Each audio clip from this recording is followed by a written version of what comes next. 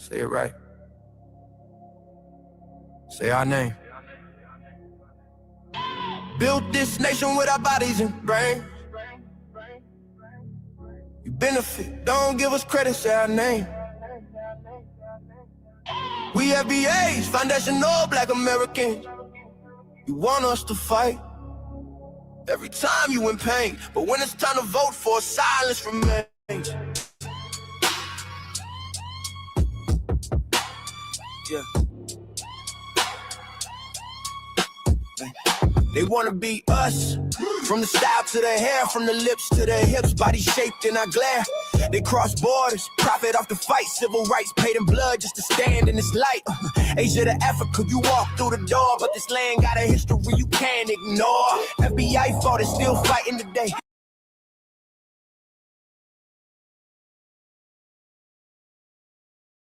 Made room in the system that kept us away. You praise the same power that never chose you. Turn your back on the ones that broke chains just to move you. Say we don't know where we come from, that's wild. North to the south, this land raised my child. Built this nation with our bodies and brains. You benefit, don't give us credit, say our name. Say our name, say our name, say our name. We FBA, foundation law, black American. You want us to fight every time you in pain, but when it's time to vote for, silence remains. We were renowned, check the glow for proof. Streetwear in Japan still mirror our roots. K-pop today's decade, study how we move. Rapper world language, everybody fluent. From Atlanta blocks to Mumbai lanes, hand them kind spitting bars, connected to the flame. That ain't hate, that's impact, that's reach. Culture travel worldwide when the source run deep. They copy the look, they borrow the sound, but skip the respect when we still hold the ground. Love the rhythm, ignore the say the name. This was home before, bro. Built this nation with our bodies and brains.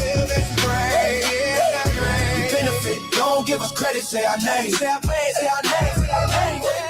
We FBA, foundational black Americans. You want us to fight every time you in pain, but when it's time to vote for, silence remains. Say our name, say our name, say our name, say our name. Say our name. Say our name. Say our name. Say our name. Don't need your respect. Never needed permission. We built everything when we weren't even seen as human. Biting the hand that fed you. Surviving on scraps. FBA stopped begging. We learned to build from scratch. Learn to build from scratch. Learn to build from scratch. Say our name. Say our name.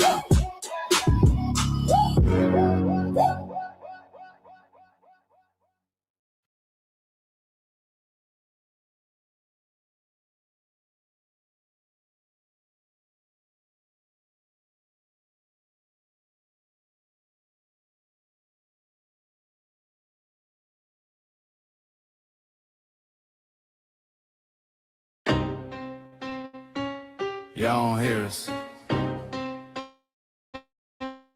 Pull up a seat and motherfucking listen.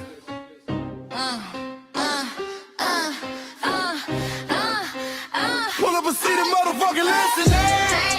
Pack your bag, time to go home. Talking crazy on our soil where our blood and bones grown. This our grind, we outside on it. While y'all fools on the outside looking, y'all show no respect to black America, so leave. Y'all don't get it, so it's time to go home. Get the hell up out of America, take your digits, make it just fly on. Y'all don't get it, so it's time to go home. Get the hell up out of America, take your digits, make it just fly on. You landed on the tarmac, fresh off the boat. Talking about y'all building nothing, man, you choking on the note. My ancestors the reason that this country even breathes. Picked the cotton, built the White House, planted the seed. Jim Crow laws, redlined the map, we was the target. You think that struggle's a costume, man, you can't mark it. We fought the wars, we bled the blood, we died for our future's chance. And you come here and give our legacy a side eye while throwing shade on the guard. Why you bars we kick down with our last breath. Now you spit on the architects who stare down death. Disrespectful, that's disrespectful, ungrateful, a slap in the face to only people who gave a fuck. So let me show your ungrateful ass to the right place. Pack your bags, time to go home. Talking crazy on our soil where our blood and bones grown. This our ground and we outside on it. Why y'all fools on the outside looking? Y'all show no respect to Black America, so leave. Y'all don't get it, so it's time to go home. Get the hell up out of America, take your duties and just fly home. Y'all don't get it, so it's time to go home. Get the hell up out of America, take your duties and just fly home. Passport, the visa, the privilege to be here. Cause my grandma did march for y'all, so disappear from our land. You cosplaying our pain. Think it's a trend you can borrow, but you ain't inherit the ghosts of our sorrow. We the foundation, the bedrock, the soil, and the root. You not no branch on our tree, and unproductive people always cosplaying me. Talking about we ain't do nothing, you lost your mind. We built this from nothing, time after time. From the beginning to now, we been the backbone and muscle. Why you look down on the struggle and cause a whole tussle? That energy style was discussing it's whack. So let's make it clear, there's no turning back. This land is paid for in full. In blood, sweat, and tears, and dreams deferred. You don't get to come into a house we built from the dirt and telling Black America y'all ain't worth nothing. That's a violation. Facts. Pack your bags, time to go home. It's our soil on our soil where our blood and bones grown. Show respect, this our ground. Y'all just tenants on a leash. Or get the step. Show no respect to Black America, so leave. Don't get it, so it's time to go home. Get the hell up out of America, taking your duties, I can just fly home. Don't get it, so it's time to go home. Get the hell up out of America, taking your duties, I can just fly home.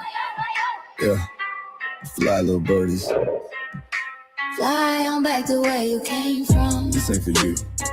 This sail is sacred. We said what we said. It's time For y'all to go home. So fly a little birdies fly. So fly a little birdies fly. So fly a little birdies fly. Fly far, far away from here. So fly a little birdies fly. So fly a little birdies fly. So fly a little birdies fly. Fly far, far away from here. So fly a little birdies fly. So fly a little birdies fly. So fly a little birdies fly. Fly far, far away from here. So fly a little birdies fly. So fly a little birdies fly. So fly a little birdies fly. Fly far, far away from here. Bye bye, little birds.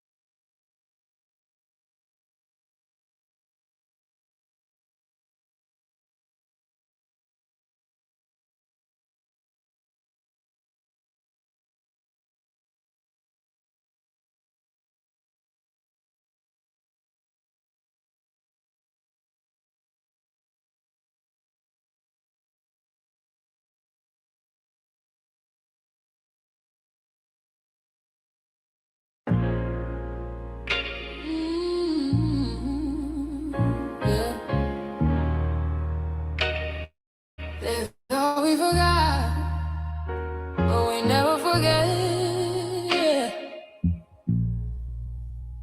This one's for the roots. We built this land from dust and tears, 400 years, and we still here. They write new rules, but they don't see. Every freedom they got came off you and me. We planted seeds, they took the bloom. We lit the flame, they left the room. But we back now, no disguise. The spirits woke, we realize all we want is what we earn. That sweat and blood, yeah, that table turn. You can't buy culture, can't fake that fight. This is our day, this is our ride. We happiness. Say it loud, say it strong. We the heartbeat that's been there all along. Foundation of Black Americans, stand tall. We ain't begging for nothing, we built that all. Born from pain and grace, you can see the truth written in our face. We the soul, the sound, the fight, the flame. Foundational Black Americans say our name. They love our rhythm, but they dodge our blues. Use our voice when it fits their news. They take our sound, but not our scars. We the backbone, we the scars. Now the veil is gone, the mask is clear. We see the game, we know what's here. No more silence, no more lies. We lift that flag and watch it rise. Rise up, rise up. We the ones that made this nation breathe. Our veins are power, our roots are trees.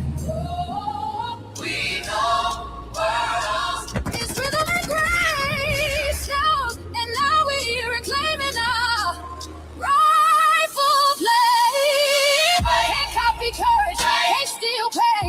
You can't inherit soul by changing names. Our story ain't done, it's the revival. We guard the gate, it's about survival. We FBA, say it proud, say it loud. The world dances on what we vow. Foundational Black Americans. Still we stand, still we fight, still we demand. Every block, every song, we've been right here all along. The soul of a people strong and free. Foundational Black Americans.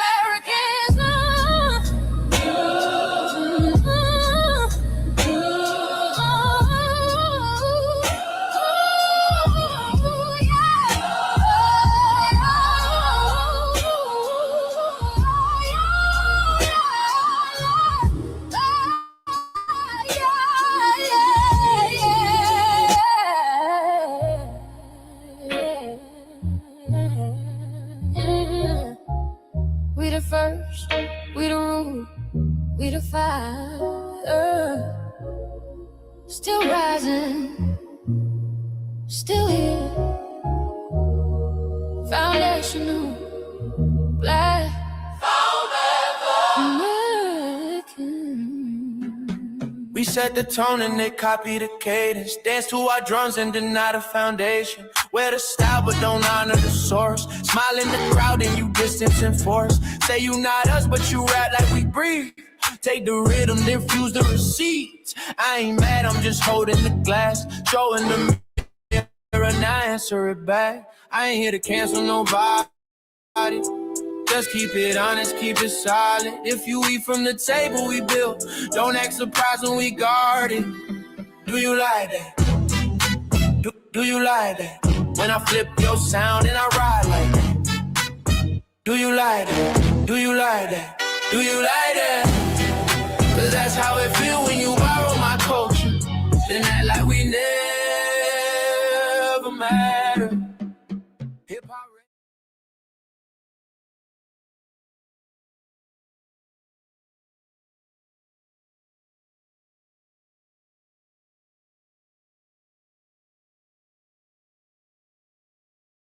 Mike Larry. Now this shit here, it's what I see it is. We're not fighting your battles. We're not carrying any of your fear. We're not lending our history to people who erased us while we were here. Just cause you're born here, don't make you FBA. That makes you a citizen, learn the difference today. This is lineage, not a look you can wear, not a costume you borrow when it benefits you there. You used our culture like an access card, backstage pass, a straight facade, but now the mirror's in your face. No disguise, and you're uncomfortable looking truth in the eyes. We didn't leave our land to beg for a chance. We stayed, we fought, we took every advance. That's the separation, that's the line you crossed. We paid the price, you learned the cost. You waving your flag on our soil, but fighting not to go back home. Waving your flag on our soil, building comfort on a foundation you didn't own. We waving our flag, red, black and gold, stood our ground, never sold. You waving your flag on our soil, scared to build what you claim you love. Our humor, our style, the way we move, the smoothness, the sound, the things we prove. Music we birth, language we shape, innovation forged under constant escape. Warrior spirit means stay and defend, not flee your land and rewrite the end. You call it success, but don't confuse the two. East came after what we went through. You abandoned your land and called it strategy. You wave that flag loud, but won't return to build your legacy. That contradiction tells the story for you.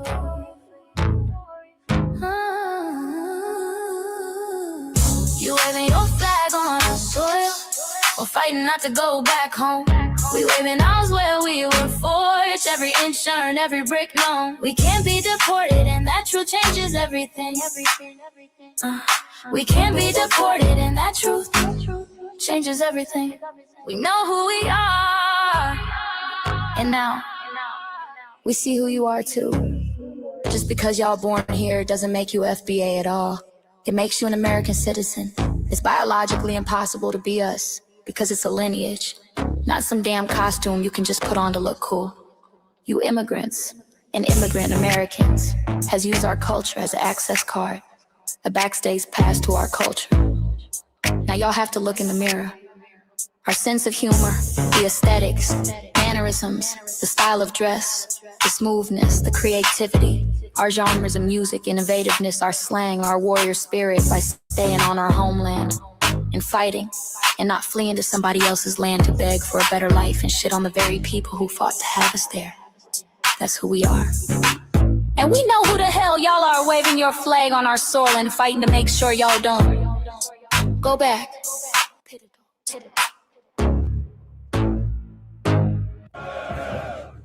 You can't leech off our culture anymore. Beat it!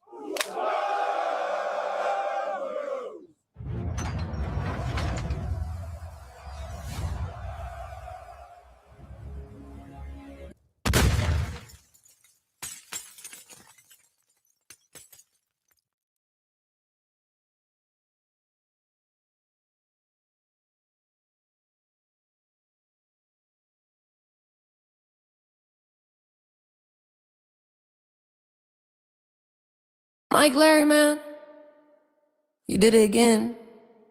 We really making history. Let's go. Do you like that? Do you like that? Flip your sound, how you like that? Do you like that? Do you like that? Say it loud, don't walk it back. Do you like that? Do you like that? You grew up mimicking us, now y'all switch it up. Turn the carbon copy, y'all ain't black, what the fuck? It's funny y'all connecting to our culture like it's Wi-Fi. Surfing on our waves of our culture, no more agua. Telling my culture for all these years. Look how time flies, all these colonizers in the skies. Hate y'all still, hate us outside. Study doctor, vampires, suck the blood of our gift. They copy the flavor, sip the juice. Love the results, hate the truth. Who? Do you like that? Do you like that? Do you like that? Flip your sound. How you like that? Do you like that? Democratic shields, talking points, the road they fill. Fish and chips, agent on the mic, judging FBA, but ain't you half white? Talking like you one of us, we need a proof face. The agent type with a prune face, like 50 and Jim, it's a cold game. Throwing stones cause we built our own lane. I'm joking, kinda, but I mean, smile calm, pressure intact. Y'all proud where y'all from, way they flag, beat they drum. But when it's us, tone switch fast. Same pride, but it's too much. FBA pride, lineage solid. You can't put this on, can't try it on. Built here, stayed and fought, that's the difference. That's the card. Do you like that? Do you like that? Say it clear, don't twist the facts. Do you like that? Yeah. Do you like that? Do you like that? Point made. No edit. No care. No care.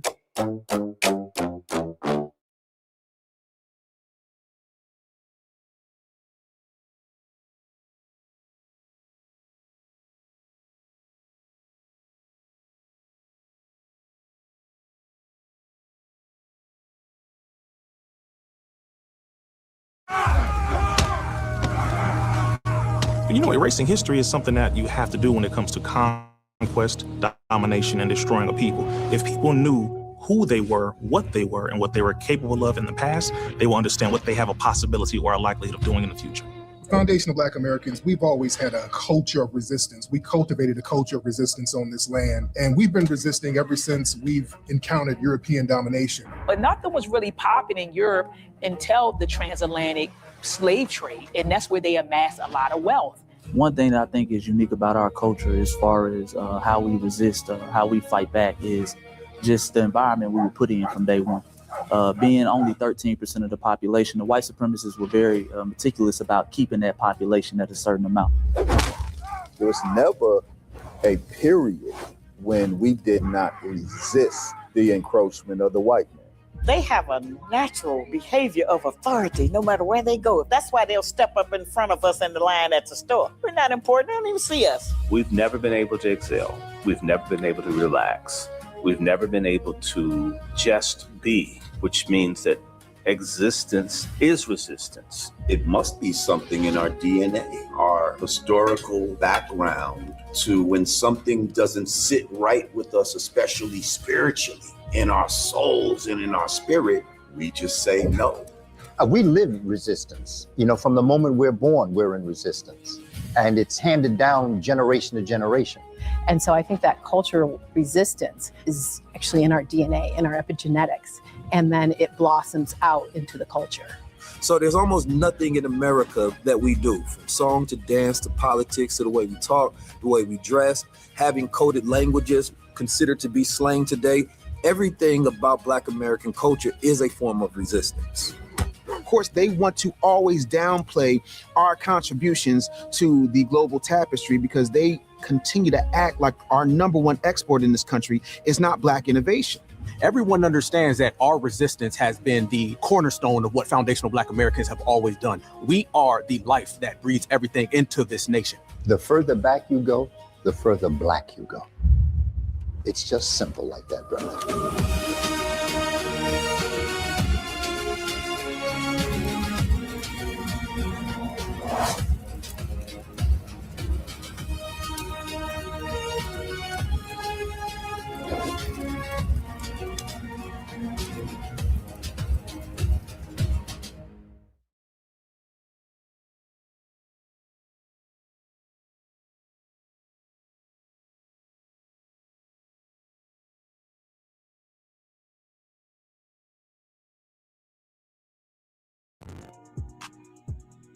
Introducing the B1 Rolodex, the easiest way to search for and support FBA and B1 businesses. Hundreds of entries from the Black grassroots for the Black grassroots. Free to use, free to download, constantly updated. Trouble navigating the document? Try using the map version. Notice a business missing? Use this simple Google form to submit an FBA or B1 business. Also submit anti-Blacc businesses, which are now being collected in that last tab. Find resources, contact numbers, and much more using the second tab. All the info you need to start practicing group economics today. Go to blacktruthunited.com. That's blacktruthunited.com. Greetings, Black family, greetings, and thank y'all for tuning in to another episode of the Frontline Black News. I'm your host, Chan Krumah, and we're joined with our other host, Lady Che, and our West Coast correspondent, Shabaka San Corey, and we got a special guest, Black Dynamite, in the building, and we got Mike. Hey, Dynamite. Hey, Michael. Hey, what's up, Black Power, everybody? All right, Black Power always. Out here in Sin City, hot in the motherfucker, man, and I just went out here. It was so fucking hot. that I went out there to wash the rims on my car. You see what I mean? So I got the soapy water up there, and I ain't gonna rinse it off till in the morning. You know what I'm saying? So get down there and get that shit off the chrome. That sounds hot. Fresh. I knew Shabaka would have the weather. Degrees today, Shabaka. Oh yeah, we was up to a pleasant 115. You know what I'm saying? And I was out here taking great pleasure watching the biscuits fry. I think we got up to 102 or 103 today. That's warm. Hell yeah, that's warm. Man,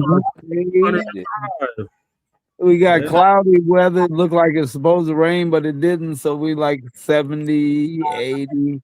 Wasn't even 80, like 70s.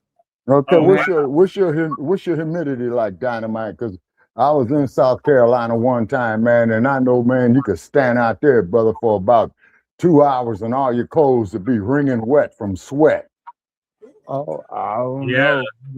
No, like I say, very cloudy and look like it's gonna rain out here. So I'm like, wow, it's nice. Yeah. Oh, okay. Pop through for a minute. I ain't gonna be here long. I was looking for you last night. You didn't hit the link.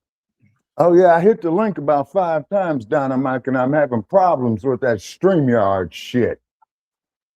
All right. Well. And that's why. Allegedly, all kind of shit going on. I'm telling you now. Yeah. And the cold part about it is I'm less than 200 yards from a damn cell phone tower, right? Yeah. And so you would figure if you that goddamn close, man, you would have a locked-in signal. Shabaka, I got it. Yes, sir. Oh, go ahead. Introduction. So thank y'all for tuning in to this season 6, episode 36, part 2 of the Frontline Black News. And we'll be discussing several topics we didn't get to in part 1, and that is the heat. The third heat dome of summer just hit 80 million Americans. The real reason Democrat operatives are furious with James Talarico, who is to blame for the delineation debate. Cameron term African American. Afro think tank and Dr. Umar Johnson just got exposed again. Jealousy, Asian-Blacc relationships was actually being said online. Woman arrested for fatally shooting man she found hiding under her daughter's bed. Damn. Sit and waste our time discussing anti-Black racism with them folks. Mm-hmm. White exposed, lying about Nolan Wells. Black judge exposed, district attorney on Nolan Wells case. White boy exposed his guilt in interview with Officer Tater Tots. Right. And Nolan Wells' parents just got revenge on Mississippi. And we are based in East Denver, North Aurora, Colorado, giving news from a frontline and Black first perspective. We are a part of the New Black Media and also the signal boosters of the New Black Media. We have been around for seasons now and counting, and we have several platforms that are part of the Frontline campaign. Frontline Black News is one of the first, which we started back in 2020, 2021. And Shabaka's Black Experience Enhanced, which we had on Friday and we'll have this coming Tuesday, is based off the 50th anniversary of the founding of the original Black Panther Party for Self-Defense. We started on Blog Talk Radio back in 2016 and have been around for 12 seasons now. Shabaka's Black Experience Enhanced covers Black experience from the beginning of time until 10 minutes ago. It is also a part of the Frontline campaign and has recently, within the last 2 to 3 years, moved from Blog Talk Radio to StreamYard. Please make sure to share the broadcast, family member, family, hit that like, share, and subscribe button. Please join us on StreamYard, YouTube Frontline Black News. The links to all of our channels are in the description, including Frontline Black News. Frontline Black News 2, our backup channel. Make sure y'all sub up to that. Just in case they try to take Frontline Black News down again, we got backup. Then we got my personal page, Jesse Paris, aka Chan Kruma. That's how we stream all the city council meetings for both Denver and Aurora, the local events for both Denver and Aurora, local Black events for both Denver and Aurora, and the Sunday morning food bank, which I've been doing for the past 10 years, and I did this morning as well. And we got Lady Chase backup channel, Seduction Doll 5991. Make sure y'all sub up to that. So Lady Chase is live on that channel. Last I checked, she needed about 3 more subscribers. Yep. So we got 3 people watching. So if you could subscribe to Lady Chase Seduction Doll backup channel, which is in the description, that would be great. Then we got her main channel, the Revolutionary Agenda, the RBA, which is going to happen right after this. So I'm telling Okay. her that. Oh, so Lady Che gonna do the night shift. Yes. And then we got Shabaka's YouTube channel, Gen@1. Make sure y'all sub to that. So Shabaka can start going live again on YouTube. Shabaka's still sitting at 44 subscribers. So he needs 6 more subscribers to be able to go live on YouTube. So if I could sub to his channel, that would be great. The link is in the description. Then we got our cousin, our local star out the Bay Area, Jay Militant. Make sure y'all sub to his channel as well. What's cracking TV with Jay Militant. The link to his channel is in the description. Then we got our brother Kukizi out the Mile High Income City from the Bell side, Montbello. Make sure y'all sub to his channel, Kukizi 5100. He used to do the intro track for the Frontline Black News, and now he's doing the FBA culture reports. Lord, I got that damn gator flag up. Yeah, man. Yeah, what I gotta do, man, I gotta use the 2-phone method again, you know, because this one, because this phone is getting ready to get hot. Okay.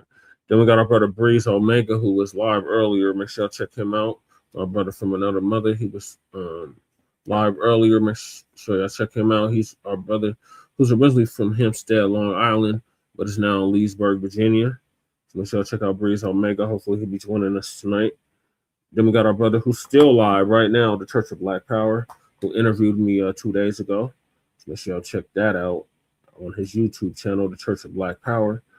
That's our brother originally from Watts, California, who's now in Houston, Texas. Yeah, I was on that show with you a little bit, Jesse, Church of Black Power, but he didn't shout me out, you know. Yeah, he doesn't know that's you. Yeah, okay. Okay. Then we got Toya Rain Reloaded, who went on Saturday. Right. He's been around for 10 years now, over 10 years. He actually put Lisa Cabrera on. He's out in the area, and he came up with several series, such as the We Fought Back series.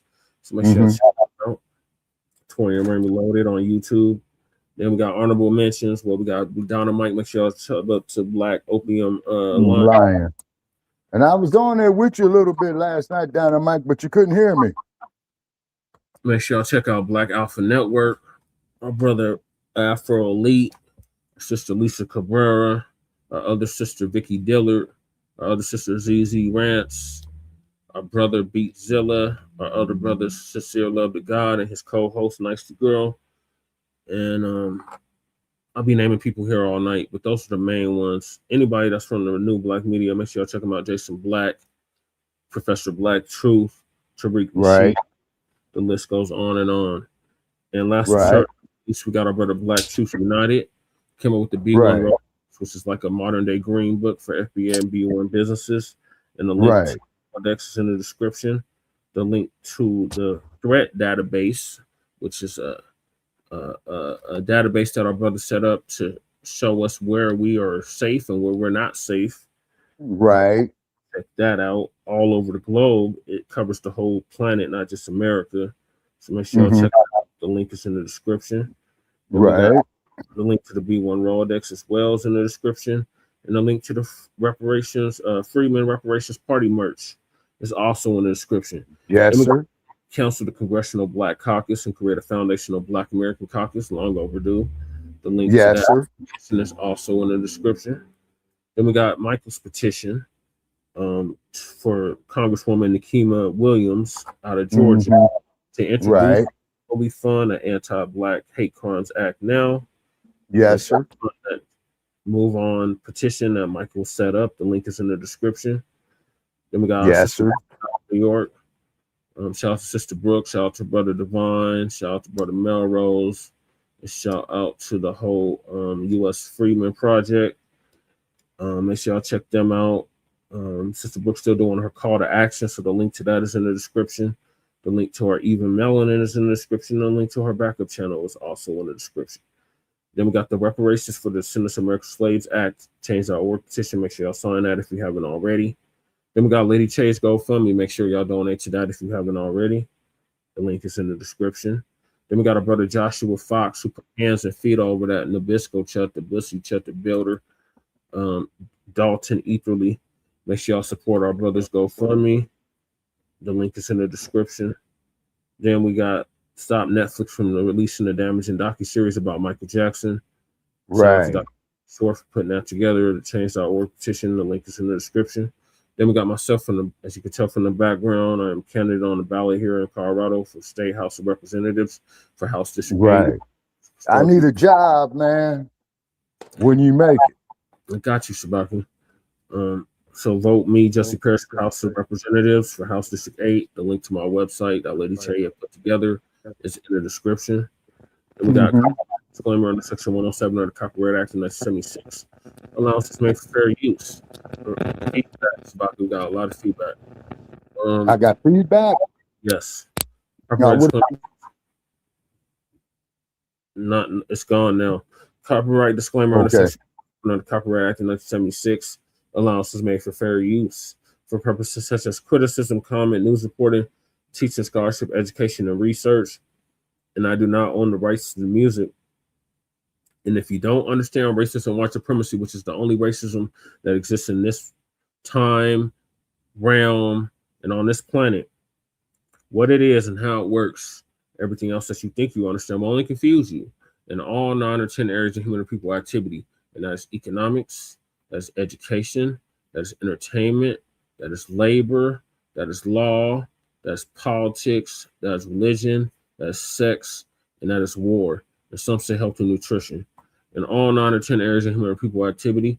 And that was by Mr. Neely Fuller Jr., who transitioned exactly a year ago at the age of 95, ProduceJustice.com. And when you, a Black person, are captured by any race soldier, you must never fuss, fight, or flee.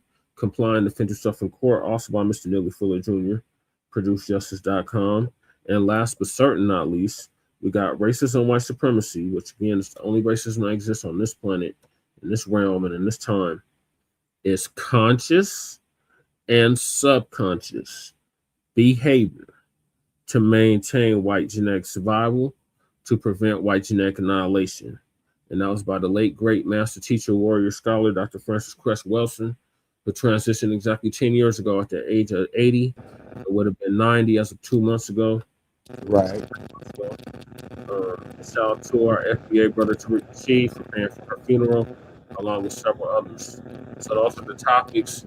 Make sure y'all hit that like and subscribe button. You still got that feedback real bad, Shabaki. All right, hold on. Yeah, it's probably your headset. Black Power, y'all. I'm out. I gotta get up a little early. Okay, so Dynamite.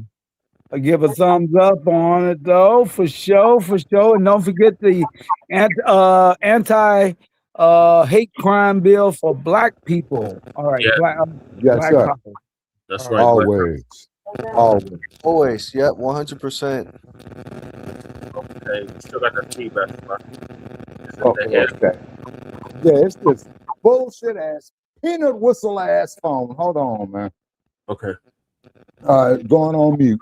All right, so I'm gonna hop right into it because I'm trying to leave time for Lady Che to do the RBA. So the first topic is the third heat dome of summer just hit 80 million Americans, and that includes us here in Denver. It was like 102, 103 today. It's ridiculous. That's unprecedented for us. I mean, our all-time record is 105. And every time it hits 105, the power goes out. What is this damn playlist at? What's the playlist? Lord. Give me 1 second, y'all. I just lost the damn playlist. Oh, okay, here it is. Boy, this damn Facebook is playing some games for real.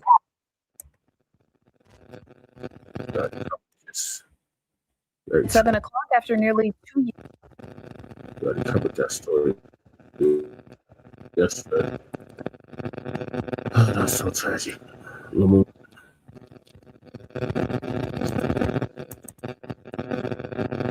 Still feedback and really bad. Okay, I'm getting feedback. All right, gone on mute. Okay. So Lisa gonna give us an update on this heat, the third heat on of summer.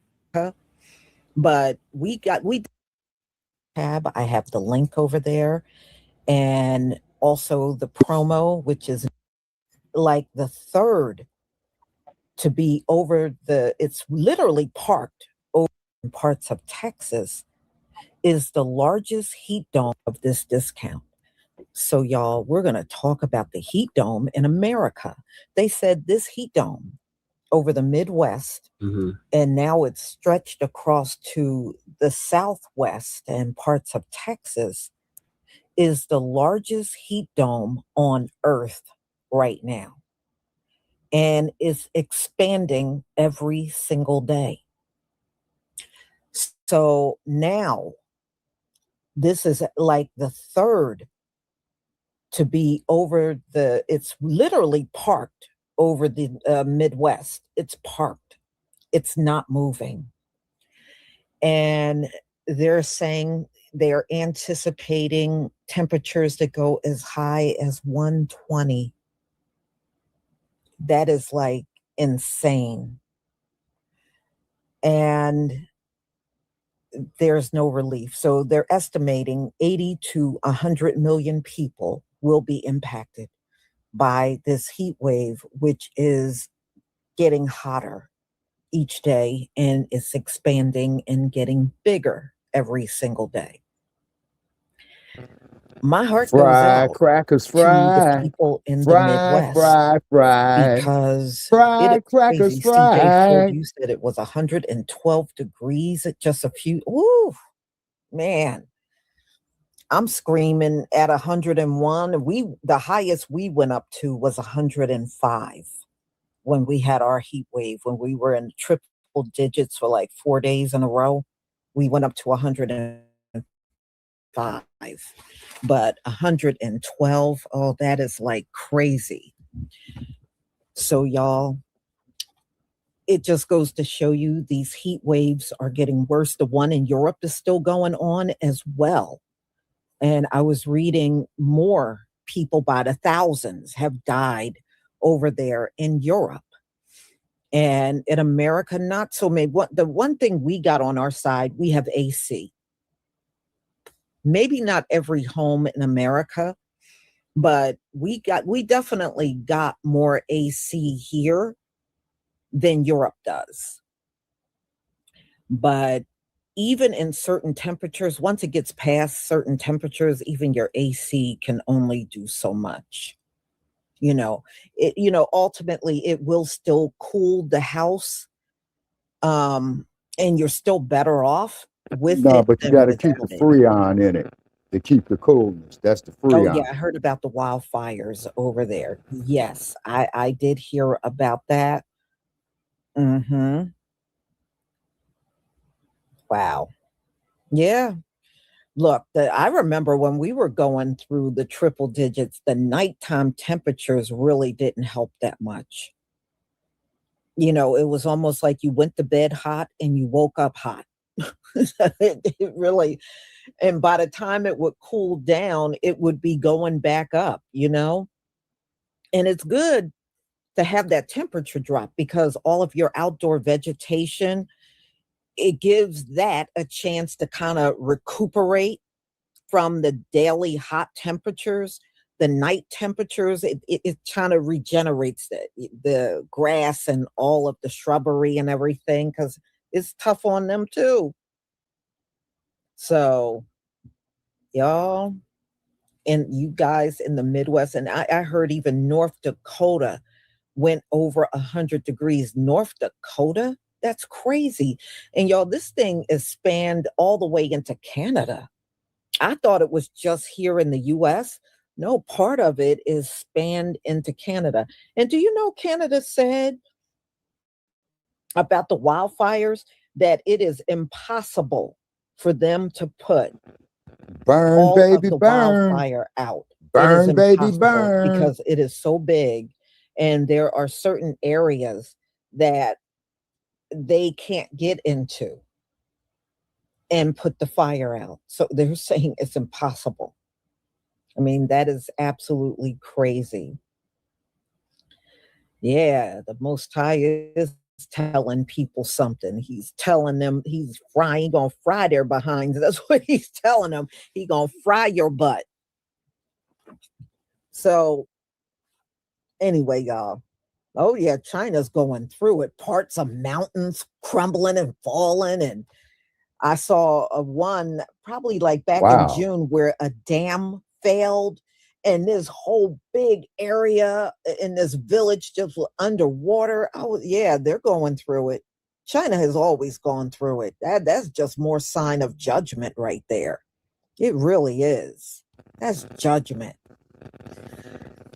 All right, y'all. Let me go ahead and share my screen. Still got the feedback. Let's see. Feedback. Yes. Man.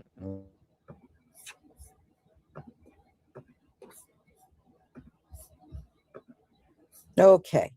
Please give me a 1 if you can see my screen.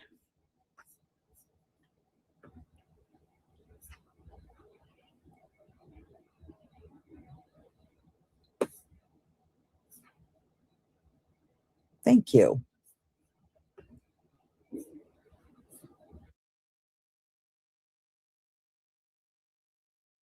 Dome on the planet on top of the U.S. The biggest heat dome on the planet on top of the U.S.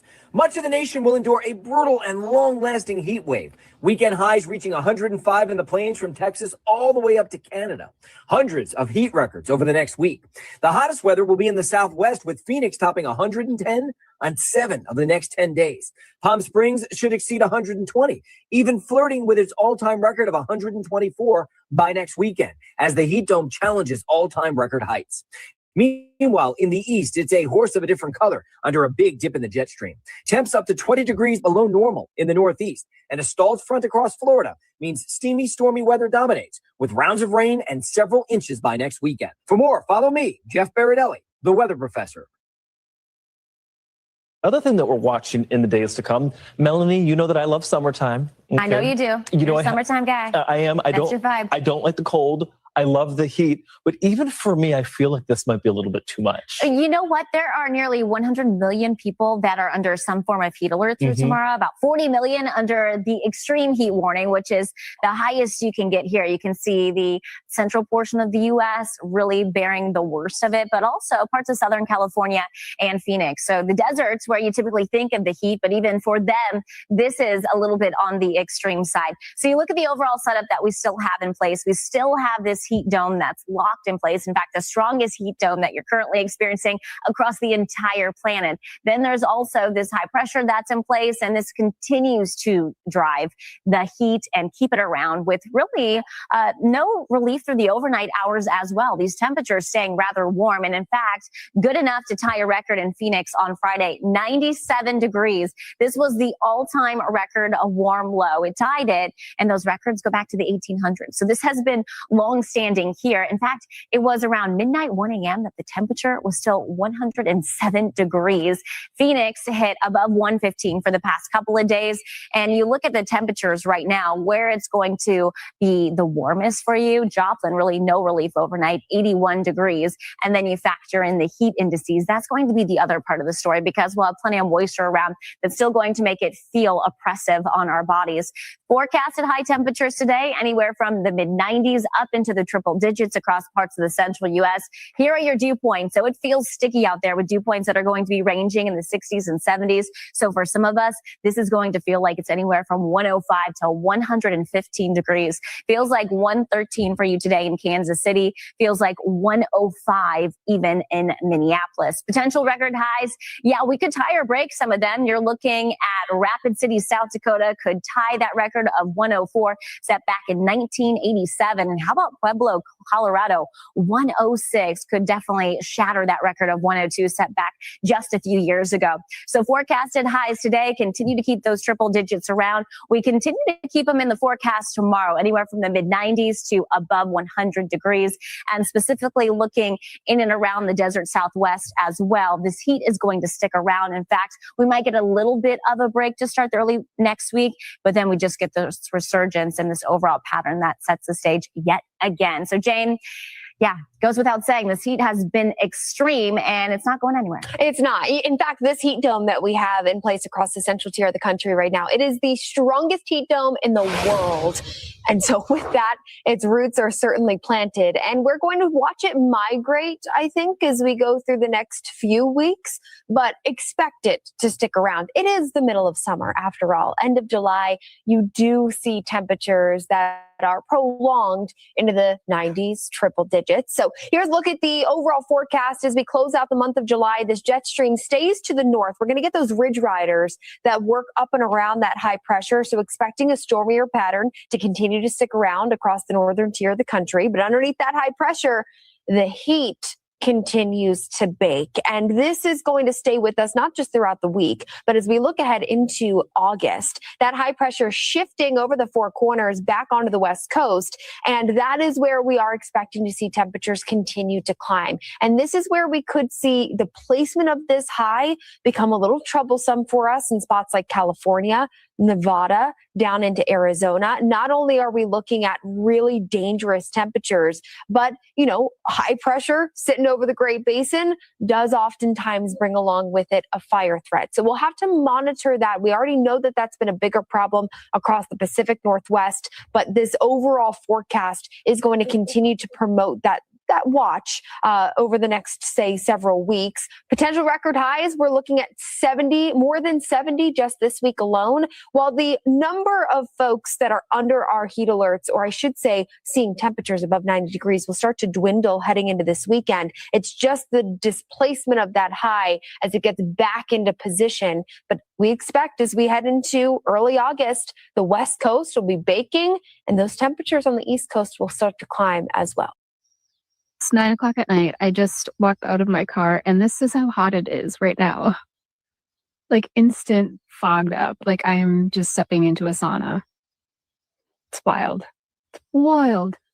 It's hot. I know. It's summer, right? This is different.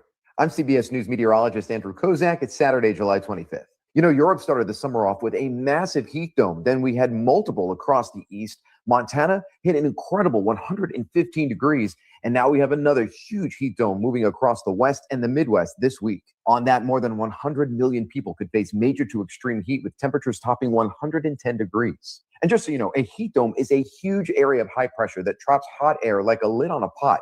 And day after day, that heat builds, those temperatures climb, and records start to fall. And just so you know, heat domes are not new, but as the climate warms, yes, it's happening, they're producing more extreme temperatures in more places. As far as the heat dome that's going to intensify and stay across the Midwest and the West, well, that will likely take the top headlines in weather for the U.S. this coming week. I'll have much more on all of this tonight on the CBS Evening News, starting at 6:30, 5:30 Central.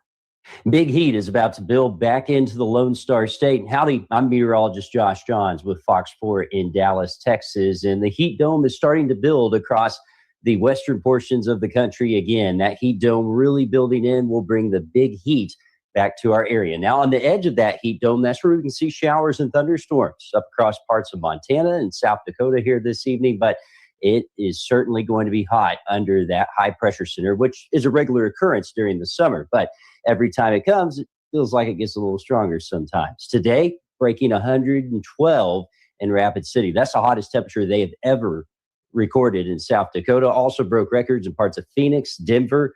Did not break records in Dallas-Fort Worth, but we may be challenging them here by the end of the week. It's because this heat dome is going to be building back over North Texas. That means the big temperatures are coming back. I'm talking 105s, maybe even 106s at times, especially for the middle of the work week. But by the time we get to the end of the week, it is possible that that heat dome will break down enough. We may be able to see some small chances of showers and thunderstorms working back in. But prepare for the heat. Feel like temperatures likely getting above 106, if not approaching 110 here as we go into the new work week. I think the highest feel like temperature likely there on Tuesday at 109. That means some of you could be even hotter than that. Big heat hangs around through the week, but by the end of the week, I have introduced a 10% chance of rain in Dallas-Fort Worth. Stay cool and stay tuned to Fox 4 for more weather updates. This isn't just a hot week. It's the atmosphere locking into place. A massive ridge of high pressure is locked over the southwest, keeping heat trapped across the region day after day. Palm Springs is forecast to reach 115 to 118 degrees. The nights aren't cooling either, giving vegetation and soils little chance to recover. Heat doesn't start wildfires. It makes them far harder to control once they begin.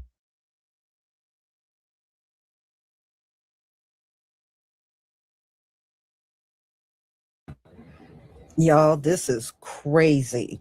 It is crazy to see this heat dome is the biggest and largest and hottest on the earth. And wow, America, judgment is real, hon. Judgment is real.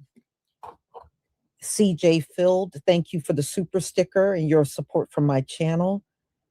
Carlette, good to see you. Thank you for your super chat. They are predicting triple digits here in California.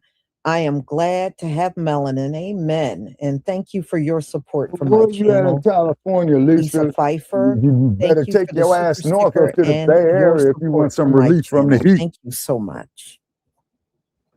Get out of that Southern California desert and it will be harmful to you, ma'am. And y'all, like I said, when it was triple digits here on the East Coast, the nighttime temperature was no relief. I remember one night the temperature was dropping and it was 11 o'clock. I think it was the 105 degree day. At 11 o'clock, we were still at 94 degrees. It was dropping so slowly. It was so slow. It was really painful. You know, it's that late at night morning, it was and it is 92 still hot. degrees. And then I remember another night, it was 2 a.m. and it was still like 88 outside. I mean, you don't get that much relief at night, that's for sure, when it's triple digits. They're not lying about that because I saw that with my own two eyes. The heat wave we had about 2 weeks ago. I saw that with my own two eyes. It's still in the upper 80s here. CJ Phil, you said, yes, at night it was like 98 degrees. Yeah, I mean, it really goes down. When you have these heat waves, it goes down very slow. Not unless you got a rain event coming, it might knock it down several degrees. But if you don't have no rain coming and you just live through a triple digit day when the nighttime comes, I mean, it drops painfully slow. It really does.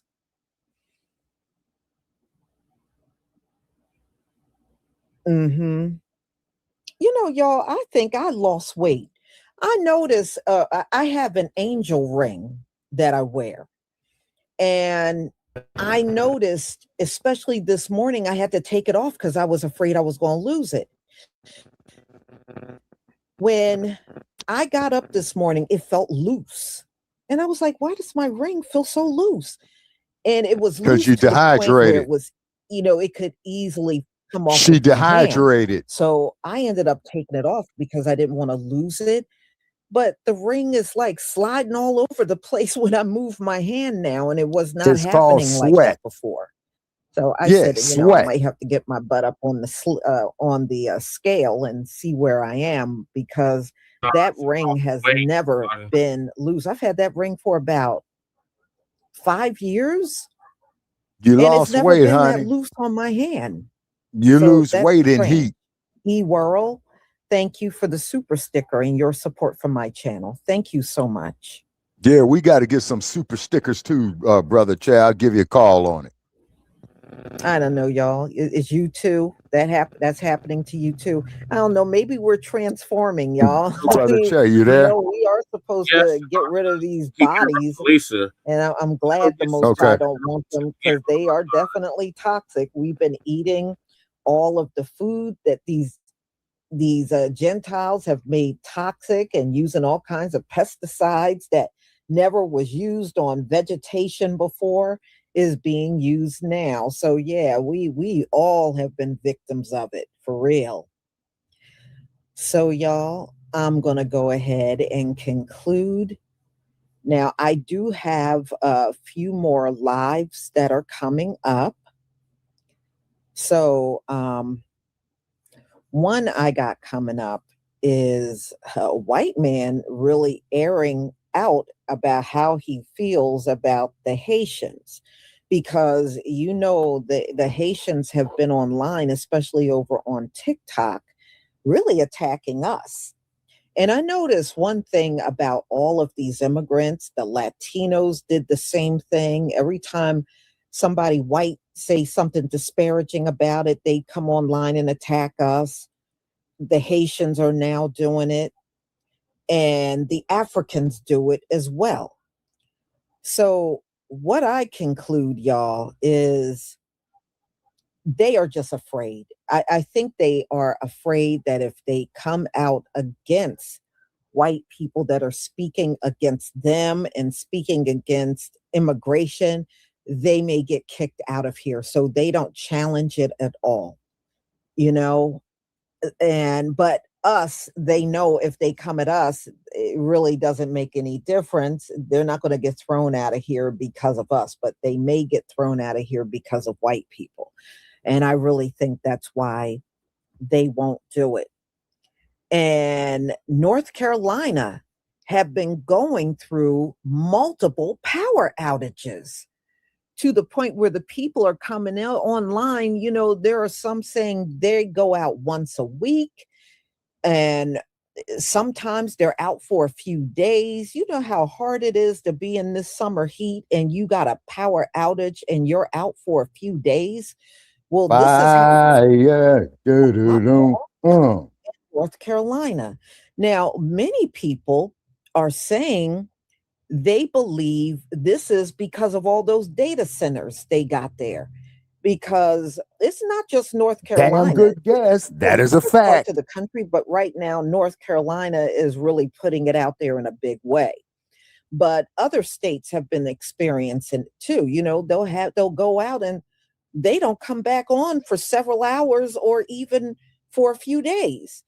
Now, they're not admitting it. But, like I said, a lot of folks are blaming it on these data centers that are all over the place, and hey, they may be onto something, especially if you never saw this a lot in the past. But yeah, so you're going to hear some of the videos coming out of North Carolina as well as on their news station. I don't know if this is happening all over, but this has really been a rough summer in America, y'all. It really has. It is no joke. Jesse, so y'all, still getting I will feedback see from me. you at 4:45. Oh, you That's still when loud the and next clear now. video will be coming up. Have a wonderful afternoon, and don't forget to pick up your You sound clear, Shabaka. Chevy growth butter. I have a lot on hand. Shalom, family. Shalom, Lisa. Yeah, it ain't no joke. It was they said they had 103 today. I said our all-time record's 105. And every time it hits 100, it hit 105 in 2020 when we had the George Floyd protest going on. It hit 105, the power went out, and then when we had the solar eclipse in 2017, it hit 105, and the power went out. Wow. And this was during the George Floyd protests. Yeah, we lit this whole fucking city up. We couldn't even tell it about it. Yeah, we set this whole bitch ablaze. They had to board up everything. Welcome back, Sabaka. Yeah, welcome back, Sabaka. Oh yeah, what's happening is with the data centers and the fires people is this. Them goddamn data centers, man, is pulling so much juice, man. You know what I'm saying? Talking to the expert. Well, lady, she's an expert. She's been talking about this for over a year. Over a year. I do it. Okay, so am I right in my assumption? Yes. Goddamn right. And they want us to keep for it. And I'm like, fuck that. Fuck no. Pay us. Shit. Right. Yeah. They keep taxing us. They keep raising it. They keep asking. Yeah. fuck them, man. Fuck them. Oh, I agree, Lady Che. And they might be raising the damn taxes to pay for these goddamn data centers. They are, Shabaka. They're always raising Oh, taxes. then they belong in fucking jail, man. They belong in fucking jail. Utilities, man. I pay utilities. I live in a high crime area. Mhm. I pay utilities, right? Yeah. My utility bills go up every 3 months. My utility bills go up like $30, and then Oh, like hell no. I'm fucking noticing, and I can't get into my own fucking city council because some motherfucking bitch is going fucking performing in fucking Black Art Theater. Oh yeah. Oh Lord. You don't hear about it Yeah. tomorrow. Just watch Mm-hmm. Mm-hmm. And then also too, people notice volcanic activity as well too. That means earthquakes, Shabaka. Right. Tell me about it. Earthquakes. Yes, sir. And also, And data. yeah, go ahead, Michael. I'm sorry. Oh, Let me sorry, I shut didn't up mean to for a minute. interrupt. Yeah, Yeah, just let me know also, when I can talk because I got something to say about the earthquakes yeah, and the Ring of Fire. I was gonna say that climate change. I'm sorry, data center has accelerated the trend for climate change. Clearly. They listen to motherfucking Yeah, McCain. They wouldn't listen to him. They wouldn't listen to anybody who was talking Not about McCain. Al Gore. Al Gore, 2000. Yep. A clear and present danger is what he said. Yep. Mhm. The inconvenient truth. And nobody wanted to listen to him. I was listening to him. I was sure as fuck listening to him. Wait, you listen to Lady T, you listened to Al Gore in 2000? Goddamn right. I want Al Gore to win. Fuck Bush. Yeah. Oh, okay. Yeah, I did. I wanted Al Gore to win too. You know what I'm saying? Yeah, unfortunately, Al Gore did not support reparations in 2000 when he was asked No, at he the. didn't. Yeah, no, he didn't. But We you weren't. do know he was from Tennessee. You know that, right? Yeah, I'm aware he's from Tennessee like State. Johnny Cochran tried to sue the United States government under Clinton, and We were on for it, but we weren't reparations. on it. Like that's what we were. But Clinton got But impeached. he was talking about the shit I wanted to talk about, which is the climate. And Yeah. I Okay, was, Lady Che. Go ahead, lady. You're the expertise. Sorry to interrupt. he was there, and nobody was listening to him. And I was like, he talking that shit. You letting everybody know. You taking too much. You fucking up the earth. Mm-hmm. Yeah, Daddy did do. Yep. Glaciers are melting. And here we are, 20 plus years later. Cats. There's too much shit going on. He tried to Michael's warn back. everybody. And everybody just thought he was full of shit, except for France. Or I think it was France who said they wanted the climate. They had that climate accord. Some shit, yeah. Man, and I was like, I felt like I was the only one with him. I was like, please, Lord, please, let me do it. And then he could do more recycling, less fucking pollution. He could really punish the polluters. Like, I think what year was that? BP fucking Spill. That was 2011. Yeah, 2010. Okay, okay. What spill was that? The BP Gulf spill. Coast. in the Gulf. Oh yeah, when it fucked up the Gulf of Mexico. Yeah. Yep. Yeah, and they let that shit. Yeah, and they let that oil drip off in there for over 30 days, about 45 days. They Yep. killed so much fucking shit in the water. That's why when I went down to New Orleans in 2012, I couldn't get no good seafood. Not to mention. Yeah, because it was all contaminated, man. And what happens is, not cutting you off, Lady Che, I'm gonna say this here. I'm gonna shut up and let you talk because I'm very interested in what you have to say. See, when that fucking oil hits the water, people, it's crude oil, right? And what that shit does, it sinks all the way to the bottom of the waterway that is in, and that shit kills every fucking thing on the way down. It happened in Frisco Bay. It happened in the Gulf of Mexico. That damage is irreparable. And then you got to look at the species that are being harmed that are essential to keep the fucking ecosystem going. You got to keep in mind, Fukushima started leaking around that same time too. Yes, sir. And then the last research that I did on that there, Brother Che, the whole goddamn Pacific Ocean is contaminated, which means is that the Atlantic and the Indian Ocean is going to get fucked off as well too. Well, all the oceans are fucked up now, Shabaka. That's just been leaking for over 10 years. Yes. You see, so that's why I'm straying away from seafood, not even tuna, because tuna, as you know, is fresh water And no, I'm sorry, that's the salmon. But tuna is saltwater fish, you see. And then I told you, Brother Che, that the University of San Francisco was doing research, man, on the sharks, Yeah. you know, that swim across the Pacific because they migrate from the west coast of the U.S., then they go over there to Japan.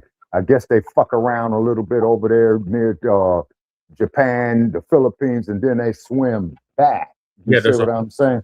There's a whole current. That's a Yeah, circle. yeah, they're migratory, is what I'm saying. They're migratory creatures. Yeah, but And they then take in first, they take the current. There's a whole current. There's a whole yes, sir. current that follows the ring of fire, Shabaki.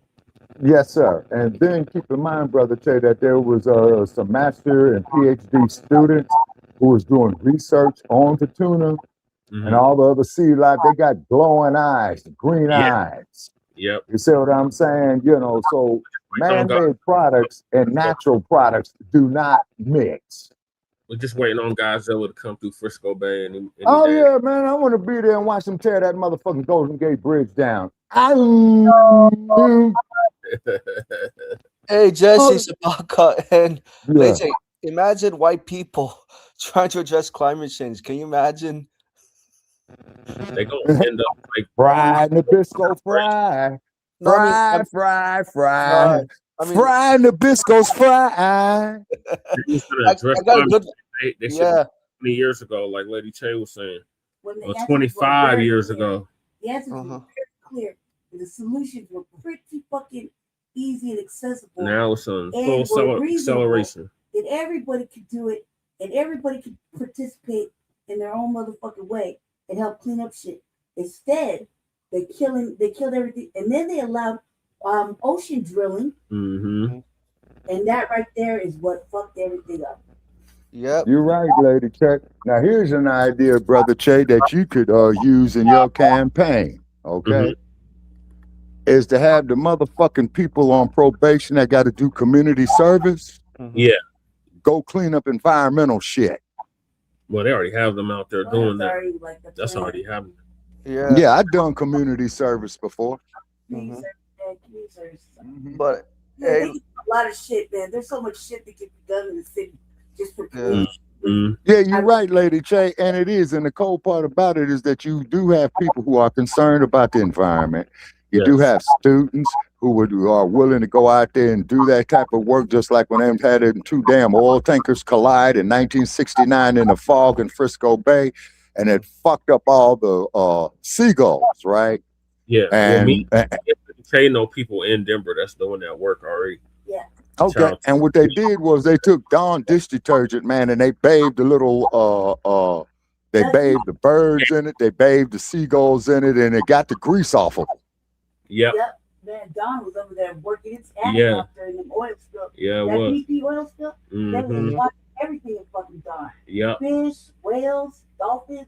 Seals. Oh yeah, now the fish, okay, the dolphins and the whales, okay, they need extra care because see they love humans, but at the same token they will kill humans who try to harm them.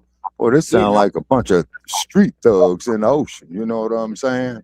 And I ain't mad at him, man. The Almighty gave every living creature the means of self-defense, man. Even hauling ass running away is your first line of self-defense. Right. Then when you get cornered, well, guess what? Since I'm about to go out, I might as well take some of these bastards with me. You know what I mean? Yeah. By the way, Lady Che, you're right. This could have been resolved long time ago. Mozungus in 2000, like, oh, climate change is not a real. Americans, just be happy. We live in good, prosperous times. Remember, they said it was a hoax. Right, exactly. Yeah, right, exactly. Yeah, Right. they're gonna try to say the data centers are a hoax. You see?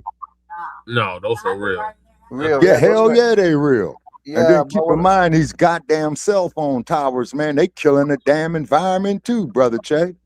Yeah, I got a certain accent for those who didn't vote for Al Gore. This is the Texans. Oh, we can't. Oh, excuse me. In Georgia, we can't vote for Al Gore because Al Gore is just too liberal for climate change. We just need to vote for Bush because Bush understands Southern culture. Southern culture. So yeah, See, Michael, them is them goddamn brain dead Nabisco ass bastards who's making these derogatory comments. All you niggers can't get your EBTs. And I tell these sons of bitches, like Shay said, the majority of the motherfuckers on EBT is them rural inbred white folks with they Trey Brewer, big ears, big nose, big head, stupid asses. right. Yeah, I said it. You know what I'm saying? Yep. Amen. And by the way, Jesse Sabaka, let's say when the white liberals come to ask you guys to solve climate change, just say sorry, we don't have time to solve We need climate no change. goddamn reparations. Exactly. Yeah, right. exactly. They give us the goddamn reparations, Michael. I'm quite sure that some of that revenue would be parlayed into companies and corporations that will go out there and do the climate change. Right. You see what I I'm just mean? saying, yeah, I'm just saying, like the white liberals, from my experience volunteering climate change, I've noticed Oh, from yeah. observation, white liberals will get very angry like a tiger, like a volcano, especially when they're trying to beg FBAs, please, we need to solve climate change, especially when they can't let go of FBA's Well, I hand. dealt with all these groups. I dealt with Extinction Revolution. Yeah. I've dealt with all these little climate change groups. Yeah. Like I said, I used to protest Diana DeGette because she was getting kickbacks from the oil companies. Right. That shit. So I'm no stranger to that. Right. Right. Right. It just especially like I gotta say the Beckys who are involved in climate change, they tend to be the very loudest, I've noticed. And oh yeah, they get very mad easily to FBAs.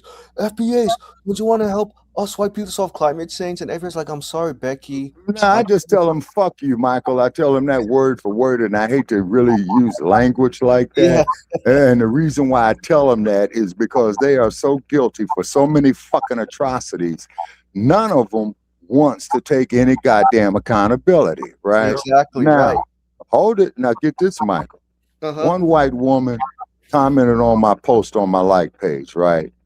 And I says, okay, tell you what I'm going to do. I'm going to call you and speak to you personally. And I did, and we spoke for a couple of hours. And then after I told her, you know, African history, Afro-American history, Afro-Brazilian history, she says, I didn't know it was like that. I says, okay, because they made it a point to erase the brutalization.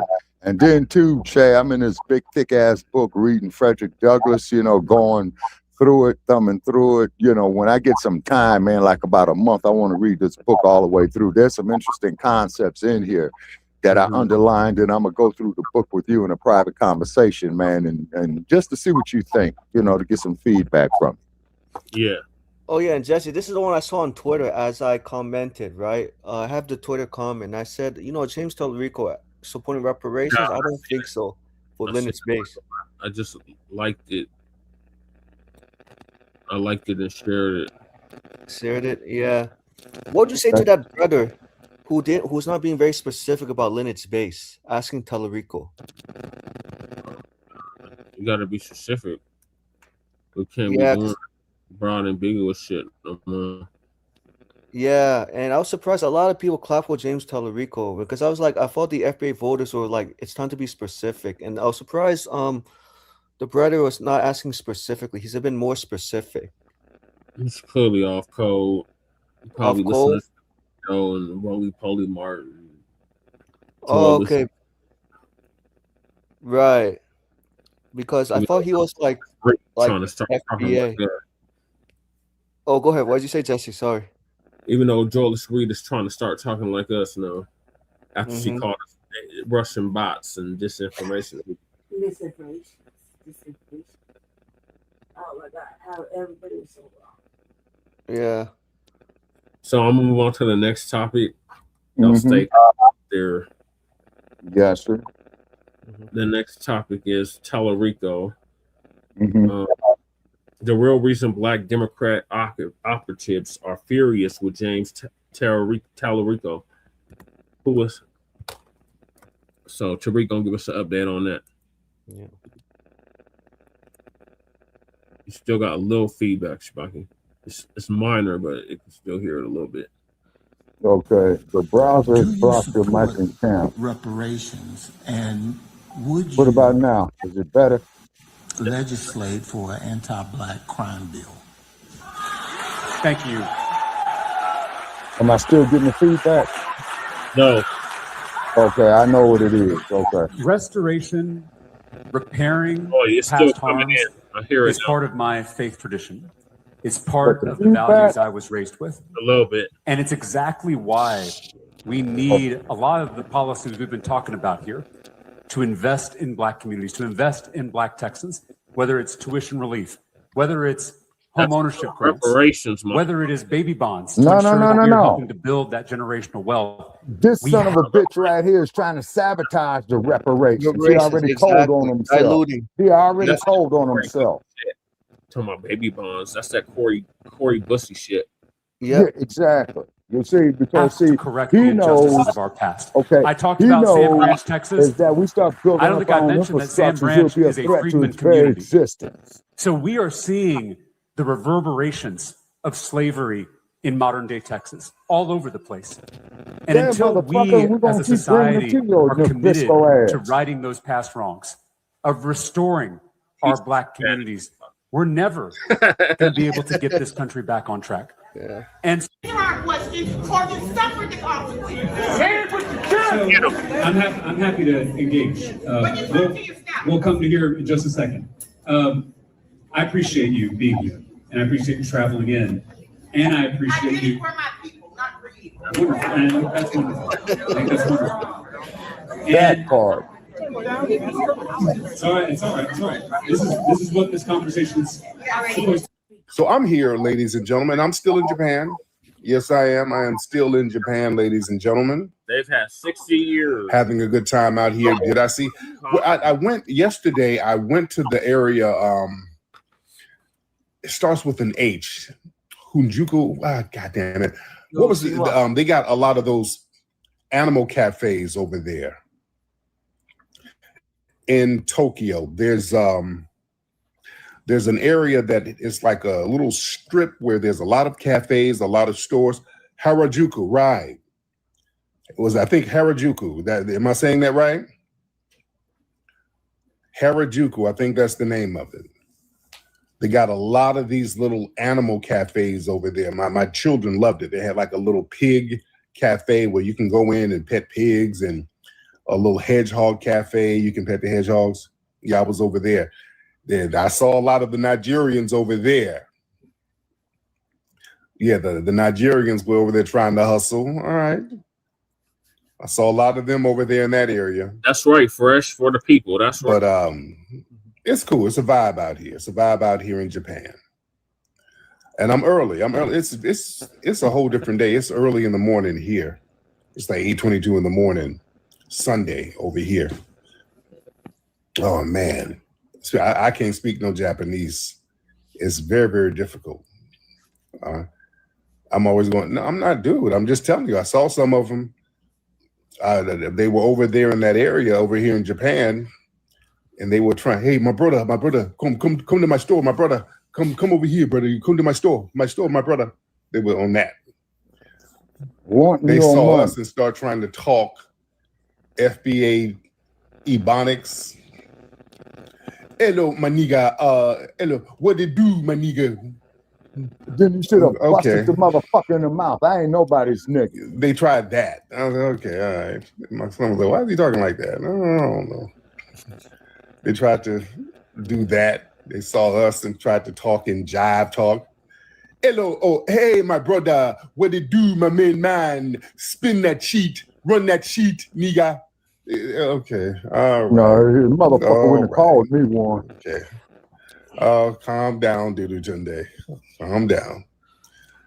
There you go. So, but I'm here in Japan, chilling. You know what's funny about Japan? They don't have no trash cans nowhere. They don't have garbage cans. Oh, it's very clean. This is the thing that floors me. It's very clean. There's no garbage, but there's no garbage cans. You can go all around, man. They don't have garbage cans nowhere. It's very weird because we had trash. Yeah, no places to sit. They don't let you sit down either. Yeah, somebody hit it right on the money. Yeah, you can't sit. You just can't be sitting down all willy nilly. It's real weird. You got to you got to take your trash with you. Nigga, what the hell? That's the thing that's kind of throwing me off. Dude, they don't have trash cans nowhere.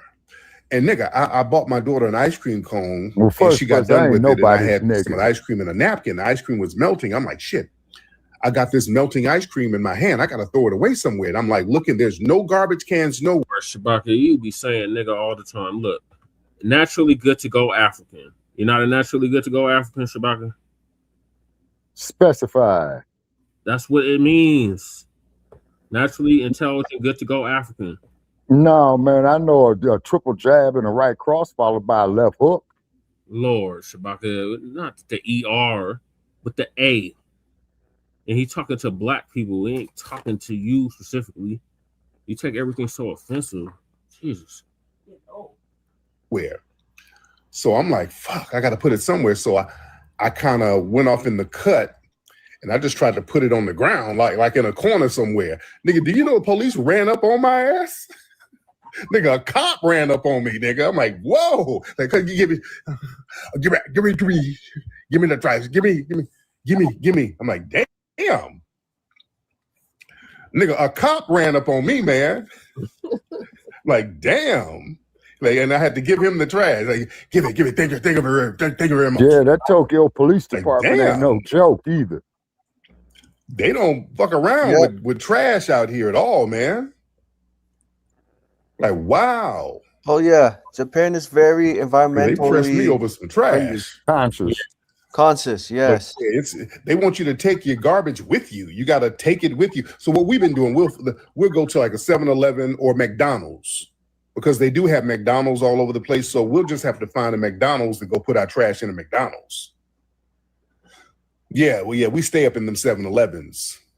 Oh yeah, we stay in them 7-Elevens. Yeah, they take that clean thing to a whole different level. I ain't mad at them. Yeah, they got a magnifying glass on me. Yeah, they probably do. All right, y'all share the space. Let everybody know we're live. Oh, I've seen a couple of share Frontline Black News. I seen yesterday. I should have took some pictures. Literally sharing content. Some of these Japanese women and got some damn individual braids. I'm sharing his. I saw some Japanese cats. They done got some texture in their hair where it done napped up and they done faded it up. They got hairstyles like us. I've seen a few of them. Yeah, they got whole little stores where they sell clothes dressing like us. It's very interesting. Yeah, I've seen a couple of damn Japanese people with dreads. They done got some dreads. They got their hair locked up. They got some lock in their hair. That must be funny as hell. All of them got clothes dressed like us. Yeah, it's very interesting, but they're very cool people. Very, very cool people. It's just hot as hell. It's very, very hot over here in Japan, man. It's extremely hot in Japan. And yeah, they've been showing a lot of love to the family over there. Over here, they've been showing love to me and the family. Now, first thing I'm going to talk about, family. A lot of the black Democrats are mad at James Talarico. Any Democrats, any DNC people in here, they seem to be upset with James Talarico. They seem to be very, very upset with Talarico. Very, very interesting. Now, y'all know Talarico, he's a Democrat. He was running down there in Texas, and he won his slot down there in Texas. And a lot of people were mad that he won over Jasmine Crockett. Shit. All right. Well, Kirby, you want something to say? Wait, hop on in, Kirby. Hand raised. Hop on in, Kirby. Let's get Kirby in here. What's up, Dr. Nirvana? So Talarico, they seem to be upset with Talarico. He won over Jasmine Crockett because he was pandering to the Hispanic and white vote, and Crockett was doing the same damn thing. Crockett was kind of pandering to the Hispanic vote too. Mm-hmm. She wasn't really giving us nothing. Nothing. Yeah. Yo, Kirby. Oh, okay, whatever, Kirby. So Talarico, he's the Democrat guy down there, and some of the black Democrat flunkies seems to have an issue with that. They seem to have an issue with that. Isadora, I get you up in a second, ma'am. I get you up in a second, Isadora. Yeah, they seem to have an issue with that. They were complaining about him getting unequal funding for his campaign. The state representative, Jolanda Jones, she pointed out that Talarico's campaign was heavily funded by white and Hispanic get out the vote organizations, and they didn't invest adequately into the black political infrastructure. He had a primary victory over Jasmine Crockett, and a lot of people said that left a lot of fractures in the party. Crockett previously, she described the primary as a racist race, and she declined to campaign alongside Talarico. And some people said that made it harder for him to immediately win over her base of supporters. Recently, Talarico was talking about reparations. Somebody asked him about reparations, and he said, yes, he's down for reparations. But he started talking about baby bonds and tuition relief and home ownership grants and stuff like that. So a lot of the Democrat shills, some of these flunkies, are complaining about Talarico. He did a town hall, and there were some people jumping up, oh, I don't trust you, I don't trust you. He got on camera recently, and he was like, yes, if any of my white supporters, keep Jasmine Crockett's name out of your mouth. He was trying to stand up, doing this performative standing up for Jasmine Crockett. That's really theatrics. He's trying to get social media virality. You know what the real issue is? Look, the real issue is this with these Democrat shills. This is the real issue, because all of this bullshit. Look, it's the bag. These Democrat flunky shills, they don't have a principled stand on reparations or policies or nothing. The real problem is Talarico's campaign war chest gave out a lot of money to white and Hispanic get out the vote organizations, and he bypassed the boule gatekeepers. All right. The boule butt kissers didn't get no money. That's what this is just what it's really about. The bag didn't trickle down to them. Like Jasmine Crockett's campaign, her campaign, they throw little breadcrumbs to the Democrat Negro plantation flunkies. And Talarico's campaign didn't really do that. They didn't do that. So for a long time, the political model, it's been very, very simple. If a candidate wants to secure the black vote, they got to throw a couple of dollars to the black Democrat boule class. They got to get rolling them some money and all of that. Some of them punks who get online and talk crazy. A lot of these tethers and Democrat shills who are all up in our spaces whining and complaining about us delineating, they get bags from the Democrats. You understand that? Yep. A lot of these folks get bags from the Democrats. So they didn't get their Talarico bag. So that's why they're trying to crap on him. All right? Let's be real. So now the gatekeepers are furious that their little consultant fees didn't pop off, and they feel like they're being undermined. So these political flunkies, they tie themselves to Jasmine Crockett's campaign, and they expect a massive payout. But her campaign is trailing behind, and they don't have deep pockets to feed that entire political ecosystem. So they got to fight already with Jasmine Crockett. They got to fight over chicken scratch, the chicken crumbs.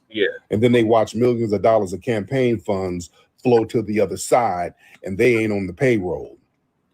Y'all got to understand, man, there's a lot of dark money that goes into these campaigns. Hell-ass money. And a lot of this trolling that you see on the internet, those are people who are paid to do that. especially with the delineation. That's why you have all these flunkies sitting up in the rooms all day, every day, talking about how we're divisive because we want to delineate. Those are Democrat shills getting dark money. Yeah, hell money. Just be very, very clear. They're getting dark money because the Democrats has to shame us into not demanding something for our vote. You see?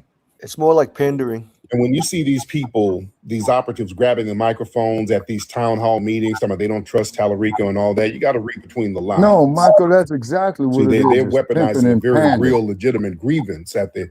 Pandering is if you actually offering something, you say you're gonna do something.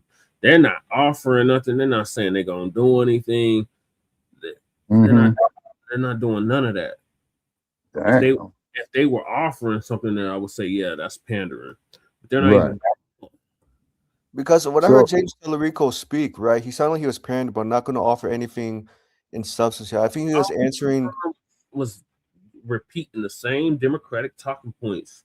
That's why he sounded like Hakeem. He's trying to sound like Hakeem Jeffries and fucking Corey Bussey. James Talarico could not talk about black sin. No, thank God. But I've noticed something. The first crowd at James Talarico's event were much older, and the second event I noticed the crowds were much younger. Yeah. Yeah, they did that on purpose, Michael. Because the younger ones don't have the knowledge of the segregation. You know what I'm saying? Of the black empowerment era. You know. That's why they did that on purpose. A motherfucker like me, man, I'll be getting arrested in that bitch. The younger ones is demanding something tangible for their vote. Yeah, that's the first goddamn thing I'll be telling them. What tangibles are you giving us? Why should we get up off of our couches and to go vote for your black ass? You know, we cannot vote for you simply because you black, because you do not deal with black issues. Right. Black, he's Hispanic. Oh, okay. Well, I'll tell him the thing worse, and then I'd add on is that the black experience ain't your experience, and I don't give a damn how many black prostitutes you paid. Then what will happen after that, Jesse? Then it's going to turn into a melee. You know what I'm saying? Of everyday black voters, and they're trying to force Talarico to open up his checkbook to their organizations.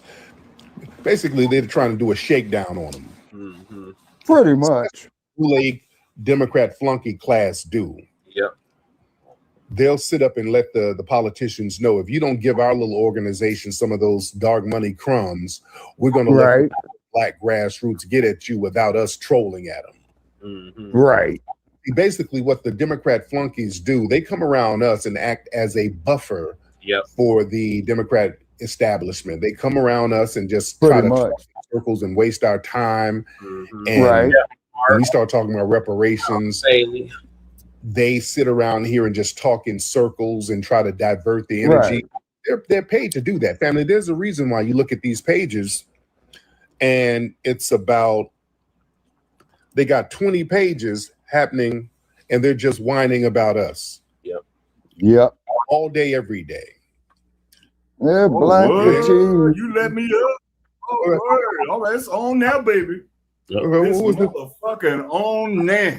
You calling people flunkies and you the big. Who is this? This is me. Hey, Hey, Punk. You the biggest flunky of them all. You got a nerve to call somebody a punk, you little bitch. Okay. Watch your you sound like an old punk. How old are you, punk? You sound like one of them disco punks. You were giving up pussy at Studio 54. Good Lord. Where'd they get this old punk? Now what's now go ahead, Miss Thing. You Miss weak Thing. as shit, nigga. You ain't nothing but a okay, watch your mouth. Okay, Miss Thing. Now I know you have to make money with that mouth, but leader. That's all you are. You a con man. Sir, you're projecting. That's a projection, ain't it? You think you gonna get anywhere and your ass ain't gonna vote? You talk about this is a Democrat flunky punk. How you think you gonna get it when you ain't Democrat punk? Now I know you want some of those. I know you want some of them Trans Lives Matter dollars. Okay, but you're not. Okay, you watch your mouth, old punk. Okay, you listen to old Motown punk. All right, calm down, Miss Thing. You All calm right. down, Miss Thing. You don't want to keep muting me like old little Okay, sorry. sir, look, old punk. You got Damn. gray bussy hair. Now, you need to sorry, calm. little You need to calm down. You're not just gonna come up here just saying anything, Mr. Just Punk. sorry, little bitch. Okay, calm down, Miss You're nothing Thing. but a cult leader. Okay, You yeah, lead yeah. these folks, you leading the blind. I ain't That's leading what you nothing, are. sir. You Sir, leading the blind. sir, the Blind. smell of Dumb and motherfucking dumber. These niggas listen to you, dumb as the smell of your bussy is leading other punks to your count on dumb apartment, sir. motherfuckers like these niggas in the comments. Yeah, Don't sir. You're not going to change delineation. It's here, sir. You Hey, can't but do you- anything about it. You can't change delineation. It's here, Hey, but Mr. you ain't Punk. getting the bag. Sir, I already got my bag. I'm a successful Your little big businessman. ass. I'm a You ain't got no successful bag. businessman. I'm a successful businessman. Unlike you, you're a Democrat. Yeah, you're a flunky con punk. man. No, that's a projection, sir.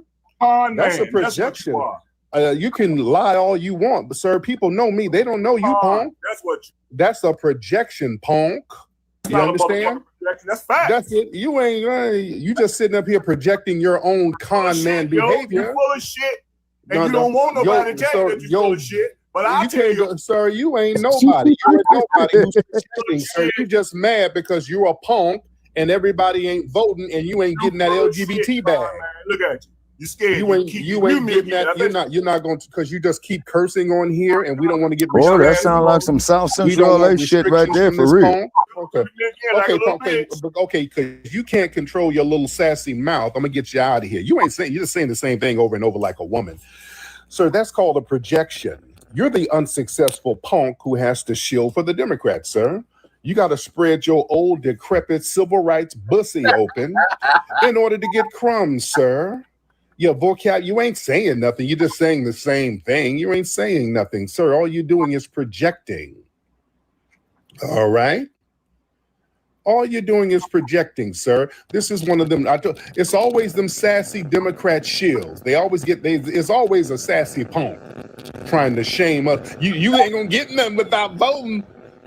Okay. You best to vote. No, that don't work on us, dude. DNC sending sassy punks to try to shame us into voting. That shit is done. We ain't doing that. Hey, time. Those days are over. Yeah, he was. And you can get your elderly punks, Hey, all of Tom, them. how You you get all doing? these old civil rights ass punks I to had try to that get right. us to vote. We're not Boom, doing that. boom, We have to get something for our vote.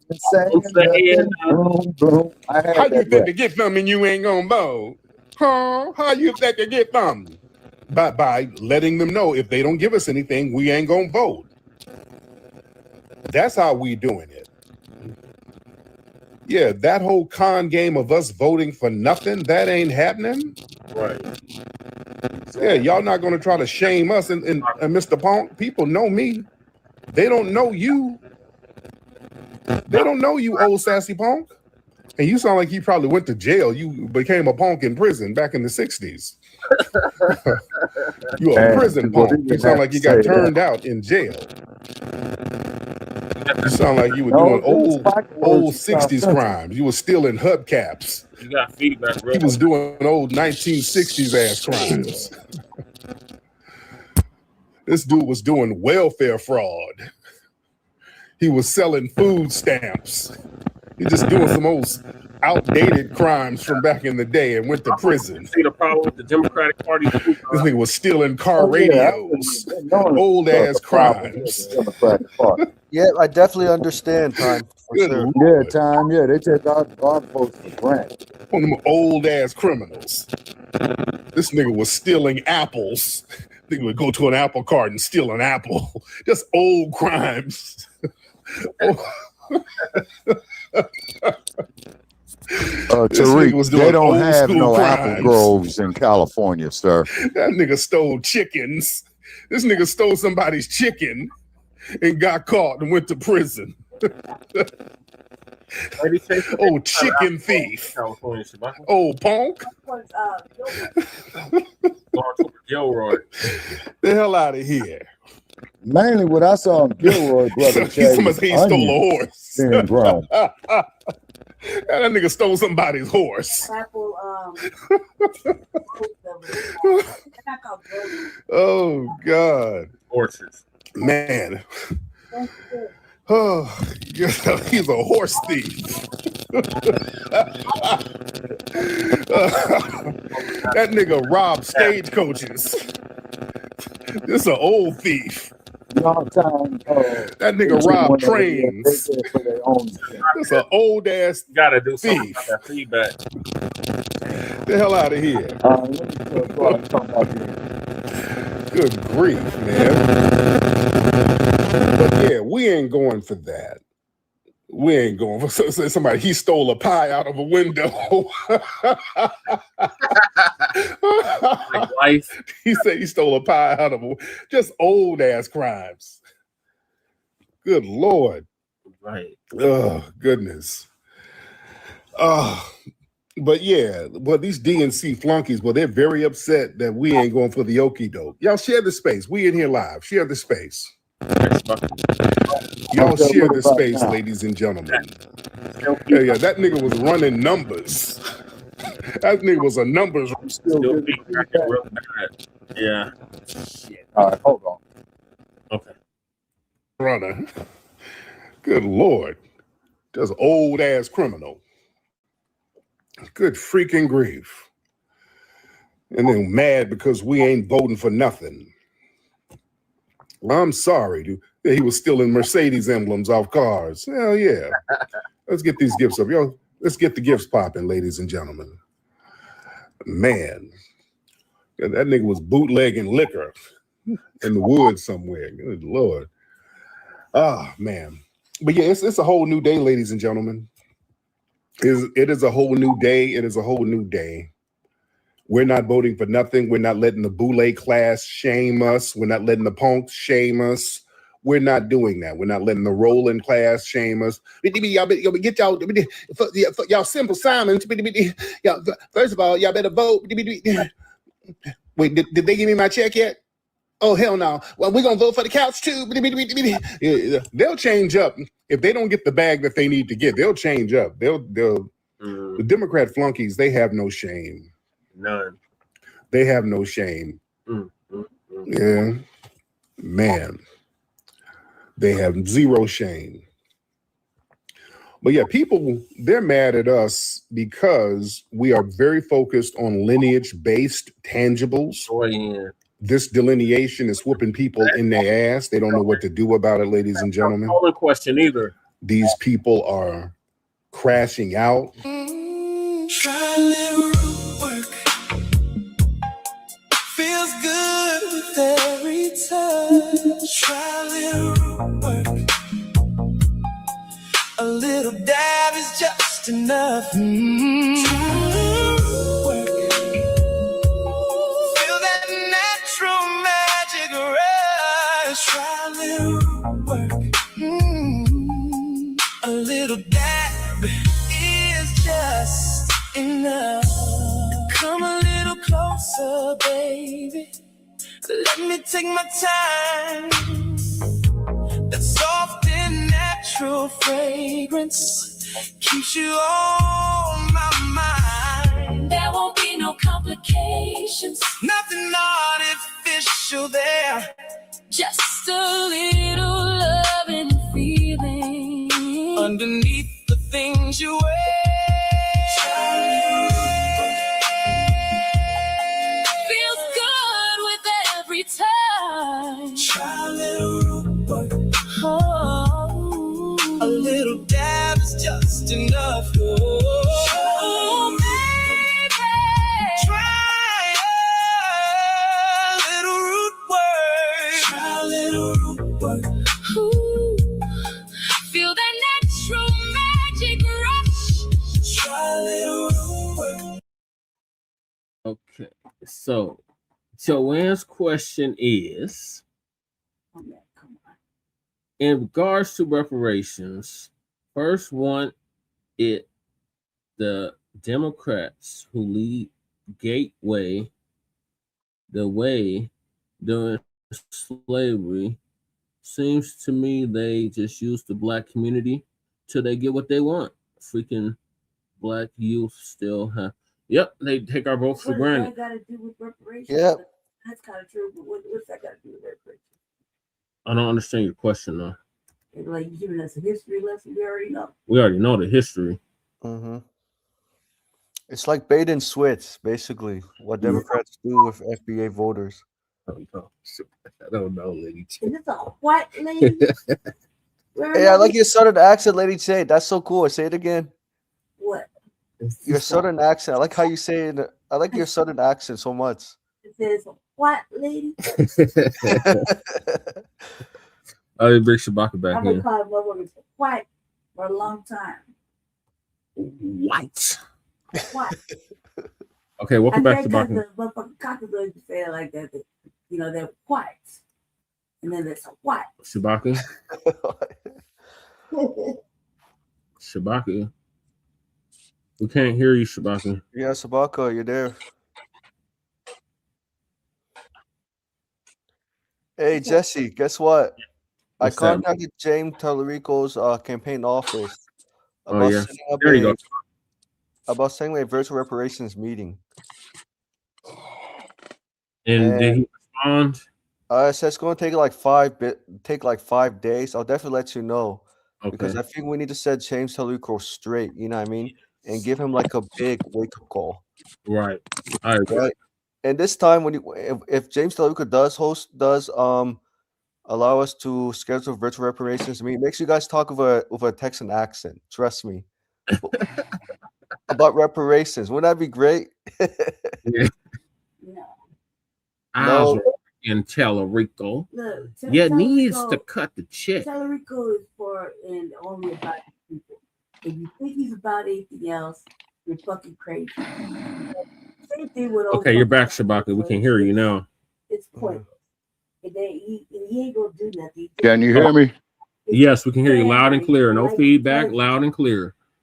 Joanne said, I'm sorry, she was typing and accidentally pressed send. I think my point is the Democrats promise so much, and I'm not saying the Republicans are much better, but it seems everybody talks, but don't walk the walk. So nothing. They promise shit all year. All they do is around the bush and blame. I guess you're saying like over the past 60 years they promised so much. Yeah. A big game, but yet still kids in Black communities have to deal with crappy education. Well, get all the proper education we need. They need that goddamn That's check. a local issue. Right. With your local area, your local school board. We shouldn't even have our kids in these indoctrination centers anyway. That part. Right. Okay, Shabaka, what are your thoughts on Talarico and his bullshit nothing burger proposals? Talarico, fuck Talarico. And why the Fuck Talarico. Why the Black Democrats mad at him?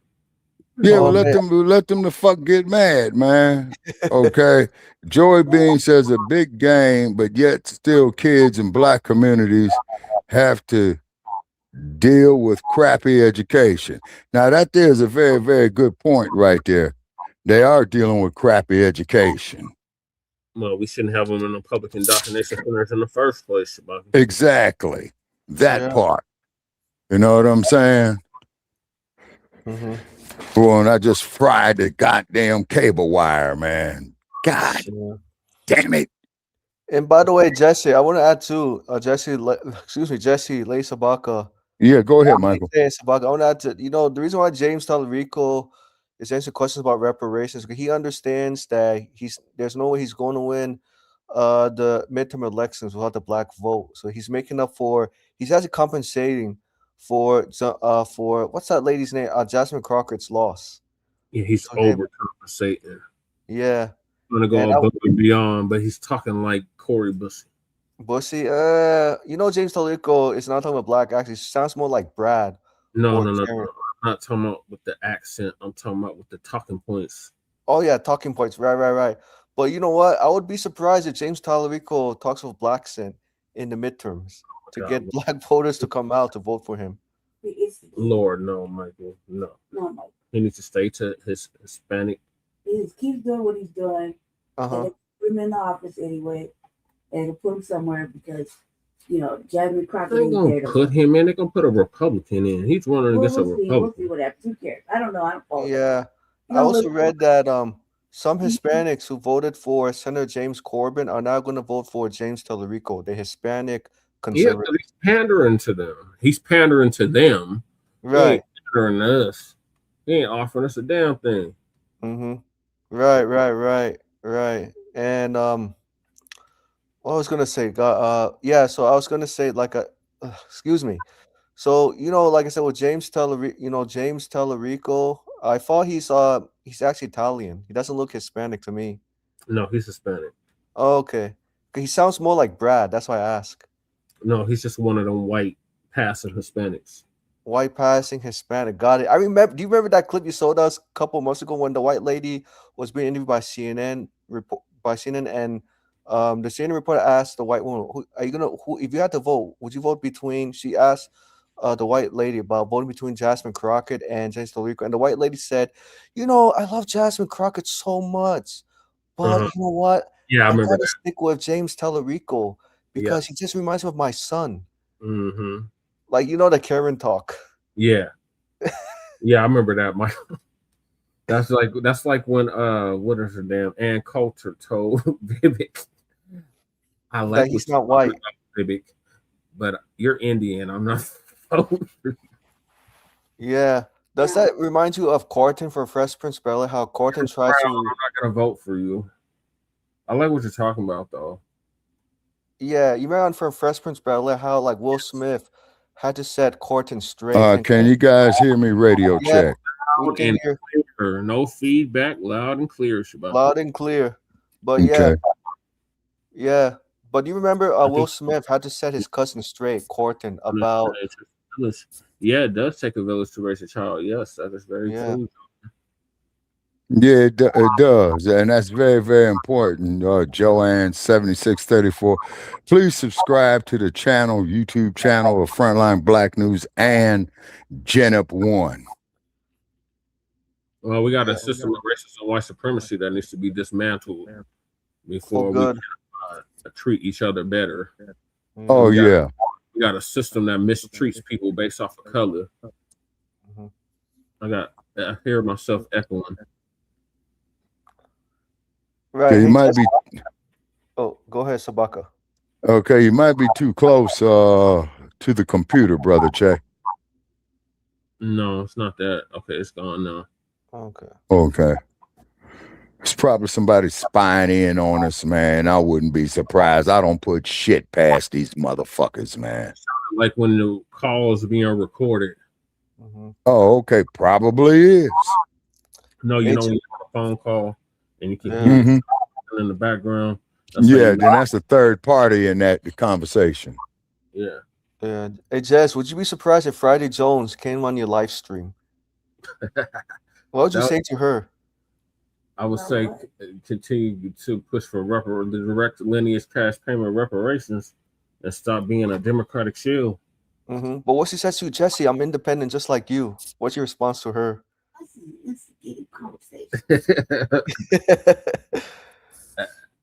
No, on that one there, Michael, if I was Jesse, I would challenge her to a debate. And when she don't take the challenge, that will explain everything. She ain't no damn independent. Are you serving? She's just a disgruntled Democrat. Disgruntled Democrat. Okay, got right. it. Yeah, because you had a lot of them, Michael, in the presidential elections as well, too. Yeah. That these people call themselves independents, but they had been voting Democrat all their whole fucking lives. You know what I mean?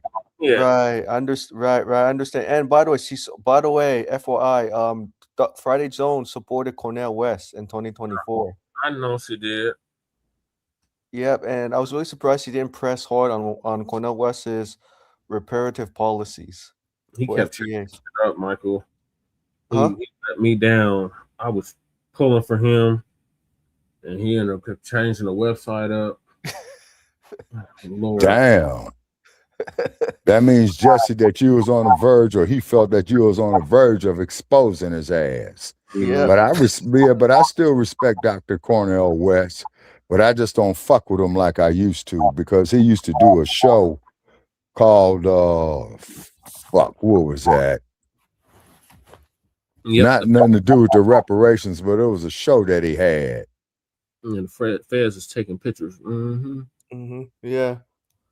Well, shit, they can go to the goddamn county jail and get my goddamn pictures. Shit, the ones that look like hell.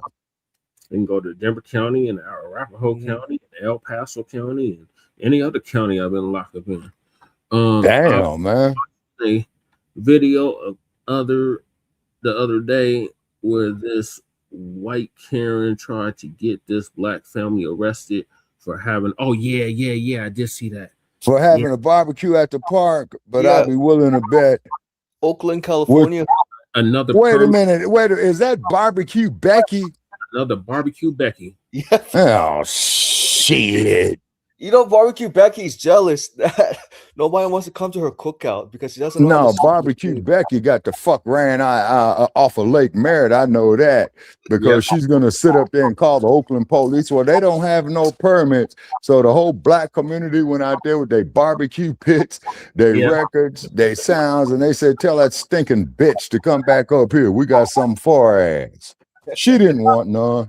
Yeah. Oh man, can you imagine that same Barbecue Becky? Yeah, imagine the same Barbecue Karen going to Europe, and the Europeans say, "Becky, we don't want you back." Becky's like, "No, we're white." So what you saying, Michael? She'll be a white reject in Europe? Yep, because the Europeans cannot tolerate, the Karens, the Beckys complaining, especially in France. Oh my gosh, if you see Karens in France, they'll complain so much. In France, they're like, "Why do we gotta pay for refill at McDonald's? In America, we don't have to pay for refill." And the French say, "Oh, Miss Bucky, no English. Come on to fly français. This is France, okay? Karen, we don't allow refill because if we give you free refill, that means us taxpayer citizens gotta pay high taxes to subsidize obesity." And Karen's like, "But I'm American. I'm the same skin color like you French people." And the French like, "But Karen, just because you're white, the same complexion like me, doesn't make you French. I'm sorry, Karen. Go back to America." But however, though, Michael, the French were very, very brutal slave traders, man. Of course, yes, very brutal slave trade. Oh, I agree. Yes. Yeah. But I'm just saying, like, when Becky's trying to move to Europe, the Europeans don't want her to move back there because of the entitlement. Karen's demanding. Oh yeah. I want free refill. God damn it. I mean, excuse my French. Telling the French workers at McDonald's. And the French workers are like, "I'm sorry, Karen, we can't help you because of your entitlement. And we don't have free refill. I'm sorry, Karen. This is not America. And we don't want to pay higher taxes to subsidize obesity." And then Karen yells like a volcano. And everybody leaves the McDonald's in France. And the McDonald's in France, by the way. We pouring some water, or someone pouring some water or something. I heard a faucet or something. Yeah. Oh yeah, man. That there's me sitting at the lunch counter for a cup of coffee. I should have went on mute. Oh yeah, I bet. Yeah. And so, anyways, McDonald's in France, by the way, guys, is considered a luxury. Oh yeah. Which way she votes? She probably voted for Trump. Trump, yeah. Safe bet. Maybe a centrist Democrat, or used to be a Democrat, now supports Donald Trump. After realizing that America is becoming too, yeah, it's part of Blue MAGA. All right, I got to move us on to the next topic. Like I said, I got to leave time for Lady Che to do the RBA. So the next. Okay, when are you doing RVA, Lady Che? Right after this, directly right after this. Okay, send me the link to the RVA, Brother Che. Okay, I'll do that one. Yeah, here because I can't access both of them at the same time. Right. The next topic is who is to blame for the delineation debate. So Professor Black Truth gonna give us an update on that. Stay mad, Black Democratic shills. Delineation's in full effect. Ain't nothing y'all can do about it. Shit, yeah. If you're not already subscribed to this YouTube channel, go ahead and hit the subscribe button now, along with the bell icon, so you can be notified whenever a new video is posted. And if you're already subscribed, check and make sure the YouTube hasn't unsubscribed you. And of course, be sure to give the video a like as well as share it on your social media. The white supremacists hate that. And now the Sunday address. You know, between the conversations we've been having regarding delineation and my recent video about Argentina, it seems I've become very popular with immigrants as of late. I put that in quotes. But there have been some people who apparently don't like the fact that I'm even talking about delineation at all. Apparently they feel as if I shouldn't be. That, well, why do you have to speak about it? Well, the main reason is twofold. First of all, why are people surprised that this issue is even coming up at all? Why are they acting as if, oh, we don't know where this came from? And secondly, why does it seem that they're surprised that it's coming from us? Why apparently are they surprised that we're talking about it? They seem to feel as if, well, it's been going on for this long. Why are you guys suddenly getting uptight about it now? It seems that for a certain contingent, they're basically operating right out of the white supremacist playbook. Everything from slavery to the civil rights movement, the white supremacists have always said, well, there wasn't a problem until those damn abolitionists started riling people up on YouTube during the civil rights movement. Well, there wasn't a problem with segregation or lynchings or church bombings. Well, that is until those civil rights activists started agitating. And now you got a number of foreign flags and others who have decided that they're going to be drawing from the exact same well.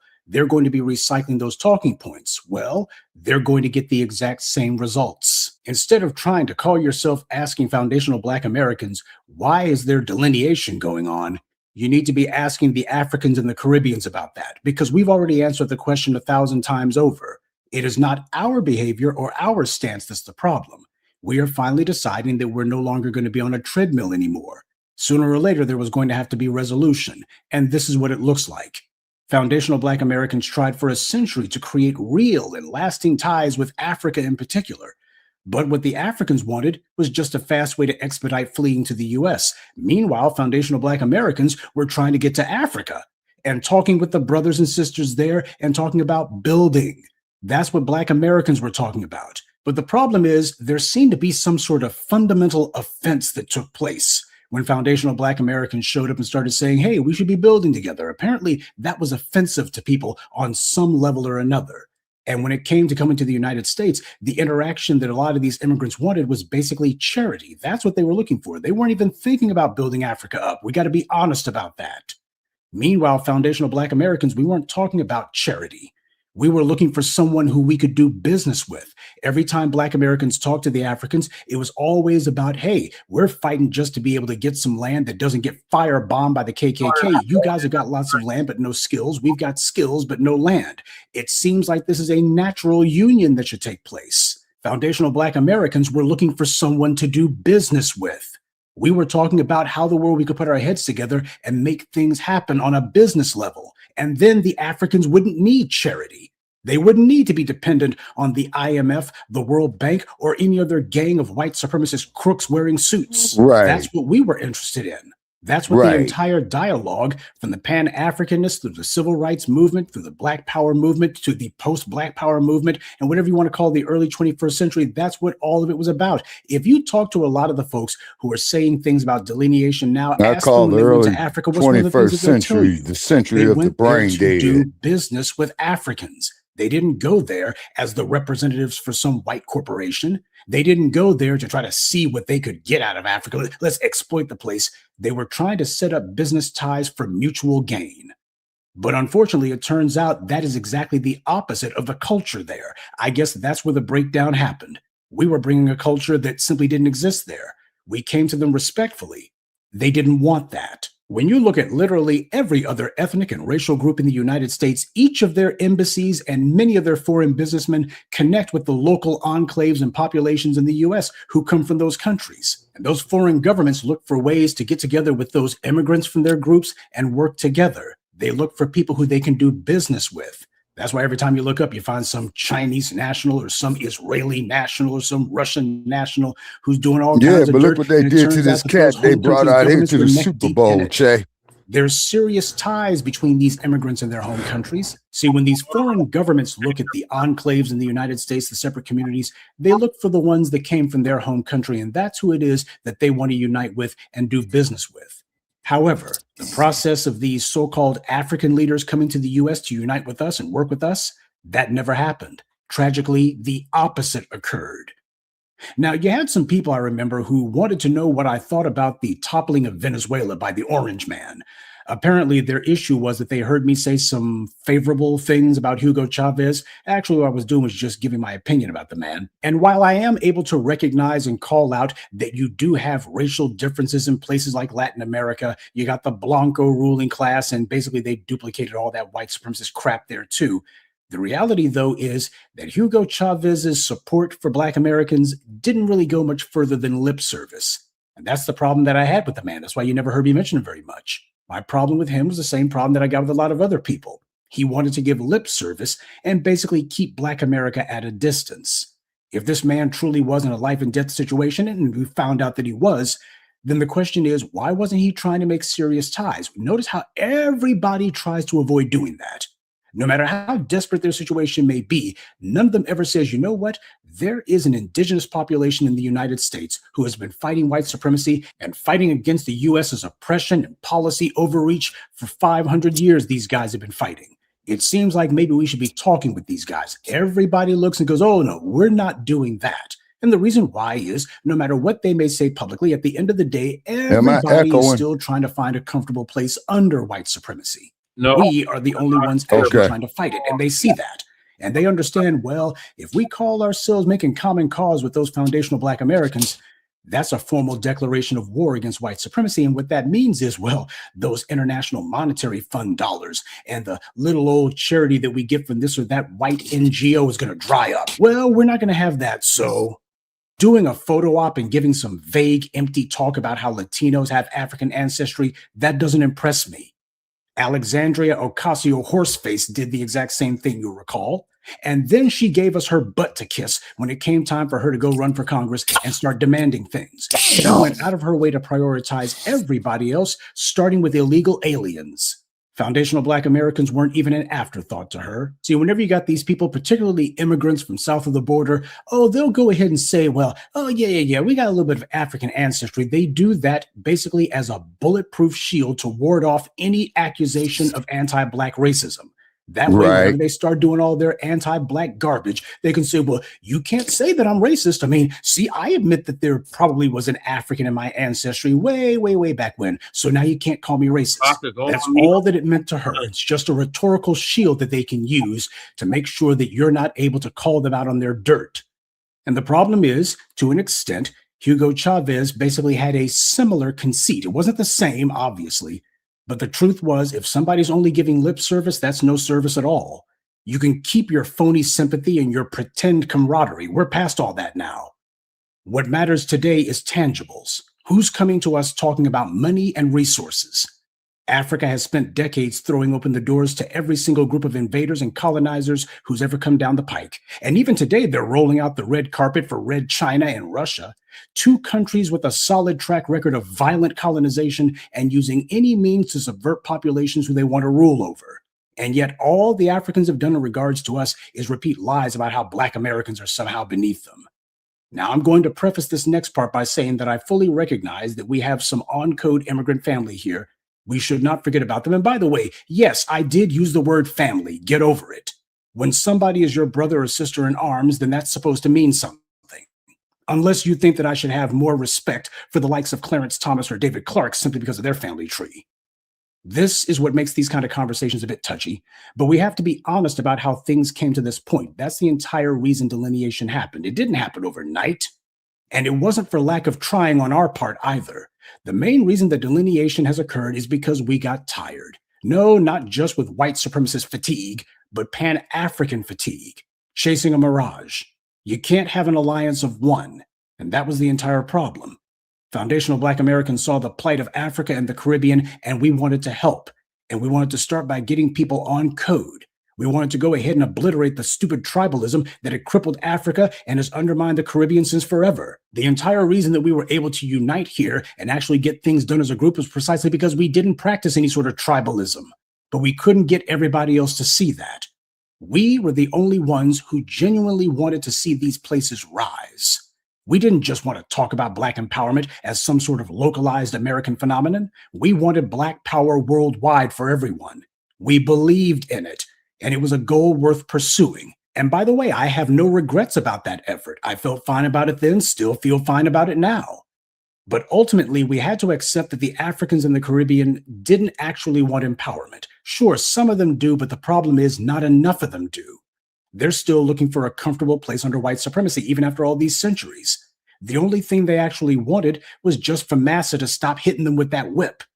They were only too happy to continue serving Massa in every other way, including for a lot of them sexually, but they just didn't like getting hit with the whip. Okay, well, white power and the Asiatics, they understand that their control over Africa and the Caribbean doesn't have to come through a whip or chains. So that was an easy compromise for them to make. The Africans have had decades to build bridges with us. Instead, they made it a point to build walls. They wanted to mock and ridicule us. And they did this for generation after generation. Everybody who showed up here spouting the exact same garbage. I showed you on this same YouTube channel, this behavior began long before the 1960s. You had people coming here long before the US government formally stopped its blockade and its embargo on Black immigrants. The folks who were coming in here, too many of them, not all, but too many, were on that nonsense. They were already getting their minds set on team white supremacy in many cases before they even got here. They knew exactly what they wanted to say to ingratiate themselves with the white power structure, including trying to talk down about Black Americans and the places where we live. Considering the conditions of these countries, they're in no position to mock anyone, but they tried. But then again, we should have examined not just the criminal behavior of Africa and the Caribbean so-called leaders. We should also have been bluntly honest with ourselves about how those societies treat one another. All of that fierce tribalism that they practice there, where it's not about the nation, it's all about someone's particular tribe, that's not the fault of Africa's kleptocratic leaders. That's a long-standing, deeply entrenched cultural problem, one that the African has had since forever and that they refuse to let go. But rather than confront this plague and eliminate it, instead they sought to confront us, and that's the entire problem. The people who want to whine and complain about delineation, they have never criticized the African and Caribbean leaders and figures and mouthpieces who have been running us into the ground for decades. That's the divisiveness. That's where the divisions come from. We just hadn't been responding to it. They do not and have never said a word when Black immigrants come here and begin getting all kinds of government support and corporate set-asides, and then have the nerve to wag their fingers at us and tell us that we're lazy. These sock puppet accounts and others who call themselves being resentful about this entire delineation conversation, these are the people who have had no problem at all with all the divisions so long as the wedge was on our heads. And that's cowardice. The issue is that we took the abuse with silence for so long that apparently a lot of them, they don't seem to realize it's a brand new day now. Things are different now. They still think that they can cow us right back into silence again, but they're shocked at the fact that it's not working. Well, let me be the first to tell you, you can save your breath. It stinks anyway. The only people that these would-be critics need to be complaining at are the African and Caribbeans who spent decades maligning us, turning their backs on us, and who, when we tried to do business with them, they said no. And they preferred to crawl in bed with the colonizers and foreigners from Asia instead. Those are the ones who people need to be complaining at and saying, why are you guys so divisive? Because that's been the problem. They have a lot to answer for. But we have a lot of tethers, foreign flags, bootlicks, and morons who are terrified of that. That's the reason why, by the way, you should not underestimate how pervasive an issue the opposition we're getting from them is, because of the numbers that we're dealing with. And if it seems like, man, there sure are a lot of people who are sitting here copying and pasting all of this tether babble, well, there's a good reason for that. White supremacy has had generations now to selectively cherry pick hundreds and then eventually thousands of people to be selectively brought to the United States based on whether or not they're going to get on code with the white dominant society and whether or not they would be opposed to foundational Black Americans. Meanwhile, the steady flow of fleers has continued. Isn't it interesting? They hate foundational Black Americans. Foundational Black Americans are all criminals, and foundational Black Americans are lazy and don't build. And yet when they decide to flee from their home, where do they flee to? The very place where the lazy foundational Black Americans are. Apparently, what some people seem offended by is that the people who have been waving the flag of Black empowerment, the only ones who have truly been waving the flag of Black pride, the people who everyone around the world understands to be the definition of Black, especially when it comes to culture and historical achievement, apparently people are offended that those people had the nerve to actually say what they've contributed. Okay, fine. Then who else is going to take the unique place that we've had then? Shouldn't it be the continent that has hundreds of millions of people literally sitting on the world's largest natural resources? And yet, in too many cases, those same people were more interested in attacking and disrespecting people on the other side of the globe. Well, that doesn't work. The people who are complaining about delineation, just understand foundational Black Americans dismiss this as childish whining. And when you look at the condition of the continent and the islands, you understand they're right. See, if we were willing to do the old, well, both sides are equally to blame, if we were willing to go ahead and repeat that lie, they would like that. Mainly because that would maintain the status quo, and it would also not require any changes from Africa or the Caribbean, which is where the changes need to happen. You see, refusing to tell the truth, otherwise known as lying, that's the entire reason that we're in this position in the first place. So that's the reason the delineation happened. The people who want to call themselves wagging their fingers at us, they need to be asking Africa and the Caribbean, why is it that for a century now, the individuals who came here from those places decided that they were going to be pointing their ire and complaints and their aggression at us? And worse than that, why is it that when Black Americans went to these places, not only were we not welcomed, but on top of that, these individuals didn't even want to do business? That's the real thing that people should be actually upset about. That's where all the complaints should be, because that's what the entire problem has been. Us simply calling out the garbage that's been going on, that's not a problem, that's the solution.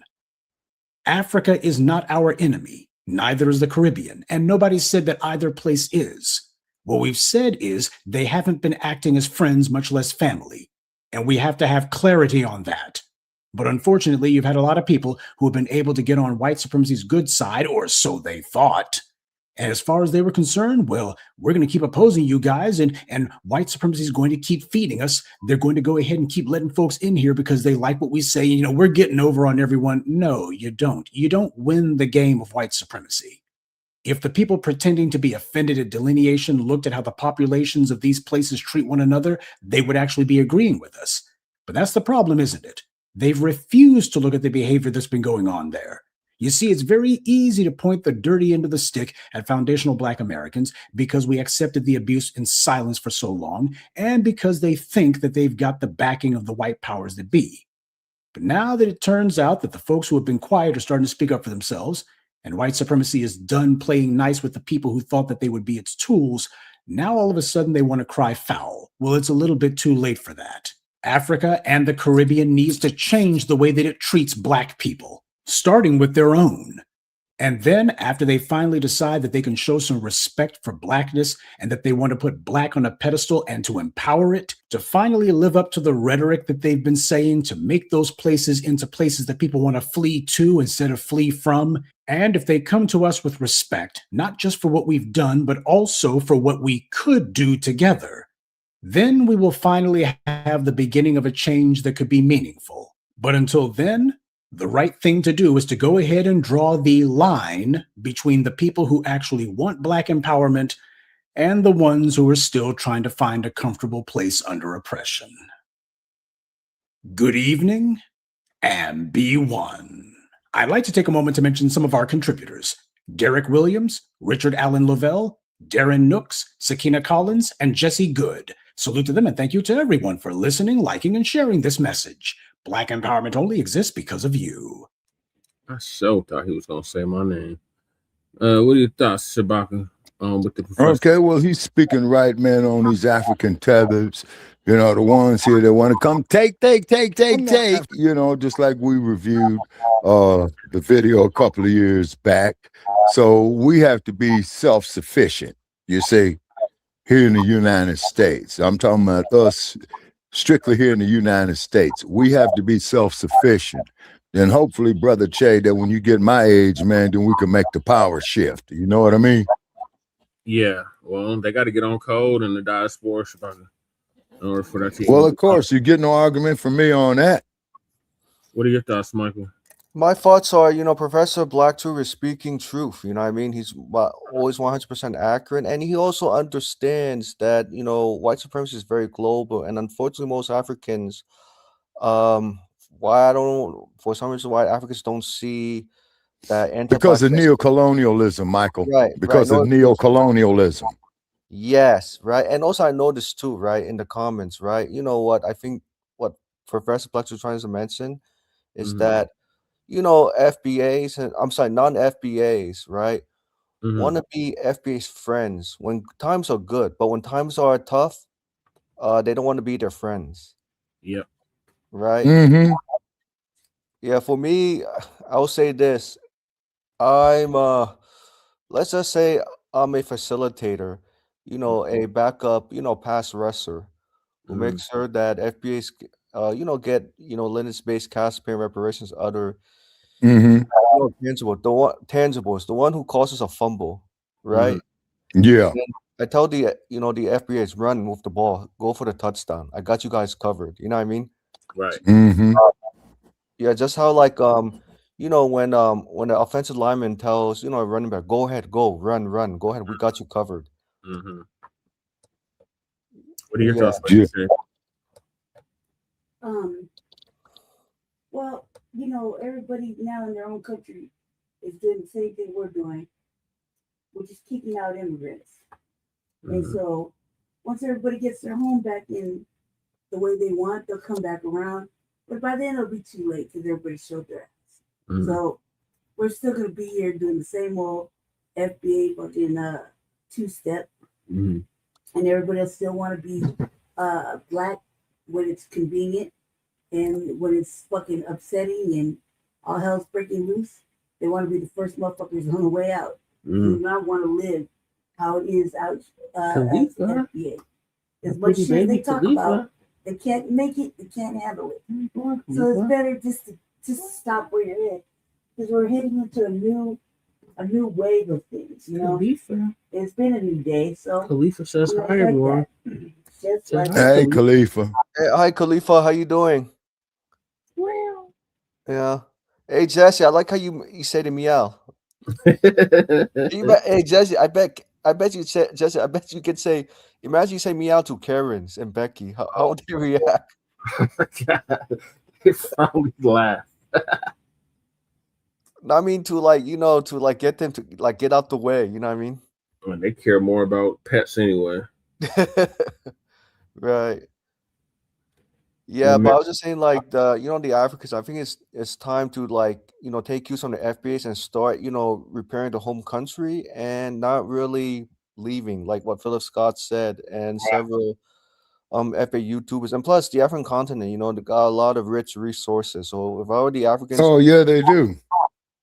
yeah, if I were the Africans, please don't leave the continent. Come to America, right? If they want to move, I say fine, but only go to Europe, but definitely not America. But I prefer they stay in the African continent, or travel to or even move to other parts of Africa if they choose to do so.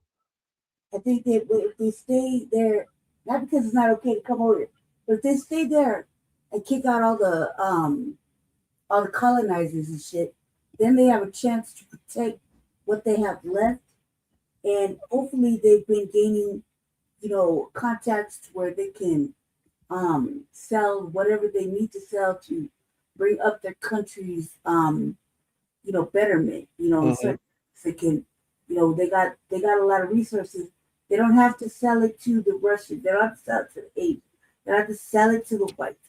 They got it to where they can maybe maneuver around and actually sell this or a little bit of that to bring up their specific country or specific states' economic value within themselves. They don't have to live like that, but I think that they're forced to live like in certain types of squalor and things like that because they have colonized so much in that they're not getting anything back from it. And I think that if they kick everything out, they can come to some sort of that includes kicking out the government. Maybe starting fresh. Because it's totally down the river too. Not just the migrants in each state that goes into certain parts of Africa, but the government has also fucked them too. You know what I mean? The government has also kept them poor or impoverished or in certain areas, at war in certain countries with one another. So a lot of that has to do with the government, and they rid themselves of some ugly shit. They might be able to just take what they got left and build up like they once had. It's the baby panther, y'all. And Khalifa.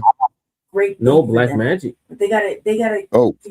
good, responsible contacts that will help them offset or help them bring maybe a little bit more money for some of their for some resource that they may have that other countries may not have, and maybe do it like that. I don't know, but I think once they kick out all the fucking colonizers and get them away from them, and they just have a chance to build if that's what they want, and punish the ones that are not with it.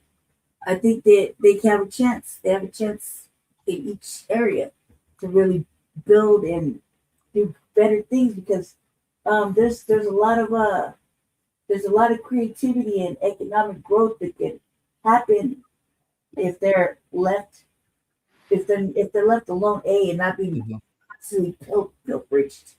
They're raping the continent, man. On every They're level. allowing themselves to get raped, though. Right. Yeah, Yeah, they've been raping the continent, Lady Che, for the last 700 years. right. And not to mention the Chinese. Oh my gosh, the Africans love the Chinese too much. And I tell the Africans, I would be careful, doing business with the Chinese. Yeah, the Chinese may Right. smile, but the Chinese Yep. will go behind the Africans' back to take away resources. And I send the comments, yeah, Africans take Chinese people for granted, especially regarding anti-Black racism, colonization, Right. occupation. Because I can tell my people, they like to smile a lot, and I don't trust their smiles. Trust me. Exactly, because a smile is just a frown turned upside down, my friend. Also, too, hot off the wire, excuse me one second, Michael. Yeah. Hot off the wire, I just came across Black Panther 3 will be hitting the movie theaters in 2028. 2028, around election season. Mm-hmm. So by that time, by 2028, do you think it's going to motivate a lot of FBA voters to make some reparations of front and center? That movie. Well, probably what's going to happen with that, Michael, notice, now I'm glad you brought that up. Notice that came out in an election year. Yeah, 2020. No, 2028. No, 2020. Right. I'm talking Yeah, for Black Panther 3. Right. Came out in 2018. 2018. Midterm year. Right. And then the second one came out in 2022? Yeah. 2024, I believe, Brother Che. No, it's 2022 or 2023. Okay, hold on. 2022 was an election year at the local levels. So I'm willing to bet it came out in 2022. That was a midterm year. Yeah, exactly.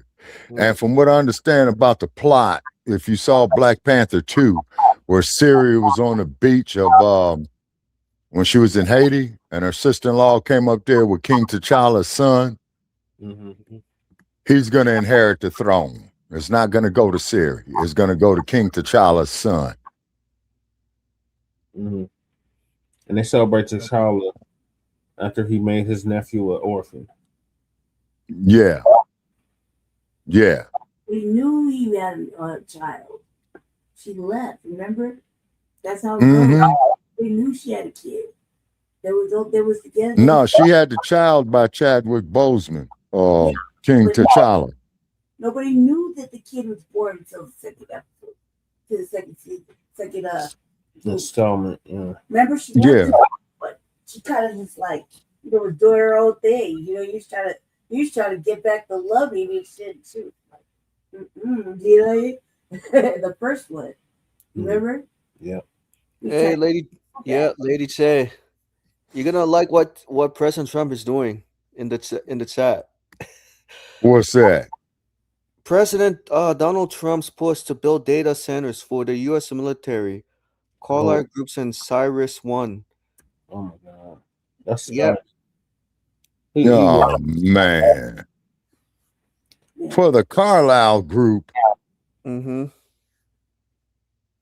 Oh hell no. That's Skynet. Exactly. Yeah. Yeah, the Carlyle Group is Skynet. Where they headquartered at, Brother Che, and I bet you it's not San Francisco either.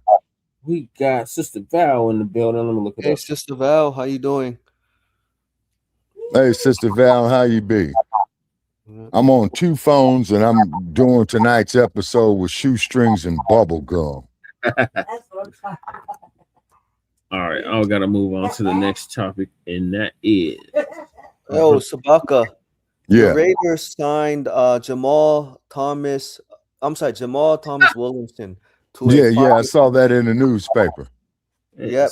It's useless. Defensive back. I'm not gonna do And nothing. Raiders, I'm gonna say it again. Washington, Change D.C. change your fucking name or leave town. Right. The Carlisle Group is headquartered in D.C. Shabaka. DC. Why we're not surprised? Yeah. You know, Donald Trump's trying to beef up military, make DC stronger, like it was in the Cold War. Like Exactly. Trying to that Reagan shit. That's what he's doing. Mm-hmm. Yeah. See, Trump is taken from Reagan. He's taken from Bush, and a little bit of George Wallace. Yep. Oh, George Wallace, whole frog face. Yeah. Segregation yesterday, segregation today, segregation tomorrow. Yeah. I like that accent. It's funny. Sabaka, Jesse. Imitate person. That's how he sounded. He sounded just like Wallace. No, that's just how he sounded, Mike. Yeah, you could pull it up. Right. At least he was an honest racist for sure. Yeah, that's what I'm saying. See, I'd much rather deal with an honest racist who ain't gonna do shit for me than being lied to by these damn Democrats who ain't gonna do shit.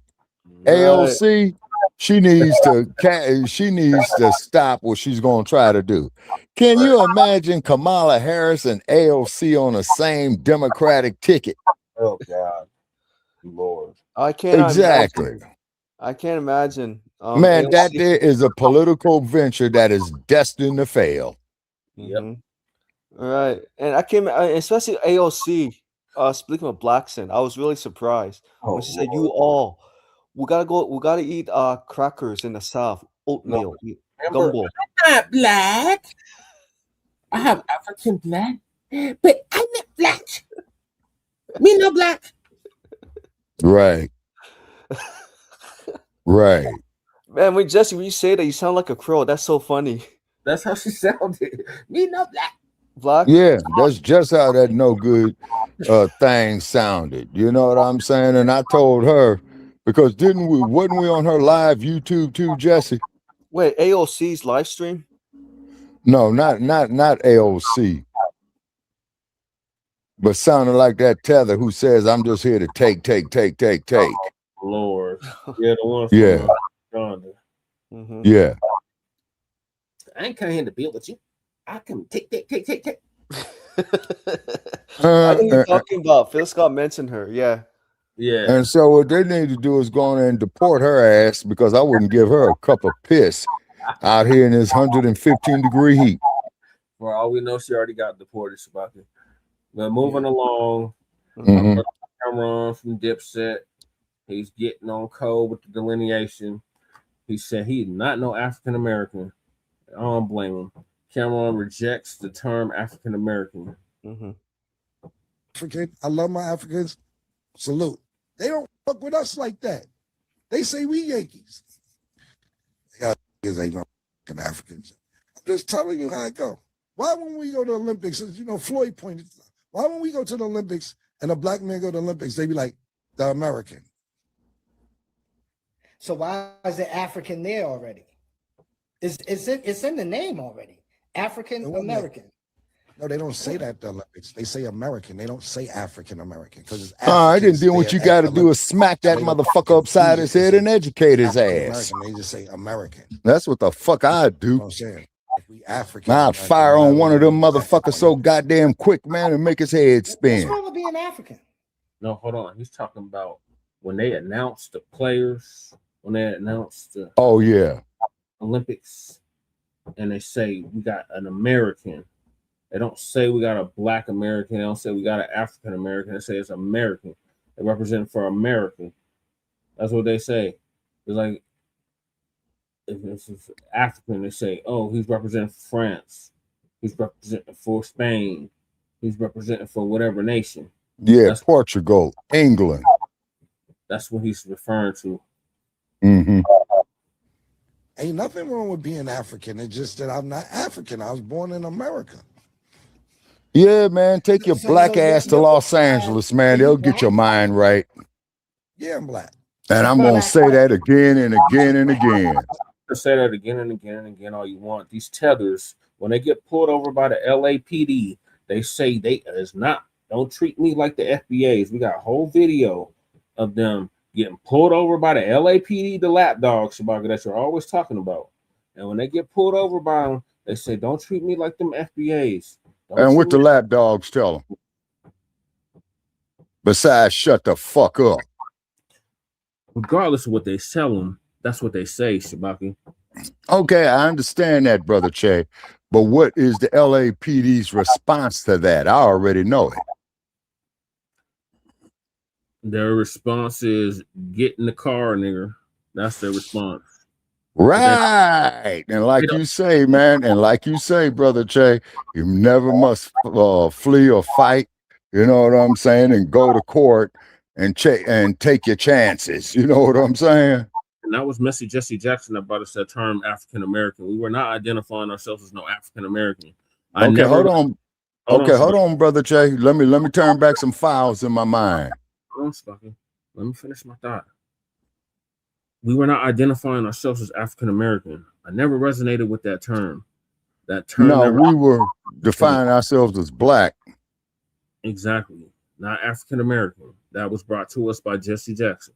Okay. All right. Messy Jesse. I saw the no good bastard at White Stacks. Yeah. Yeah. Black man. Black what? Black man. What are you talking about? I'm black. It's all over the world. Does that mean they African? It's black. It's black Cubans.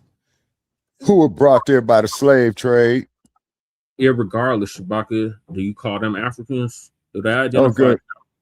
Okay, but see, but Brother Che. Shabaka. No. Do you call them Africans? Do you call somebody from Cuba African? Do you call somebody from Jamaica African? Do you tell them you're not Jamaican, you're not Cuban, you're African? No, that's what he's saying. Okay, but I tell them go to Los Angeles and see what they call you, and I leave it at that. The Belizeans are in Los Angeles, Shabaka. Do you think they? Yeah, and a lot of them have been getting fucked up by the LAPD too. Do they call themselves African? No, it's the question. No, would they call the motherfuckers in Los Angeles, Brother Che? Inmates. Do they call themselves? I'm not talking about what the lap dogs call them. I said, what do they call themselves? They don't call themselves African. They call themselves Belizean. Mm-hmm. And the LAPD says, turn around, put your fucking hands behind your head and get in a goddamn car, and they get treated bad too. I've seen it happen. Tell that to every black person, Shabaka. Yes, sir. That's why I'm saying it here on the public airwaves. You know what I'm saying? But that just for that reason. That they don't identify as African. Bruh, I can understand and I respect your perspective on that. But when their asses get booked off in that goddamn LA County jail, sir, they put down black. You would think, but no. No. I know because I've known some Africans that got jacked up by the LAPD. Okay. And they're going to tell me, well, man, why do they treat us so bad? Now, if I was to see these same motherfuckers today, I'm going to say, man, you all don't identify with us. So I got to tell you, fuck you, you know? Right. Okay. So you and I are on the same page on that particular item right there. You say, because they'll go up there with... Black don't mean African? No, I didn't mean to say that, but we're from Africa, bro. It's the heart of a black man. That's where we're from. It's the land of the black man. I'm not African. If you want to be African, that's on you. All right, and shout out to my Africans. I'm not African. My mother from Atlantic City. Take a trip to Los Angeles, big homie. FBA Live, what's up, beloved? Hey, Tariq, how are you? I'm good, dear. How are you? I'm good. Just want to thank you for taking the time away from your family to tap in with us. We know that you're on vacation, so thank you. We love and appreciate you for that. Brooke, that's my girl. I love me some Brooke. But Brooke, you gotta hold this L for New York, because that girl done came to Chicago and got that chicken from Harold's and put some barbecue sauce on there, talking about our chicken nasty. Everybody know that no barbecue sauce going no chicken. So Brooke, you gotta Oh hold this shit, I L for love New York. barbecue sauce on chicken.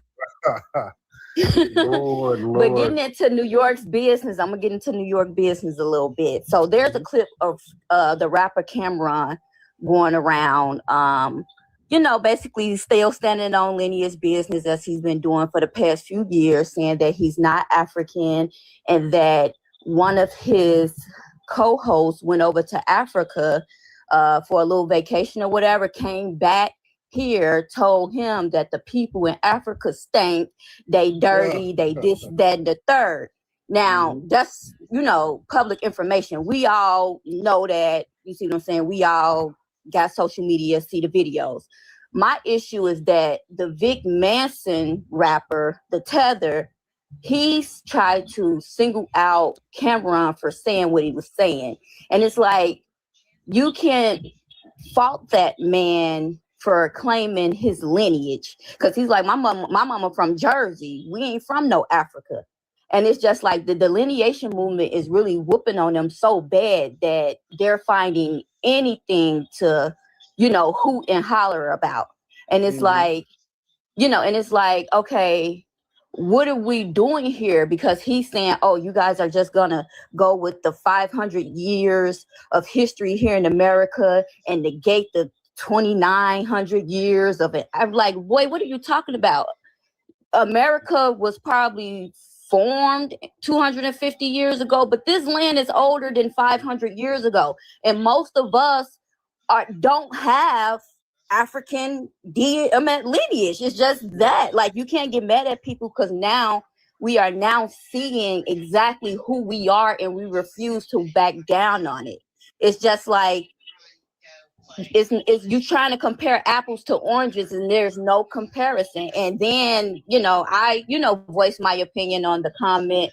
And, of course, the Tether come under there calling me a mixed breed. There's nothing mixed about me. I don't have no foreign DNA in my body, in my lineage, none of that. Just how others said that they can trace their history back to this country, I can trace my history back to this country, to the 1700s. And I'm quite sure if I dig a little deeper, it goes back further than that.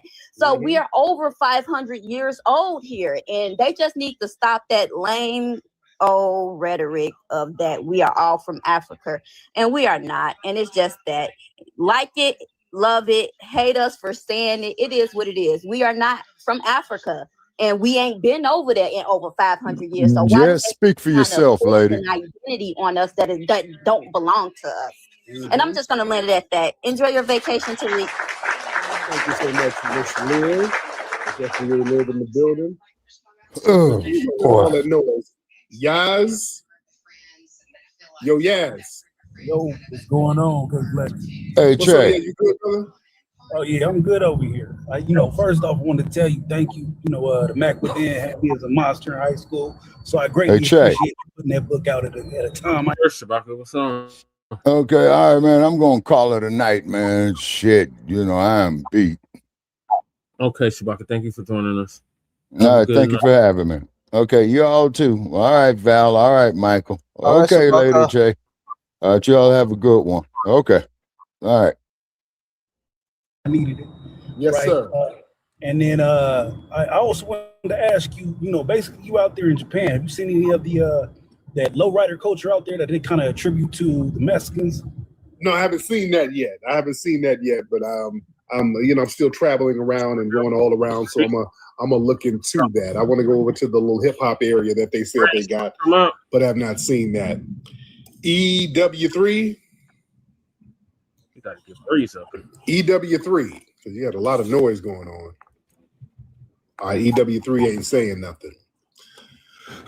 But about what FBA Liv was talking about, as far as Cameron and they getting mad, Cameron is absolutely correct. He's standing on lineage business. Cameron didn't say nothing wrong. Mm-mm. These folks want to force us to take on an African identity. Mm-hmm. We haven't been in Africa for centuries. Right. You know, we don't have to take on an African identity. We have an independent culture and identity forged on this soil. Mm-hmm. We had an ethnogenesis that happened right here. We are a distinct ethnic group, right, forged right here on the land of the United States. Right. We had a specific culture, language, and bloodline that happened on this soil over the course of centuries. Mm-hmm. You understand? We are not a displaced continental tribe. We are foundational Black Americans. Right. And we built the infrastructure of this nation from the ground up. That's right. Us claiming our American lineage, that's not about rejecting anybody. It's about claiming our equity. Foundational Black Americans, we built the economic, agriculture, and the physical infrastructure of the United States. We did it from the ground up. You understand? And they try to force this generalized identity on us. That's a psychological operation to separate us from our wealth, our tangibles, our reparations that we're owed in this country. That's right, Tariq. So they want us to shift the focus across the ocean so we can abandon our birthright here. Mm-hmm. You understand? Brother Cameron was 100% correct. He said, even over there, they view us as Americans. When you go over there, they don't look at us as no damn fellow African, because we're not. You know, they got their own distinct nationalities, tribes, cultures. They respect their boundaries. So you're not going to shame us into claiming a continent that don't even view us as a part of their specific tribe. We ain't doing that one-way street shit. Right. Yeah. Yep. Destiny swap. Exactly. Bro. Even here they don't. There's a reason why they got words like Akata for us. Yeah. Akata and Jareer. But listen, the world consumes our culture. I'm over here in Japan. There's people dressed like us over here in Japan now. Mm-hmm. Yeah, you got people over here, the young folks over here dressed like foundational Black Americans. Yep. They got pictures of Michael Jackson all over the place over here. Mm-hmm. Y'all know that in Japan? What my people who've been to Japan? They got Michael Jackson pictures all over the place. Been to Japan once, so I know. People dressed in hip-hop clothes over here. Yes, they love Michael Jackson over here. Yeah. Yes, they do. They got tons of Michael Jackson. Yeah, I see. They love Michael Jackson over here. Went to Japan. Oh, okay. Come on now. Me and Breeze and crew is supposed to go. But see, we got to understand our history. See, the hyphenated label that they tried to give us, that wasn't, they gave us that in the 80s, the African-American thing, which was a horrible thing. Yep. They tried to make us comparable to immigrants. And then they tried to guilt trip us and shame us into carrying the weight of the entire diaspora. Mm-hmm. So when we focus on our own lineage, these bad-faced actors, they come around and act like we're divisive. We're not divisive. The reality is that no other group is shamed for claiming their specific nationality. You don't see people in the Caribbean being shamed out of claiming their islands. We're not letting people guilt trip us because we're protecting our lineage. Yeah? When you look at the global stage, when our athletes dominate at the Olympics, when we do business internationally, people say those are Americans. Mm-hmm. See, the dominant society, they only want to attach a prefix domestically to keep us at the bottom of the hyphenated immigrant caste system. Mm-hmm. See, we're dropping that hyphenated shit. Mm-hmm. That's what a lot of people don't like. We're not going to be like an Italian American, an Irish American, a Mexican American, a Colombian American, a Nigerian American. None of that. We ain't no goddamn hyphens. We are the foundation. Right. That's a whole different vibe right there. You ain't no hyphen. Right. When you say foundational, it ain't shit popping without us. We can do without a hyphen. A hyphen is optional. Mm-hmm. You know, we don't need a Colombian. Right. We don't need a Nigerian. You need the foundation. Wasn't shit gonna get popping without the foundation. Somebody was either foundational or not. Now the Tethers say the Red Indians were foundational. No, the hell they're not. Red Indians didn't do nothing foundational to build the United States of America. The Black ones who were reclassified did. Oh yeah, all up and down Japan. Yep. We are the foundational population of the United States. That is a fact. That's a damn fact, ladies and gentlemen. Now, we were talking about this on social media the other day about how foundational Black Americans were the ones who built this nation. Boy, the white supremacists was, boy, you guys were farm tools, these nuts. Right. No. We were the ingenuity. We were the innovators. We were everything to this nation. We were beyond some damn farm tools, because if it were that simple, the white supremacists could have built it themselves, and they could not. They didn't. They tried to build little colonies on their own, and every single one of them failed. They can't escape that. Mm-hmm. You can talk that farm tool shit all you want, but y'all was sitting here cannibalizing each other. Exactly. I love TikTok Shop. Body suits to get through the winter. Before we came in the mix. Mm-hmm. That shows how pivotal we were. You understand? And we built that as Benjamin Banneker designed DC. They try to give it up to the French guy and say that Benjamin Banneker just memorized his blueprints. I don't believe that. Oh, hell no. I believe Benjamin Banneker came up with that on his own. Right. We were building the White House. We built the White House. The first White House, we built that. Yep. You understand? Let's be real. Any white people in here who want to debunk that, I would love for you to come on in. I would love y'all to come on in with that. Yeah, they failed. Mm-hmm. That's why 1619 is important to them. Yeah. They know good and well we were here way before some damn 1619. They know good and well there were black people here. Black people were way well documented before 1619. We were in San Miguel Guadalupe in 1526. There were black people in North Carolina in the 1580s. Yeah.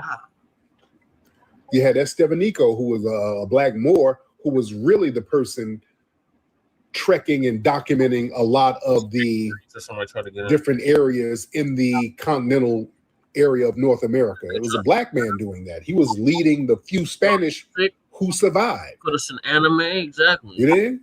They got left. When I say we're foundational, I mean just that. When you talk about Columbus, hell, Columbus was using Moorish ships and had Moorish navigators. Excuse me. He had the Nino brothers. These were Moors. Come on now. If you want to talk real history. Thank you. Somebody said bless you. Thank you so much. Man. Yeah, we taught them sanitation. Man, some of the first irrigation systems were coming from foundational Black Americans in South Carolina. When they were cultivating rice over there, they were using certain plants and trees, hollowed trees, to separate the water and get the water running in certain areas. Those were foundational Black Americans out of the South Carolina area first doing that. Come on now. We better know our damn history. Man. Let me see. Y'all raise the hands, family. Let me get the family up in here. Let's get the family all up in here. Ladies and gentlemen, y'all raise the hands. We in here heavy. We are in here. Yeah, master stonemasons, all that stuff. Yes, we were. Right now it's 5 p.m. Friday over here in the Low Country. Real talk. Okay, let me just get random people. We'll get a couple more folks in here. What's up, Miss Ebony Dean, the lovely Ebony Dean in the building? What'd you say, Michael? Oh, so I'll catch you later. Pretty tired too. All right, Michael. Thank you for joining us. All right, thank you so much, Lady Che and Jesse. Yes, sir. Braze, do you want to hop up here? I dropped the link for you. What's up, Miss Ebony Dean? Miss Ebony Dean, are you in here? Did you hit the button by mistake, beloved? She might have hit the button by mistake. All right, let me see. Let's get a couple of more people in the building. Miss Ebony? Miss Ebony, did you hit the button by mistake? Okay, I think Ebony might have hit the button by mistake. I'll get it back. All right. Let me see. All right, ladies and gentlemen. She might have dozed off. Okay. All right. Let's get those hands up. Let's get a couple of more good calls in here. Get the hands up. One more good call. One more good call, ladies and gentlemen, because I'm about to go get me some tempura and some fried rice somewhere. We've been eating good out here. Regular Black. Let's get Regular Black in here. I think that's his name. Let's get Regular Black in here. Let me see where we at. Let me look in the request queue. All right, hold on. Let me see. What up, Jesse? And what up, Lady Let me J? see real history. Hold on. There's a lot of folks in here. Can y'all hear me? History. Of course we can hear. I can hear you. You sound like you got an echo or something. Can y'all hear me? History. Yeah. Oh wait, hold on. We can hear. I That can might hear. have been my other. I had to turn off my phone. My phone was on. Goddamn hair everywhere. Breathe Oh, away. damn. What up, Lady Che? Where'd Jesse go? I know everybody just here to see Jesse. No, we here to see you too. I just so where Jesse at? Jesse went to go get his laundry. Oh, I just yeah, decided to take what's over. going on? Nothing, man. So I was combing out my hair, obviously. Just I see. Shabaka got ran up out of here when he heard we wasn't from Africa. I see he gave up real quick. He's like, fuck you. I mean, I don't know to be salacious. We've only been doing this for like 5 years. I mean, it's like you just being salacious at this point. I look crazy with this hair like this. This got that background. That's all right. I was combing it out. It was like the fro was like stupid long. You know what I mean? And I was gonna have to come on. I was like, you know what, man? Fuck this. What's up? What's going on? Let's try again. Get up in here. You know what I mean? And I was like, maybe it's the glasses. Because like, you know, this like actually look better. I was like, the fucking glasses for me or something. I was like, the hair. What the fuck is going on here? It's everywhere. And Michael, the Japanese in Japan ain't got to allocate for shit. They in Japan. It's the niggas over here that we've been checking. And most of them kind of get it, you know? Mm-hmm. They kind of get it. From the ones I listen to over here, they realize that they got a form of reparations after the shit that went down in the 40s during World War II. Huh? Weird. Hi. So shout out to 22 little eyeballs. I see you. Don't be weird. Say hi. Like and subscribe. Yeah, come in. Don't be just always in the bushes. Birthday, man. Come in and say what's good. Weirdos, just come say hi. No. You know? You might get a little clowned a little bit, but it's what we do over here. Yeah. We not tethered, so we don't bite. Yeah, you just get a little clown on a little bit, you know. It's whatever. We're not gonna mistaken you for bush meat. Right. And I don't understand why. I was watching Brother Chase the other day on one of his episodes, and I was like, man, what he was saying was so fucking right. He's like, we were conditioned to clowning and talking shit to each other, like conditioned, so we didn't have to be so goddamn emotional when we got older. And everybody's in their emotions and shit. I'm like, Jesus. Yeah, that's what saved us. That's what kept us alive, was playing the dozens. The dozens was able to keep us from not losing our mind when we was around these damn undesirables, calling us all types of goddamn, when they would chimp out and do all types of stuff to us, we had to maintain our composure. The audacity of him saying that to us. I'm like, you're the motherfuckers that look like fucking goddamn monkeys. Yeah, exactly. It sure as hell ain't us. Contrary to popular belief, it is not us. Yeah, monkeys don't have brown or black skin. They have fucking white skin. Mm-hmm. All under that hair is white skin. I used to call my baby brother, right, when he was born. My baby brother was like all white. He was like, looked like, but he had the spikiest little black hair, right? All over his arms and face and his hair. right? he had a lot of hair. I didn't have no fucking hair, right? He was born with all this motherfucking spiky jet black hair, right? I was like, he looks like a little monkey. Oh, he's so cute. I mean, he did. He looked like a little baby chimpanzee, right? I was like, he's goddamn cute. And I was like, this is just what God wanted. I wanted a brother, and here I got one, right? He had the spikiest fucking hair. You ever see like a baby chimpanzee when they're born? They got spiky ass fucking hair. They got spiky little black hair. He was so adorable. Crazy. They had jet black fucking ebony ass hair. Definitely got different fathers. I was like, I definitely knew we had different fathers. Mm-hmm. What you been up to, Breezy? I was over there listening. I was listening to your show earlier. Yeah. I was chilling doing the Sunday gospel. Mm-hmm. Then I got off and did some laundry. Was doing some stuff out in the garden. I was listening. I was lurking in the back. Don't lurk. Come on up. Sometimes I had dropped that link too.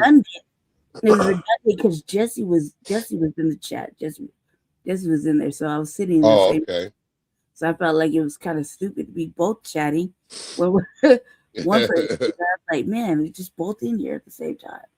As everywhere I go, it's like, fuck, here go Jesse. Man, let me bounce out. Here Jesse's over here now. Jesse's over there now. I'm like, God damn, man, I can't go nowhere. Yeah, they went over to church. Yeah, Jesse was over there at church. Over there too. Yep. I'm trying to listen to Black. I just screwed out. I was over there in TBA. I wasn't chatting. I was just listening because I was like, man, I feel like it's kind of a little late because y'all don't see me the chats often. Yeah. We're very, very sick. So hopefully everything gets better tomorrow. We'll see. Okay. I look crazy with these gambles. I look crazy right now. Jeez. Mm-hmm. Where the cat's at? Everywhere. Amaru's been protesting his ass off today. Every time I turn around, he's like, meow, meow, meow. I'm like, he pissed off at y'all. I was like, what's all the protests? Why are you so angry? What you upset about? I was like, all right, cuz, all right, that's a lot. Everybody's been in like a little protest mood, little aggravated mood. Said I have a black magic, and I was picking her up and touching her and shit, so she gets a little socialized. And she's looking at me. She put a paw on my face. I was like, "What's all this pressure? What you doing, man? What's all this pressure about?" Everybody's so upset. I'm like, I don't know what's going on, man. Cat's got the freest motherfucking life. You should be happy, laying around, sleeping. Nah, they gotta complain about something. Like fuck peeing, doing, making messes in the bathroom. Like what the fuck are you upset about? Knocking over shit, playing kitty keys. That's what Jesse calls it, kitty keys. On the laptop. Dude, the other day the cat started fucking Frontline Black music in the morning.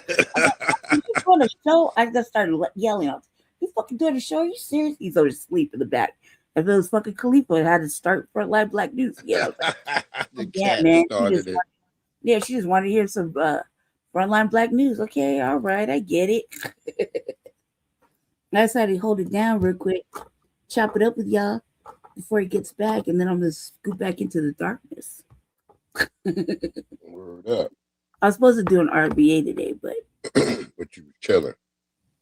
No, I just feel like he's covering everything, so yeah, there's like really nothing to cover. Don't worry about it. You still do your thing and you cover it from your perspective. See, even if somebody covers another story, you still go ahead and you tackle that same story and give it your own perspective. That's what you got to do. Put your ownness on it. I was like, I got a doctor's appointment, a serious one. I think I got an infection in my liver. Oh no! So I got to go get an ultrasound of my liver. Yeah, go do that shit. It feels like I got hit by a truck. Like, I had broken ribs before. I had a little fighting back then, and I had broken ribs like twice, and it feels like that. It really does. And then I did a whole panel, and they're like, "There's nothing wrong." I was like, I think you need to book this ultrasound because I got an infection. I'm like the main one. You can tell I got an infection. And I was like, I got an infection in my liver somewhere. I could feel it. And for no goddamn reason, like no reason at all. No reason. Yeah, what you gonna? Yeah. I heard you show. I was listening. I listened to you the last couple of days. Yeah. I just been busy on that type of shit, and then I did talk about the Mexicans back there laid in damn hammocks. Now the one Mexican lady I can say she at least is nice, and she get up and she get out the damn way. And I ran into her again the other day, and she's like, "Okay, so sorry, puppy." She's like, "Well, you see, I solo today. I know with that other guy." I'm like, "All right, you all right, you all right." I'm like, "You at least get up, so I don't have a problem." I say, as you understood, the first time I came across you, I thought it was weird, but I didn't call no ICE. I didn't call no police on you. I'll let you do what you do. Now, when you brought that other woman over here, and she got the nerve to start talking crazy, trying to tell me this ain't the streets, I was like, now that's where I had a problem with. He said, "No more problem, puppy. I be solo." I was like, "Oh yeah, you could be back here solo. Don't bring that other bitch back here.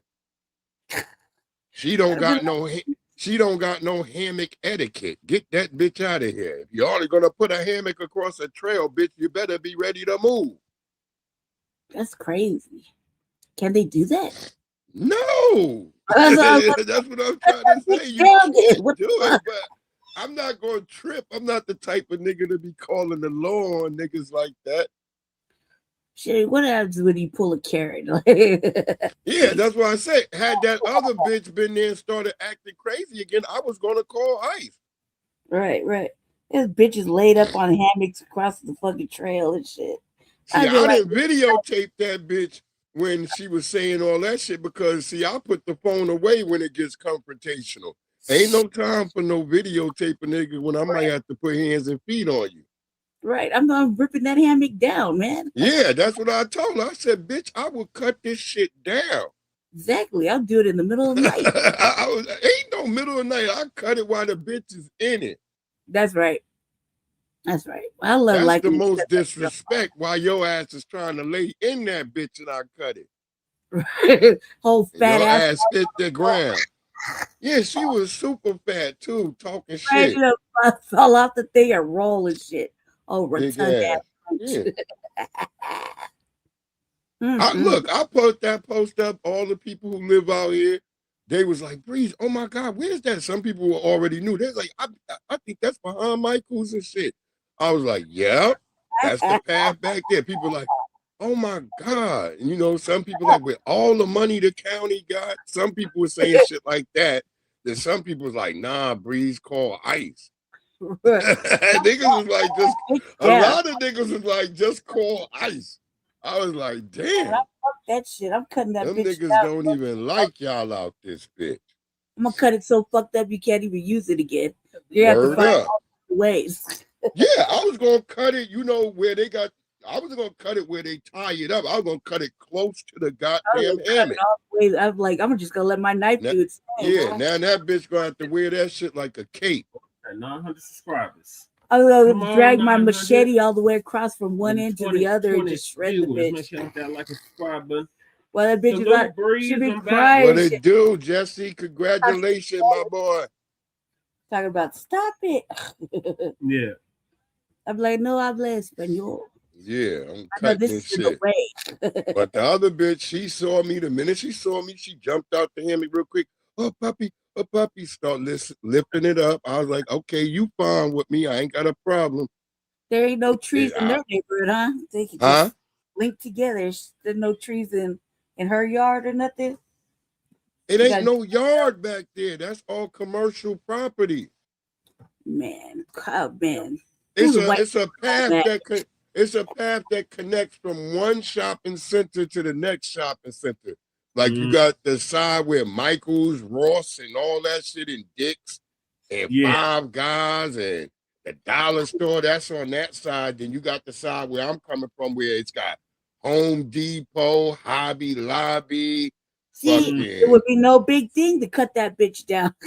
Yeah, Pizza Hut, all that shit over there, the DMV, all that's on my side. So where I'm coming from, so I cut through that part to come through the back side of Michael's. so I could come down and cross 15. Once I get across 15, I get back into the neighborhoods, back into the suburbs. So that's when I'm taking my scooter. So sometimes I'll take this path through the back of the store because it's easier. It's easier to get down to the road and cross. Once you cross the road, you know, you don't really gotta worry about shit. I gotta move around so that Jesse can sit over here and find out where. Okay. I don't know where does Tariq, did she video it? It's like because 15 is the road that runs from Virginia into Maryland. That runs into Frederick, Maryland. Okay. That should be like full of traffic. What is that highway? Y'all got 76 out there too. Yeah, well, that's over on the west side. Okay. But we got 15, you got Route 7, you got Route 1, you got 95 and 495. Yeah, 95 and 86, all of that's out here. Did they ever fix that Francis Scott Key Bridge? Nah, they still trying to fix that shit right now. But you know, they got that tether Westmore up in there, and he ain't doing nothing right. You got the mayor of Baltimore, this nigga, I think that nigga probably be smoking Ready Rock. Damn. You tell Booker, man. He on some Marion Barry shit. Yeah. Nah, Marion Barry was doing shit for niggas. He's not doing nothing. He just buying big ass Escalades and riding around. He like Tiffany, what's her name? The bitch from the Superman. Tiffany Henya. Yeah, he like her. Oh man. A male version of her. Damn. Okay. Yeah. So shout out to Cameron. Yeah, Cameron keeping it 100. Niggas is mad at Cameron. Now all of a sudden you see dumb niggas come out. Well, fuck Cameron. He paying a maniac. No, he ain't. He's FBA. FBA, goddammit. Lord. Motherfuckers, see, when you say something now you got to either become half of a tether or either you a full tether because you standing on business. Man, these people will try any goddamn thing. It's an action word. Yeah, well, they turned it into a goddamn description now because it's just so goddamn much that they doing. We just like, nigga, use a tether. Right. we don't got time to separate them niggas no more. Keep explaining to them. Yeah, we done explained to you, nigga, what tethering is. And y'all keep doing it. So now y'all niggas are becoming descriptive. You're becoming the damn stereotype. Yep. Scheming and scamming. Yeah. That's why I said, when you look at Young Miami, who she is hanging with, she hanging over there with a bunch of tethers. Yep. That's why she making a scamming song. Spin that. Oh, Lord. The worst shit ever, man. The worst shit ever. That's why I saw people getting mad talking about, man, all the white people using that song now. Let them have it. Right. What is wrong with y'all niggas? Sometimes you just got to be like, all right, yeah, you let them have it. Let them keep it. Let it destroy their community. Right. Just like is black people upset that our brother Ryan Coogler chose this British African nigga to play the next Black Panther. And I'm like, it doesn't really matter to me because ain't the Black Panther character supposed to be African? Yep. So let Ryan do the right thing that they won't do for us. Keep picking these British people for our characters. That's what we got to get off. Yeah. Stop letting them pick a damn Haitian to play the richest young black girl in goddamn America. Stop letting them get Africans to make a poorly put together Martin Luther King biopic. We don't want that shit. Right. Cynthia Erivo.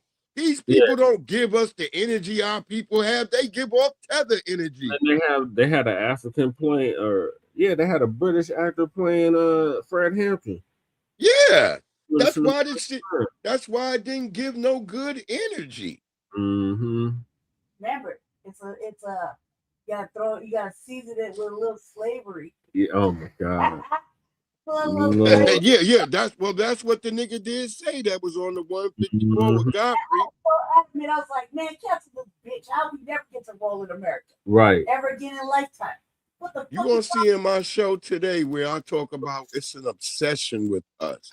Yeah. How they're obsessed. How this show is supposed to be called 154 Africa, one about 54 countries in Africa, but all y'all talk about is Black Americans. Yep.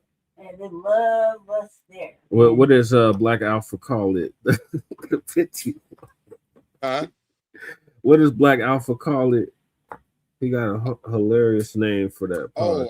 I forgot the name he got. Black Alpha always got a new name every week coming up with shit. Oh, the 5150 horror cast or something. Yeah. All right, let me finish up. Thank you for holding it down. We need Corey. We need Tariq to go back on Corey Holcomb. Corey kind of get it, but he don't got it all the way. So he needs Tariq to come in there and just, clean him up. Mm-hmm. Yeah, he getting there. He definitely getting there. Yeah, because he waking up. He realized this shit is real. Mm-hmm. This shit is not just some internet. I'm telling you, when I'm running across older foundational Black American brothers and sisters, I can see it in their eye. When they looking at me, they looking to confirm what we already know. Yeah, that's one of us. Yep. Motherfucker don't stare at you in your eyes like that. No. See, the Tether gonna look down. They know Tether's Tether gonna look down. Uh-huh. Mm-hmm. You give the Tether a universal head nod, they're gonna look the other way. They're gonna look the other way or look behind them. Like, what is this nigga nodding at me for? Black Americans, only FBA know how to do the universal nod. And I feel like this: if I'm Black and I'm giving you the universal nod, and that's because I recognize that you're FBA, and whether it's an elder man or a young man or whatever, either way, Black, you're foundationally Black. I know you're from the soil, right? I give you the universal nod. You don't give me one back. Your mama's a hoe. For sure. You know what I mean? Your cousin's a hoe. Your sister's a hoe, and you's a real hoe. Right. Because it should be known that when Black people look at each other and we give each other the universal nod, it's a sign of respect. When we hold our head down towards our elders, it's a sign of respect. You know what I mean? It's just a casual little nod down and a look up. It's a sign of respect that we see them. You know what I mean? We're right there. Yeah. We say we give a nod up to the youngsters. You know what I mean? And that's just that. But you don't return the motherfucking nod.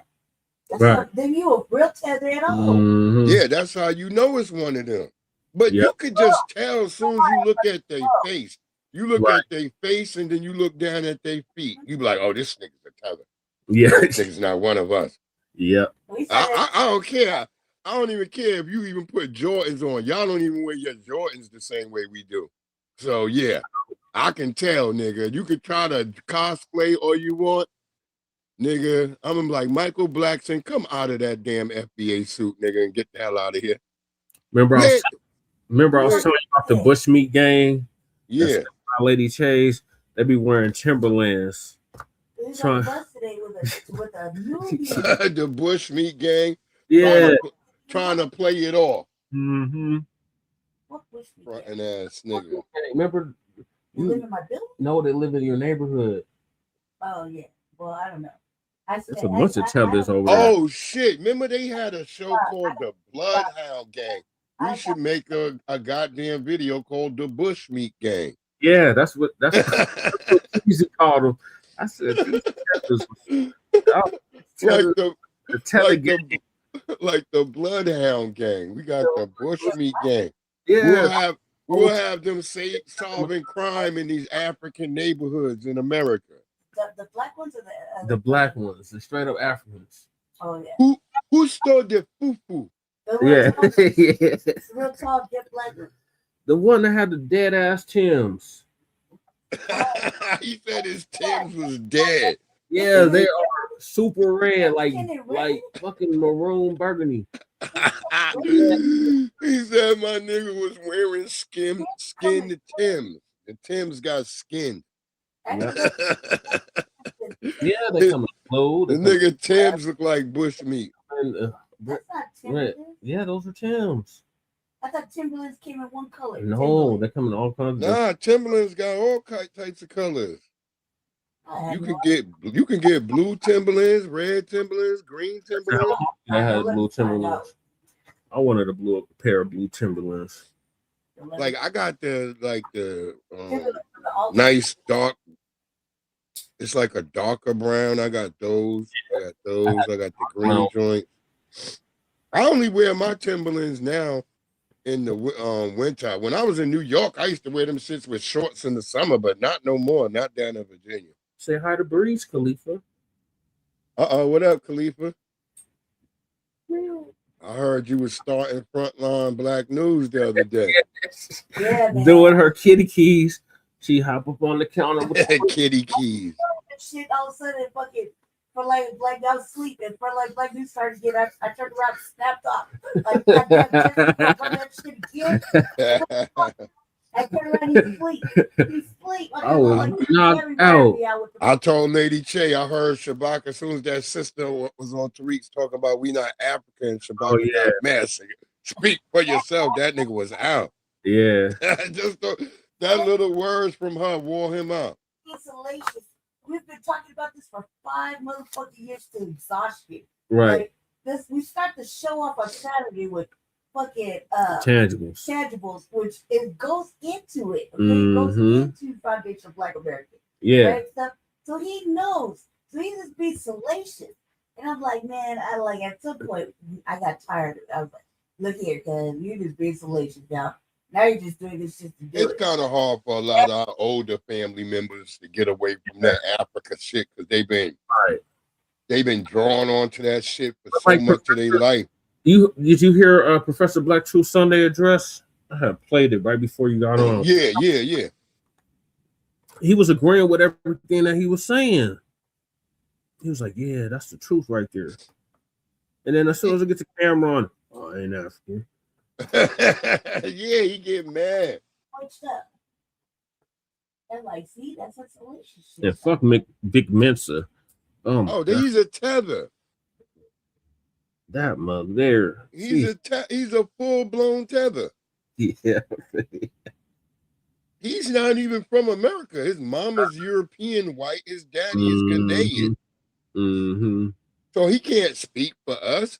And then I seen a nigga trying to tell me in the chat, well, he kind of looked like FBA. No, he don't. He looked like a goddamn mixed tether, like Obama. Right. They can't get rid of that tether nose. Right. Tether nose. Lord. That Gonzo nose. Yeah, that kind of wide, flat nose. Look at my nose, nigga. My nose is bigger, nigga. I breathe, nigga. They got that nose. That shit look like a vacuum cleaner. That shit look like a Kirby vacuum cleaner. I used to sell them. Not the Kirby. Yeah, I did too. Yeah, I used to sell Kirby's too. Vacuum, man. I did more demos and made more money through the demos. But I sold the fuck out of some Kirby vacuums. I remember Jam Latinos was trying to rob me for my Kirby. I had to put that shit on drive and get the fuck away. Those were some expensive ass. Hell yeah. You gotta sign all types of shit when you get in a Kirby. And them fucking parts are heavy too. Yeah. But it's worth it because when you see what a Kirby vacuum up, you be like, oh hell no. I need 2 of them shits. Bed, dude. That's like fuck the soul out the bed. Yeah. Word up. Dust mite, skin mite. Oh yeah, when we would do that shit on people's beds, oh them niggas were freaked out. Them niggas like, give me one of them. They're like, I just bought this bed too. I'm like, yeah, nigga, them niggas already in there. I'll get Kirby vacuum. I'll totally buy me one. I got like one patch of carpet. Yeah. Yeah. I sold I sold my parents one. I got a Lady Chair vacuum. It's a Bristol though. I was like, dude, they're so great. Well, because you could use, they had so many attachments. I like the Dysons. No, Kirby dude will suck the soul out your carpet. Oh yeah, it will. Yeah. Every skin. Yeah, that's what I got. I got a Kirby. Man, I haven't seen one in so long. I bought mine when I worked for the nigga, but then this nigga started trying not to give niggas they checks and shit. I was like, nigga. Man. And it's always a nigga named Mr. Brown. You like, Mr. Brown, where's my motherfucking money at, nigga? Yeah. So you are a commission too? Yep. I was like, yep. Mm-hmm. Man, I was like, man, I would fucking run off with this motherfucking back. It's heavy as fuck. Right. Word up. I sold one to Martin. I told people before Martin had that episode out here in DC. I was at his house that day that episode happened. I was at his house. Me and my man, we was showing him the goddamn Kirby, and he said some funny shit to us before he left. He said, that motherfucker better be worth everything I hear people say it is. And y'all better be gone before I get back. I was like, God damn, this nigga tripping. Right. I thought Martin was nice. No, that nigga was mean. Yeah. That nigga was mean. I believe it. And then these old black people had ordered a Kirby. Then we got over there. Next thing I know it, the bitch is walking around in goddamn lace, and she got these little shoes on with like fur on the top and shit. And there she's like, she got a little martini drink. Yeah, I want a drink, baby. And she's smoking some long ass cigarette, and she's got on her lingerie in front of her. And we like, yo, what the hell is going on here? She got this big ass 70s shag carpet. Yeah, she's probably smoking some Virginia Slims. Yeah, she was trying to get with niggas. She kept saying, y'all don't want to stay for. I'm making some smothered neck bones. I'm like, yo, we got to get the hell up out of here. This is down in Gaithersburg. We was in Gaithersburg. I'm like, this sister, she got something else on her mind other than that. She don't want us just to clean the carpet. She want us to clean her carpet. Hell no. Get the hell out of here. Hey, you all got to talk to a couple extra notes on that shit and buy it back if you want to stay. Heard up. When I would see an Indian nigga, we take the call and we get there and it's an Indian. I said, oh, hell no. This nigga just gonna try to get us to vacuum his whole house for free. Mm-hmm. That's what they do, them damn Indians. Yeah. Can you the vacuum over here? No, nigga, I done did 4 spots, nigga. You gonna buy this Kirby or not, nigga? Right. That's right. Right. That's exactly how I started talking to him. I'm like, no. And then they start doing that weird shit where they shaking their head and they got their right hand shaking. No, I think it's too much. Nigga, why you had me vacuum all your damn steps and all this shit?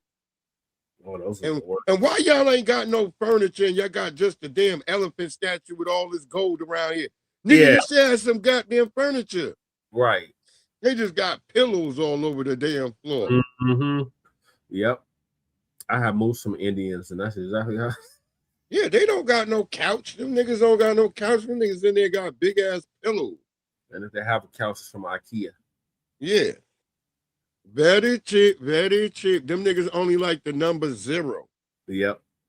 That's why they ain't put shit into their country. Nope. Then that's why their country is a damn hellhole. You see that video that Tariq posted? Yeah. That shit is a damn mess over there. Them motherfuckers was just swimming in that dirty ass that water. Yeah, it was trash everywhere in the water with them. I'm like, no wonder Christ rampant out there. Yeah, that they always got cholera. Them niggas stay with cholera and dysentery. They stay with all them type of diseases. You like cholera? Yeah. When I hear that, I only think of immigrants. When I hear that word, I'm like, cholera? Who got cholera? Right. I ain't never heard an FBA nigga with cholera. Right. I've always heard some immigrant with it. Just like TB. TB is something that Latinos have. Yep, tuberculosis. Mm-hmm. Just being honest, nigga. That's the facts. They brought all that shit over here. Tuberculosis, measles, all that shit. Zika virus, goddamn malaria. Yeah. All that shit got over here because of them, not just the mosquitoes. Right. Right. They raw all that. The mosquitoes eating their blood and then sharing that shit with us. Mm-hmm. Yeah, they motherfuckers fuck. They got some new African shit out here right now. I'm like, God, just get rid of the Africans. Right. We never had this until we had all these Africans. Yep. That's how I look at it. I'm being honest. We Yeah. didn't have none of these diseases around here till they start bringing all these people in. Mm-hmm. Fuck Obama. That nigga made it easy for niggas with AIDS to come in here. Yep. Fuck that nigga Obama. Yep. Right. All right, let me finish up to read. Go ahead. Let me see. Real True History. Hop on in, brother. Real True History. We got Sonny Bravo. I'm just gonna get random people in here. I'm trying to get y'all to raise your hands. Y'all not raising them hands like I need you to. You know what they got out here that's real good? They got at the 7-Eleven stores, they got like some kind of energy jelly. It comes in a pouch, but that shit, it has all types of vitamins in it. Well, you take that, boy, you be on 10. There's not even no caffeine in that in it. It's some natural shit. I don't know what's in it, but it has you on one. Probably some You be up and at them. You be energized. The Japanese be all about that shit. It is heavy. Yeah, they love some ginseng. Let me see. Regular black. Sandy Bravo. What's up, Sandy Bravo? Hey, what's going on, man? Big long time supporters. Dope to speak to you. Yes, sir, man. How you doing, brother? Oh man, can't complain. You know, if I did, wouldn't nobody care. My man. You good? What's going on with you? Yeah, I just wanted to address the whole indigenous argument is really interesting to me, and I've been really studying it recently, reading up on it and whatnot, watching a lot of videos, documentaries.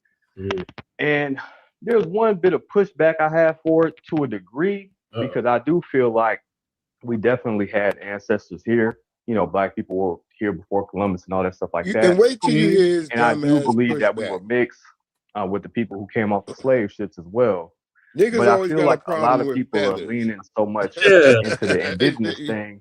Like I'm seeing like feathers all over profiles and all this stuff like See that. what I tell you? And to me, it starts to feel a little bit kind of like how when people go to Africa and they put all the dashikis on, they get all into that culture. It kind of feels like the other side of that in the other direction. And I feel Well, how like about we tell what you we this actually part, are nigga? today. They is didn't something have in the middle dashikis. We of that. created dashikis Right. over here. Yeah, because I don't do the feathers. I don't go around with it. Yeah, because again, those tribes were, wiped out. Many of those tribes and some of the people were just blended into Black society, just like the African tribes. I don't do the African tribe either. When people are like, you niggas are Igbo. No, we're not. We ain't no damn Igbo. The Igbos don't look at us as one of them. So we had a combination and a mixture of all of those things, and we became our own distinct ethnic group that's indigenous to the United States. That's the thing, because if we're going to use the term indigenous, technically, we are the indigenous population of the United States of America. Facts. You understand? By being foundational.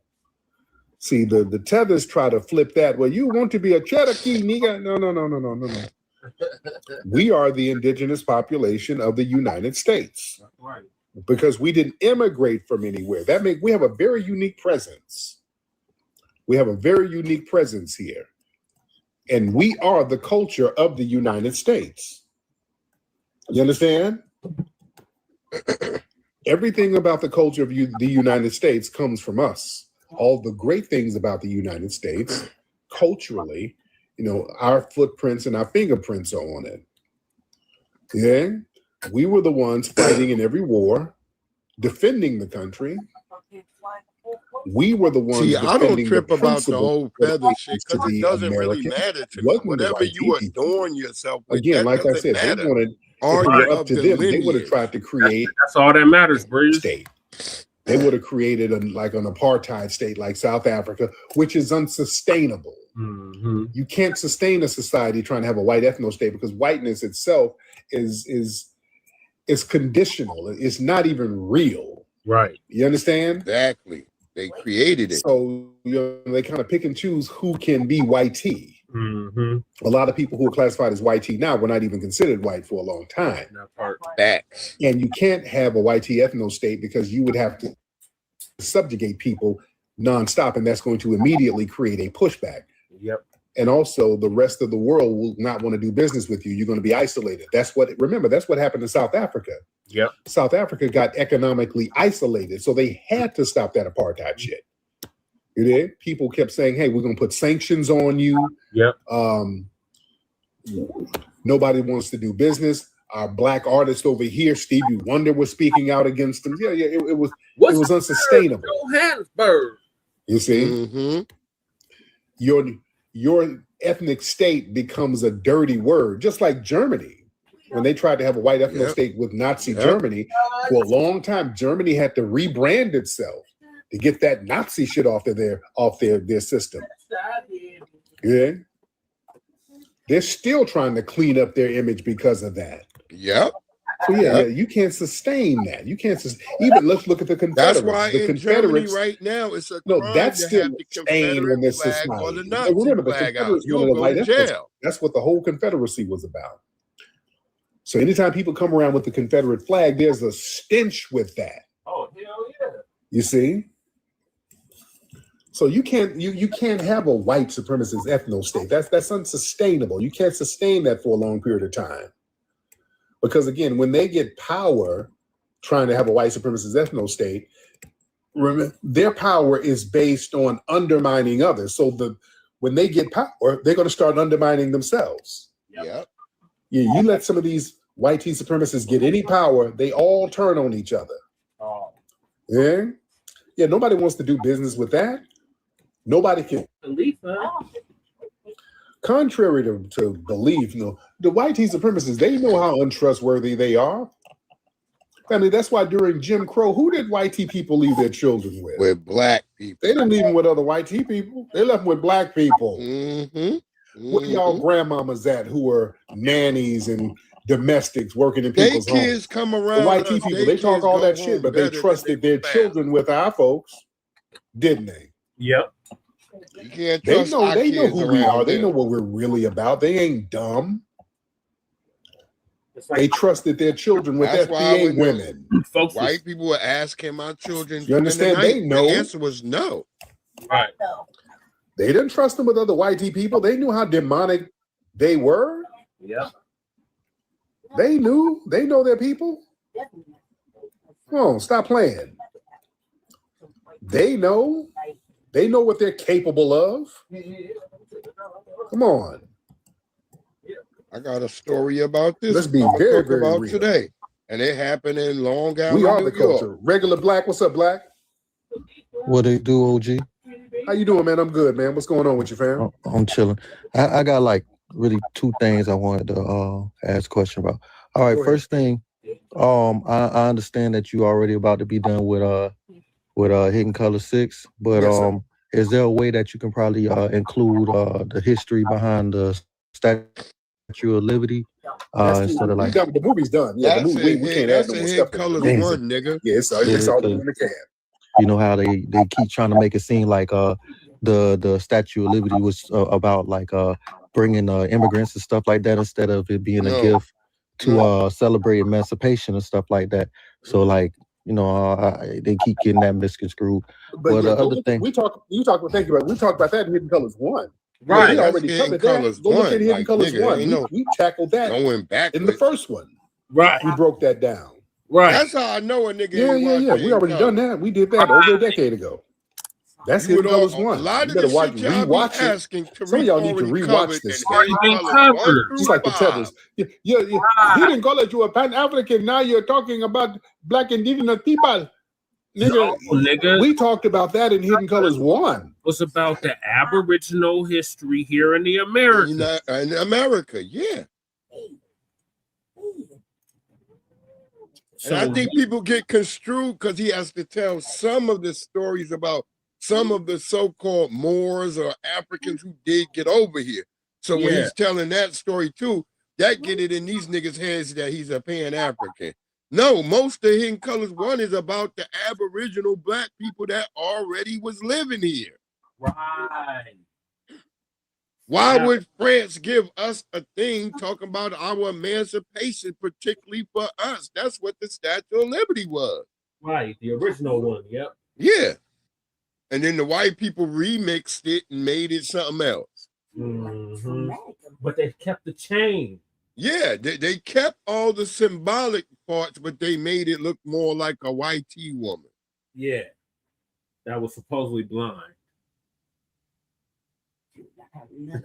They be full of shit. Right. Look at the title. We talk about Aboriginal people. In Hidden Colors 1, that's where everybody got the game from. Hidden Colors. We were the first people to tell you about Black Aboriginal people on this land. We've been saying that. Man. I think they put the boy down. Mr. Man. Oh, what's going on, Flex? What's happening? What's going on, brother? Oh, this was you got a lot of noise going on over there, but you all right? I was opening up the refrigerator, but interesting point that you made about, the unsustainability of practicing white supremacy. As I listen to this nigga voice for a third time, I'm like, yeah, this nigga makes some good got a ribs. stain on them, an extra stain for showing they behind outside their own country. Yes, sir. And that's going to be unsustainable, with them, holding that white supremacy flag up. Yeah, or this whatever. nigga got the best And biscuits. the world stage, especially right here, is putting Argentina on blast. There's an old but brother I'm going to on land my YouTube. plane He right got there, the buddy. same voice. You take care. God bless He be like, y'all. welcome in, my Thank black you, family, my Thank old you so school much, soul Mr. Man. food. Yeah. Mr. Man is country, ain't he? Yeah. That kind of voice. Hell yeah. That nigga made Man. potato salad, ribs. That brother sound like he lived down in the Delta of Mississippi.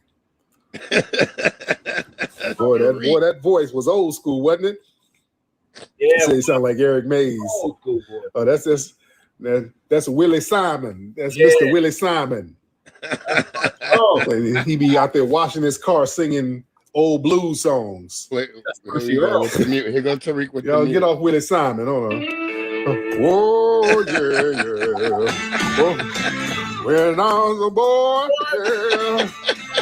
at the age of 5, I made a fish sandwich, y'all. I'm the greatest man alive. Oh my God. I was say, crying. I fell on the floor man. when he did this. Whoa, I'm a grown man. I like neck bones. I like that bean, yeah. That's what he sounds like. Oh, Lord, man. That brother had the soul. Oh, didn't he? my God. Man, This shout is out to why that I brother. love Shout out to us. Willie This is Simon. why I love us so much, Man. Well, I know that brother can barbecue the shit out of some ribs, boy. Hell yeah. We want some of them ribs. Man, I bet nigga. that brother. When they sound like that, boy, get some ribs and bring me a plate. I bet them bitches is scrumptious. Man. Lord. Anywho, ladies And the and funny gentlemen. shit was that it was a bunch Shout of out to dumb everybody in niggas here. in Let the me comments talking about Tariq, you go in here eat and see what pork. my kids are doing, This nigga ladies and Tariq eat gentlemen. pork. Because I'm out I'm here like, in Hawaii, nigga, ladies so and gentlemen. fucking what? Y'all go to hiddenhistorymuseum.com, make a contribution to the Hidden History Museum God. family. Also That go to was funny as hell. rootworkstyle.com. Get your Rootwork deodorant, rootworkstyle.com, ladies and gentlemen. But the fact All people right? always trying to tell What did I niggas say? I what say they I'm in can Hawaii. and I'm cannot Japan. eat. What did I say? I'm in Japan. Did I say Hawaii? Japan. I'm sorry. I'm in But Japan. why It you feels be like looking Hawaii like because Japan? it's hot as Because all shit them and it's raining. Asians in Hawaii, Japan. I don't know why I Japanese. said Hawaii. Japan, ladies and gentlemen. I'm about to go downstairs and get me an eel sushi roll or some shit. But anyway, I'm in Japan, ladies and gentlemen. Oh, that All eel right? be busting. I'm up out of here, man. Y'all, puppy akute lolabue to the family. Peace. Electric I made that shit before too. The grilled eel. Yeah. I've done that shit. Electric Room I forgot. My daughter was just asking about that the other day. That root work, boy. Yeah. Electric Room work. I'm looking at niggas at my job. Niggas got this shit all in their lockers now. Niggas got root work. Because niggas don't like stinking at work. That's the honest. Niggas don't like stinking.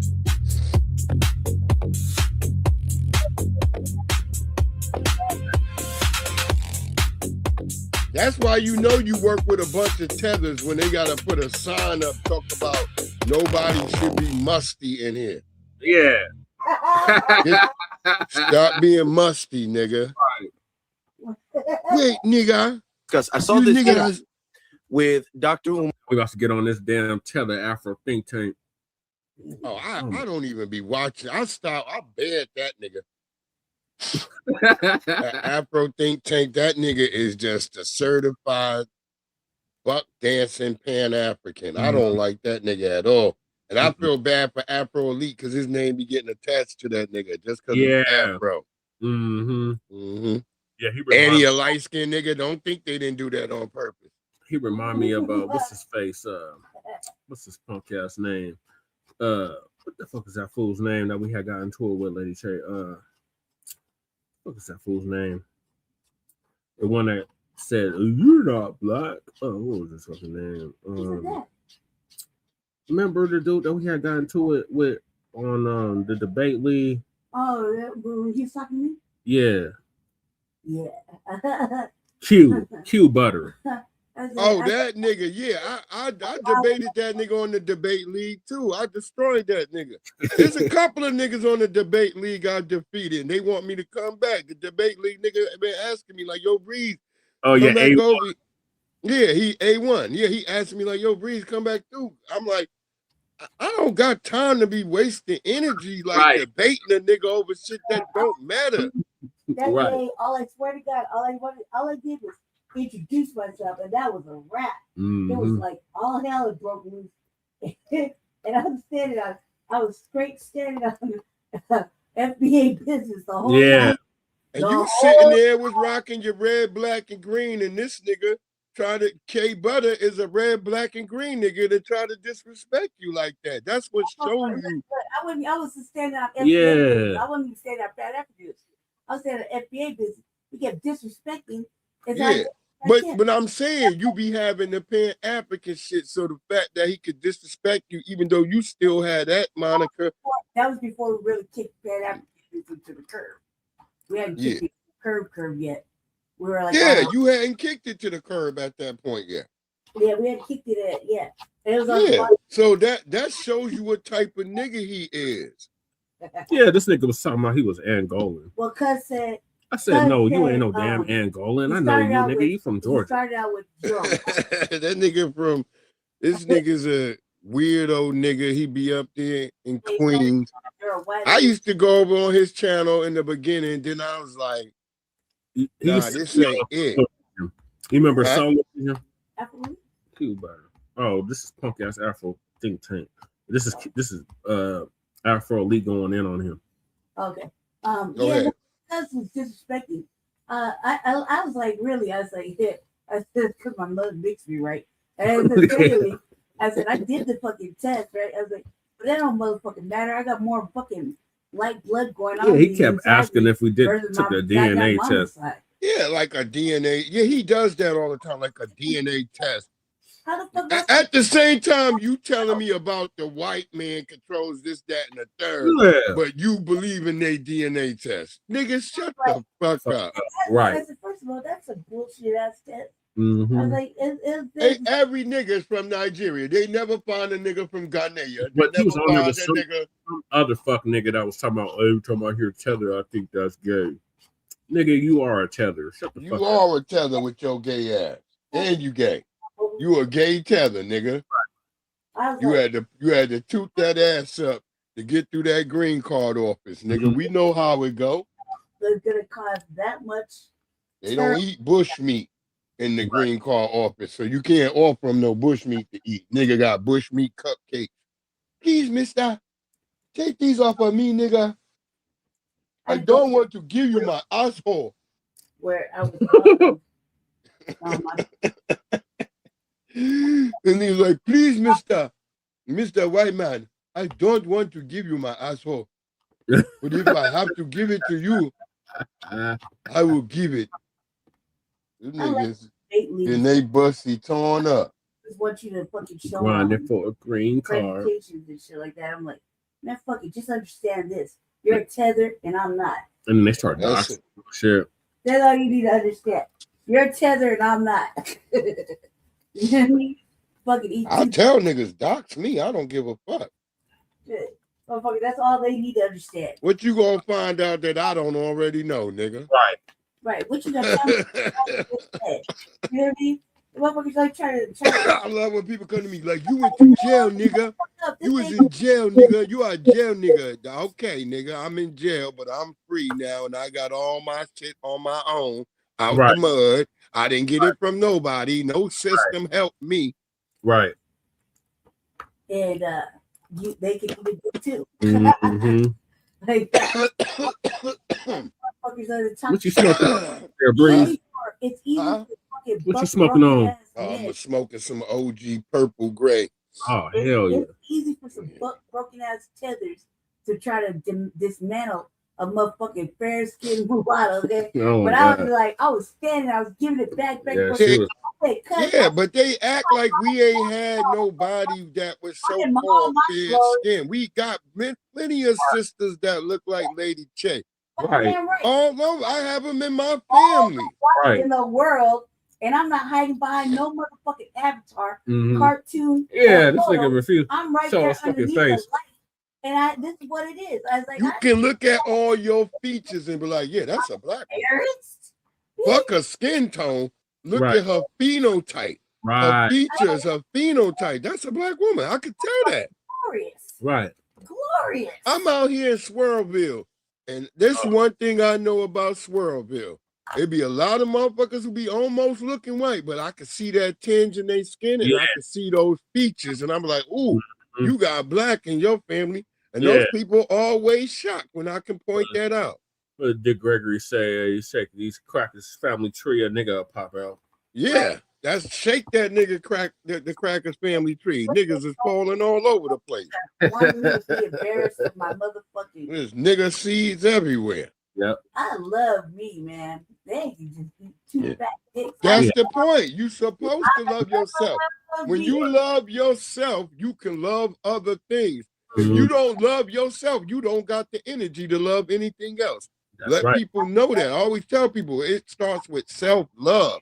You can't love something else if you don't love yourself. Right. I don't want to be anything. How can you identify love? Right. I love me. See, once you start loving yourself, then you can identify what it feels like to be loved because you know how you feel when you loving on yourself. And if somebody give you back that same type of love reciprocal, then you know that person loves you. Yep. Yep. Man, and they're trying to diminish me. I was like, look here, Tether. And that was right. He said, so I asked him a question or some shit. He answered to fucking Jamaican H and shit. I said, I know a tether. Yeah, he's a tether. Yeah, that nigga's a tether. But he was lying, talking about he was from Angola. He was lying all the way. I said, I don't give a fuck. Yeah, they always lying. I'm from Angola, nigga. No, you're not. Fucking buck You from Jamaica, nigga. Nigga don't want to go back to no Angola, even if they was, nigga. You know there's war over there in Angola right now. Fuck is y'all talking about? On back there, he's not built for that. Yeah. I was just trolling y'all. None of the Pan-Africans is ever built for that. And they always use that I was trolling. And they ain't never everywhere but in Africa. Right. Man, I give two fucks. I was like, we you hiding behind an avatar. They love Africa so goddamn much, but they never there.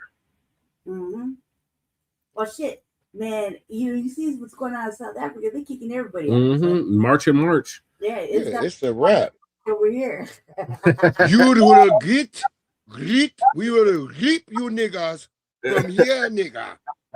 You are here. We will take you to lose everything, nigga. We would not let you no longer remain in South Africa, nigga. We're trying to roll them R's. Yeah. Oh, like about to be Got to go back to Nigeria. Nigga. Them niggas want them niggas up out of there. Yep. Go back to Act it up. Like, and y'all getting mad at us when them niggas over there showing y'all they not even together. Y'all on the same continent. Yeah. And niggas can't even fuck with the nigga 40 miles away.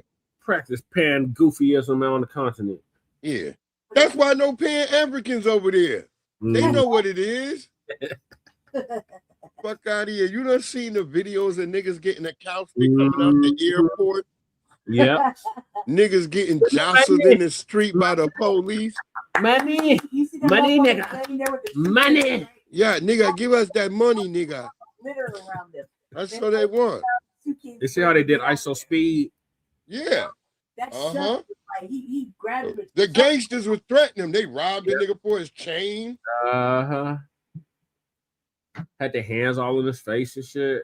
That's why he did what he did. They was threatening his ass. He went from he loved Africa to the end. He was like, God damn, I gotta get the hell out of Africa. Mm-hmm. Hey man, when he grabbed that motherfucker at the stage, he shoved the the World motherfucker Cup. around. He Yeah. took his seat, grabbed him, and shoved him off. Yeah. that shit was great. He was like, I'm him. I am him. Yeah. That's right, I'm fucking him. Yeah. I was like, you sure are. All right, let's get to the punk ass Afro thing. Go ahead. On this podcast, and he was talking about a couple of things, and he mentioned foundational Black Americans, and he mentioned where we're doing, what we're not doing, all of this stuff. Now, when we talk about foundational Black Americans, to everybody who's new here, let me be abundantly clear. That means Black Americans, okay? Foundational is just being more specific about the ethnic group of Black Americans. It's not a group within Black Americans, is not an ideology of Black Americans, is not even a movement of Black Americans, okay? Doesn't matter what you think, what you believe, what your political stances are. Right. If you are a part of the lineage, you are a part of the lineage. So that's just the name, a very specific and exclusive way to identify the lineage. Yeah, Absolutely not, FBA elite. Absolutely not. I'm an African American, not no FBA. I don't care Listen about to this what your nigga, political views Taylor. are. I don't care how you they don't feel. even got I don't care Africans what that your look Ball like Street you in receipts say. FBA is a xenophobic hate group fan club of Tariq Nasheed, and you're just a fan of Tariq Nasheed. This That's nigga what that is. beard don't I'm an African American. connect. It's We do always not niggas with label beards ourselves don't a connect. dumb hate group. Sorry. No. You're a delusional idiot. Might have to drop a dime on them. Sure. You know what I'm saying? Stop. I don't like that Yeah, shit. I don't like this shit. I don't like that shit.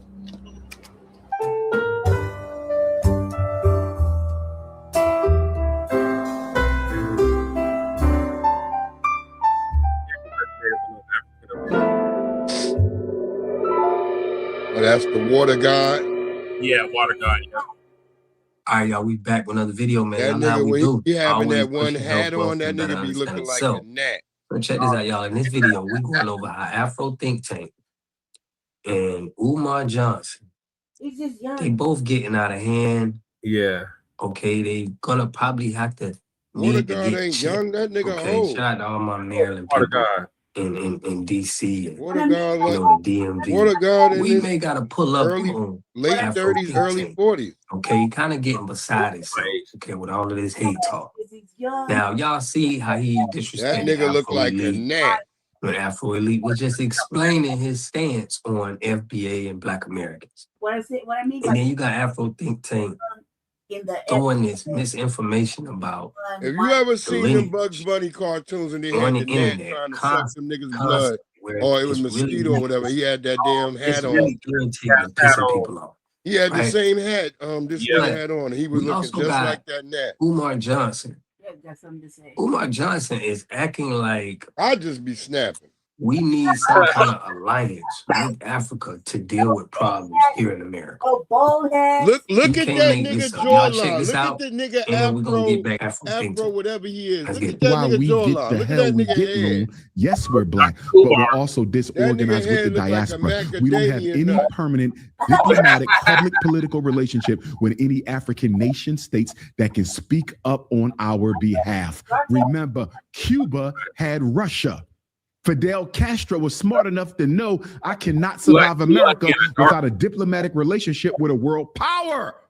Where's Black America's diplomatic relationship with an African power? What We don't is have you one. talking We about? foundational Black Americans. We American descendants of slaves. I don't even want to use the word African. I'm a foundational Black American. Yeah. And look what you got.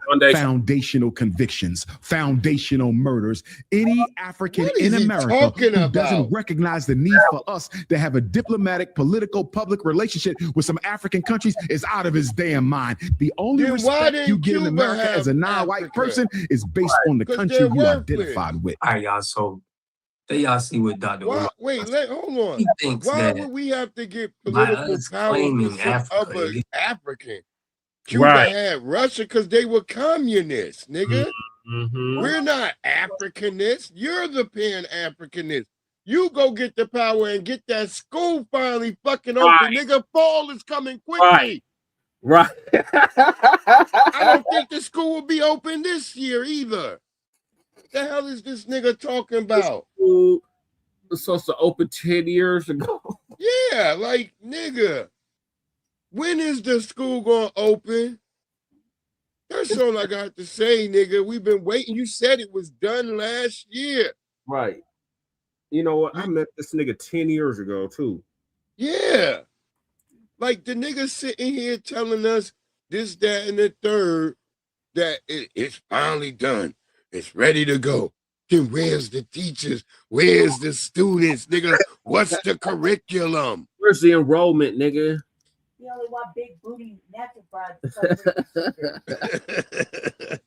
This nigga's fronting.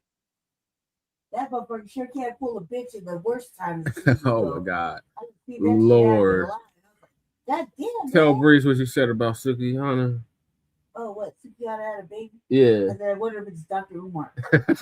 Yeah, probably a little Dr. Umar. Yeah. You know, he loved it. Big black green King Kong consciousness, baby. The baby coming out talking about King Kong consciousness. Right. Talking about when my school gonna be ready for me to go in. The baby don't cry like a regular baby with a baby like, wah.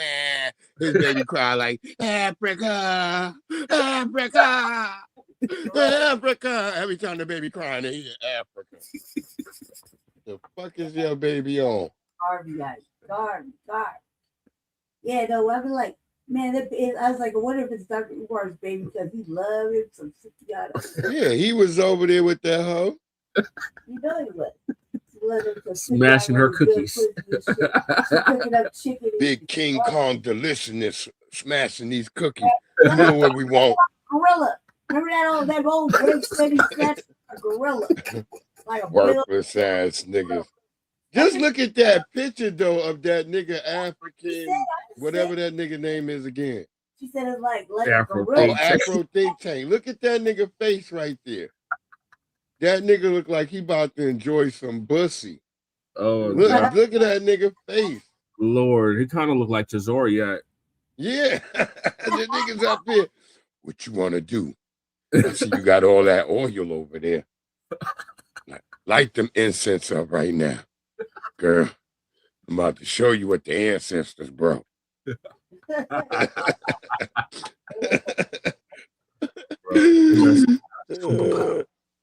Which we've been claiming it since 1988. Okay, the higher ups gave it. They wanted us to claim that. That wasn't something that was done by Black people. Okay, Jesse Jackson just pushed it. Other than that, that wasn't from.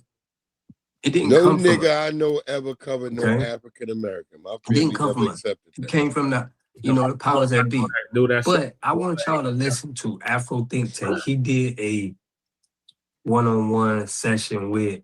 I think we do a disservice when we. And I've been saying on this. I think we should let them die on my channel a lot. I've been saying that. How is he pushing this hate group on FBA? But he's been in Africa. He's gonna explain you. He's gonna agree everything what O'Shea Duke Jackson is saying. That nigga is about how it is tribal and how they hate on each other over there with real violence. It makes no sense of why he's calling us a hate group, but he's not speaking on none of the division that's going on in Africa.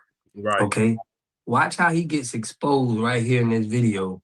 And I want to know what y'all think, man. Make sure y'all hit that subscribe button, hit that like button, and push on the algorithm. I really appreciate that. Yeah. Let's get it. Saying this, I get what you're saying because you're not you spit facts. There are a lot of things you're saying that I gotta concede, and I knew that coming into it because my situation is not always perfect. But you gotta create the right Africans to participate in Pan-Africanism. Mm-hmm. And what you're saying is, well, that Afro think tank or O'Shea, you should be held to a higher standard. Okay, I'll accept that. But then, what about them? Just because we have more money, our South Africa has more resources, that doesn't mean that the brothers and sisters in Malawi can't put forth effort. They gotta also try. A lot of times, the people that have the most get the most to blame, like South Africa and Black America. But even when Africans get rich, they get successful. You mean what about the issues then? So again, the divisions keep going. And the divisions that are there, we gotta discuss it. What somebody else's fault? Because what happens is, let's focus on the white man, focus on our power, sweep everything underneath the rug, and guess what? I could agree to never make a video again, and FBA could never make a video again. Those situations in Africa are going to continue, and wherever. Exactly. This is just what I was saying.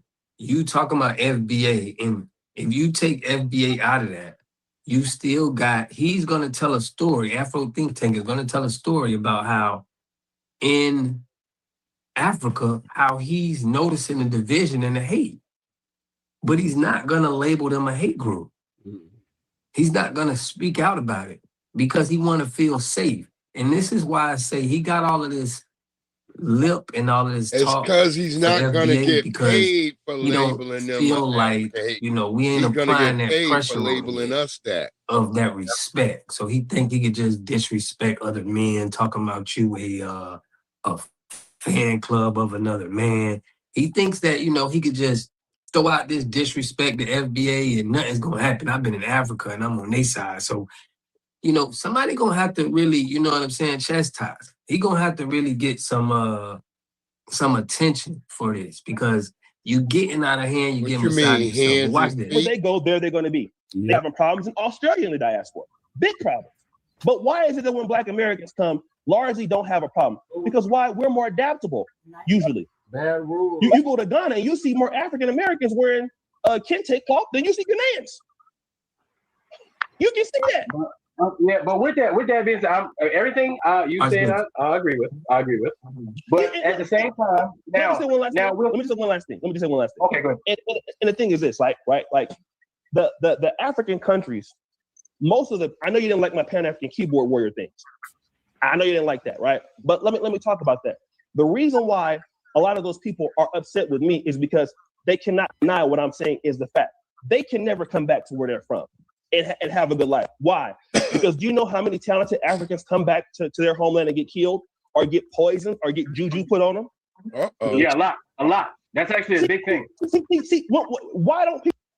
Why didn't we hear this from you then, Afro Think Tank? Exactly. That's a big thing. Why you ain't telling Black Americans this? Why you ain't DNC speaking about didn't this? pay me for that part. He knows about it. Yeah. He's telling you he knows about when Africans get money and they come back and they want to take them out. But they don't say nothing about hate. People bring that up in my content. I don't just talk about things from the Black American perspective. I see Africans come back from Sweden, and then this guy he got his legs cut off, got killed, his wife got killed right there in Entebbe. So when you want your talented Africans to come back, the Africans that have money don't even trust their own governments to come back. That's why they look to us. Because largely we're not going to have those issues. They don't care if we come in and really be successful. So that's what I'm really building it on. I talk as an insider. Go ahead. I'm sorry. So, like with all that being said, right? With what you said was correct, right? So we have to find a solution to that issue, right? So we African Americans, it's true, everything you say. Like when I go to Nigeria and I look at Nigeria and I see how Nigeria is and what they have, right? And I say, damn, if y'all really wanted to, y'all could take over. It don't seem like anybody really wants to because the Yoruba will not allow the Igbos to be in charge. And the whole reason why, but the Igbos happen to be the best business people in Nigeria. If you put an Igbo president in who already has the economic mind of making money, that person would probably do a pretty good job bringing the economy of Nigeria up to snuff. But because of the tribal issues, the Yoruba and the Hausa, the tribalism, refuses to allow an Igbo to become the president. Then you got the Muslims in the north that's more Muslim than they are African. Yeah. And they're like, everybody got to be Muslim, and it's Christians against Muslims. So he just brought up the tribal issues, the hate towards other tribes. Yeah. Okay? Nothing like what this online back and forth for what we're doing on, checking people who disrespect and talking about they built America, nothing like that. Real hate, real violence that's done to one another. But this is the first time he's speaking on that. But he got the nerve to call FBA a hate group. Listen to this. And it's only during political season because they actually get along in real life together. They all live together, right? And so I see the business opportunities and the political opportunities that Nigeria has, but the people themselves step in their way. And like the politicians step in their way. And the people themselves, right, they get in their own way by stopping their progress because they don't want to work with their brothers and sisters. That is a fact. The tribalism manifests itself in the fact that people don't work together to create institutions and chains and accountability measures in order to succeed, right?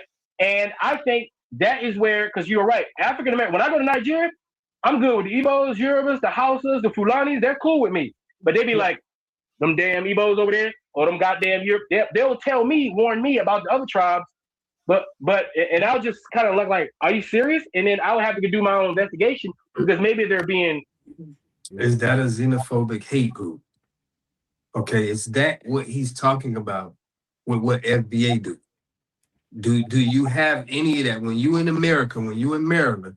Water God, you got Not niggas Maryland, over there folks, on your Discord right now saying some disrespectful shit about. Do you hear any hate that we be saying like that to any Jamaican, Haitian, African? You don't hear none of that.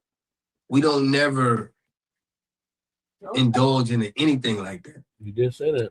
And he knows this, but he's gonna go out and call us the hate group. Extra, maybe they meant, they got a little bit of historical bias in there. There is a lot of historical bias in there, but there's one thing. Do you know how many Nigerians? I know how many Nigerians told me not to come to Nigeria? A lot. Oh, a lot of them. Yeah, Nigerians told me not to go too. They like, you going to Nigeria? Like, damn right. But I'm a different because I've been places in Nigeria. Nigeria is okay compared to some places I've been. I love Nigeria. It's great. Yeah. And the most trash talking I've ever heard about Nigeria has been from Nigerians, and the reason is what you stated is most of the well-to-do, because all the well-rich ones are here where I'm at, right? Because I went to school with them, like they had cars and house. They was driving Mercedes-Benz in house. You went to school with them? What? That the government is attacking them. What Nigerians was driving Mercedes-Benz in high school? Where did he go to school at? The issue with the government, right? Exactly. And they have they'll complain. But then you go to Nigeria, the Nigerian people in Nigeria are way different than the diaspora that come over here. And they will tell you that they're complete and total assholes. I know Nigerians who live here who got businesses in Africa who treat their people like shit, like slaves, like actual slaves. And it blows my mind. So they barely pay them. And they feeding him is enough. They're like, yeah, I gave you food. Look, you got to pay you late. Right? So there is an issue. There is an issue that African continent, some continental Africans don't want to talk about, is the fact that there's a classism and an ageism problem, that caste system that suppresses young Africans and disregards any of their opinions about anything when it comes to government and benefits. It's ran by a bunch of old, rich, ignorant, non-educated Africans who don't want none of their kids, their grandkids, or their great-grandkids to thrive. And they're blocking the progress of all of them. I think they said that it's closed. They closed it down. Yeah. But they don't want none of them to thrive, and that's a problem. And I see it, right? And like, for instance, like me as an African-American. What is he talking about? Me as an African-American, when I go to Nigeria and I see the business opportunity just in the farmland, You're not in Africa. All these Nigerians in the rural area, all of them are sitting on millions of dollar assets, and they don't know what to do with it. They got millions, like a poor person in Nigeria in a village is richer than a middle-class person in Africa. They just don't know how to benefit from their assets, right? And I'm sitting here, I be having conversations like, you know what you got here? Right? They got land with fruit trees and all the minerals and stuff right there. It's just a poor person who don't got who can't generate $100 See, a nigga like this don't understand nothing. Land that they own outright, paying Like, zero this tax is when on, you know a they can do nigga don't anything with. own nothing. And that's a common thing. But because there's no system to take advantage of the resources in order to guide these people into benefiting themselves, agriculture is not the number one thing in Nigeria when it should be, right? And so I think as African Americans who are good at systems, especially since we run the federal government, like we are the reason why American federal government was working so good until Donald Trump messed it up, right? I believe that if we believe African Americans that we are the leaders that we say we are, It right? was working Instead of so those of us well. who know better, What is he should talking use about? our talent to go over there and create systems. Like we should have, asset management companies. We should be getting it going to Africa and having customer service academies, because the customer service is non-existent right over there for the most part, right? Because everybody your cousin. When you sit down, everybody who feeding you is your auntie, your cousin, and you over there. You are a king in one of the. You know, they label him a king in one of the. You ain't doing nothing either. You're not doing nothing. It seems like you trying to get us over there. Yep. Instead of you handling the business, y'all over there. O'Shea Jackson is telling you that people are getting unalive for having money and coming back there. You can't make this stuff up. But he's steady beating around the bush and not being real on the tribalism that goes on the land. We gotta Black hear are this you? What it from do, him family? after O'Shea Duke Jackson exposes Pan-Africanism. Check it out. You're gonna wait till when the food done, or when they get around to you. And that is something that permeates throughout the Caribbean and regular Black America. You go down to the South, you're gonna wait. You go to that restaurant, you're gonna wait because you family and them. You sit at the chair, you wait, and your food gonna get there when it get there. And we kind of do that as a group, but that doesn't translate into business. And I know that's what you're talking about. They don't have there's mechanisms of accountability and management that Africans are missing, and because of that, the informal business economy is thriving to the point where it's taking advantage of people who cannot leverage any money that they earn to get ahead in life, right? But I believe we can assist them and those African diasporas who are also intelligent and want to go do that. We can assist them, but we got to create systems within these African countries, and we have to insulate ourselves. So we can't be, because a lot of us are naive. We go there, we want to kumbaya, we want to be up in there and all that stuff, and then we find out that the people we working with in Africa don't got the same mindset as us, and we can't get shit done, and we waste money, right? And then it's horror stories. Like just put a video up with the diaspora. They send money back, trying to do this, and their family members steal the money. Their family members, and then what their family members do, this is the trick. So if let's say a Nigerian goes to the UK or America, he's an engineer. He's making a ton of money. He may not go back to Africa for 10 years, but he's been sending thousands of dollars every month. And he's been hoping that his family was doing what he said he'd do with the money. And then they show up in 10 years, go on vacation for only 2 weeks because your America give you 2 weeks, right? That's all you get. The family member knows that when that family member flies to their country, that they can only stay because they got to go back to work. So whoever stole the money disappears. They will leave the village. They'll leave the country, because that means if you're first, second generation Nigerian, and you go and your cousin or your sister or your brother he just spending stole thousands the of your dollars, money and did showing nothing. off, So he just having a stole good the time, money buying his drinks, and just didn't do a doing damn whatever. thing. He found out you coming. He gonna go to another state. The entire time you're there, you'll never find him. You'll never be able to hold him accountable. And then when your ass got to go back to work, then he'll go back home because there's nothing you can do. But you're gonna yell him over the phone, right? And that is a problem. And I just made a video about that.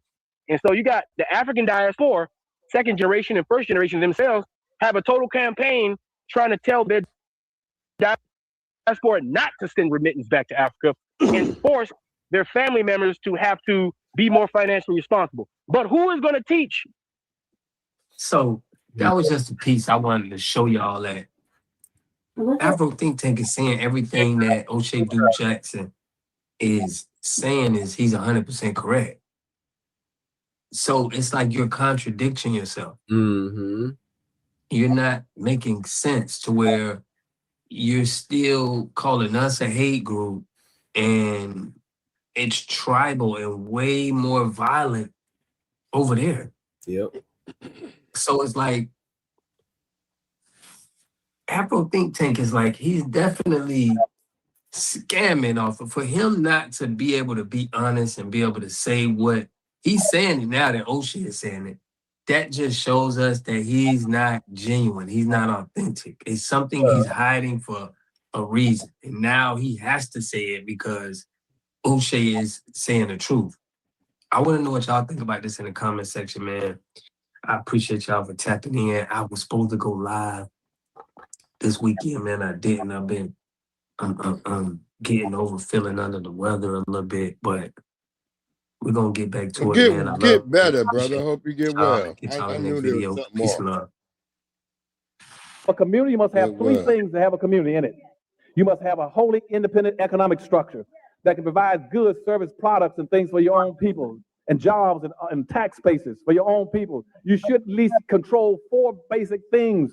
You should be trying to control water, food, medicine, and energy to be able to survive and compete. Here we got Mr. Pollock. He had a cornfield. He took advantage of a free water test from us, and this is what we found in this water. We found sulfur, we found hardness, and we solved these problems with an easy fix of 2 tanks. So get your free water test today. Stay blessed. Click the link below. All right, Breeze, what's your thoughts on punk-ass Afro think tank? As per usual, this big Milka Montezuma head nigga ain't making no sense. Just sitting around grifting. Yeah. Doing all the usual shit.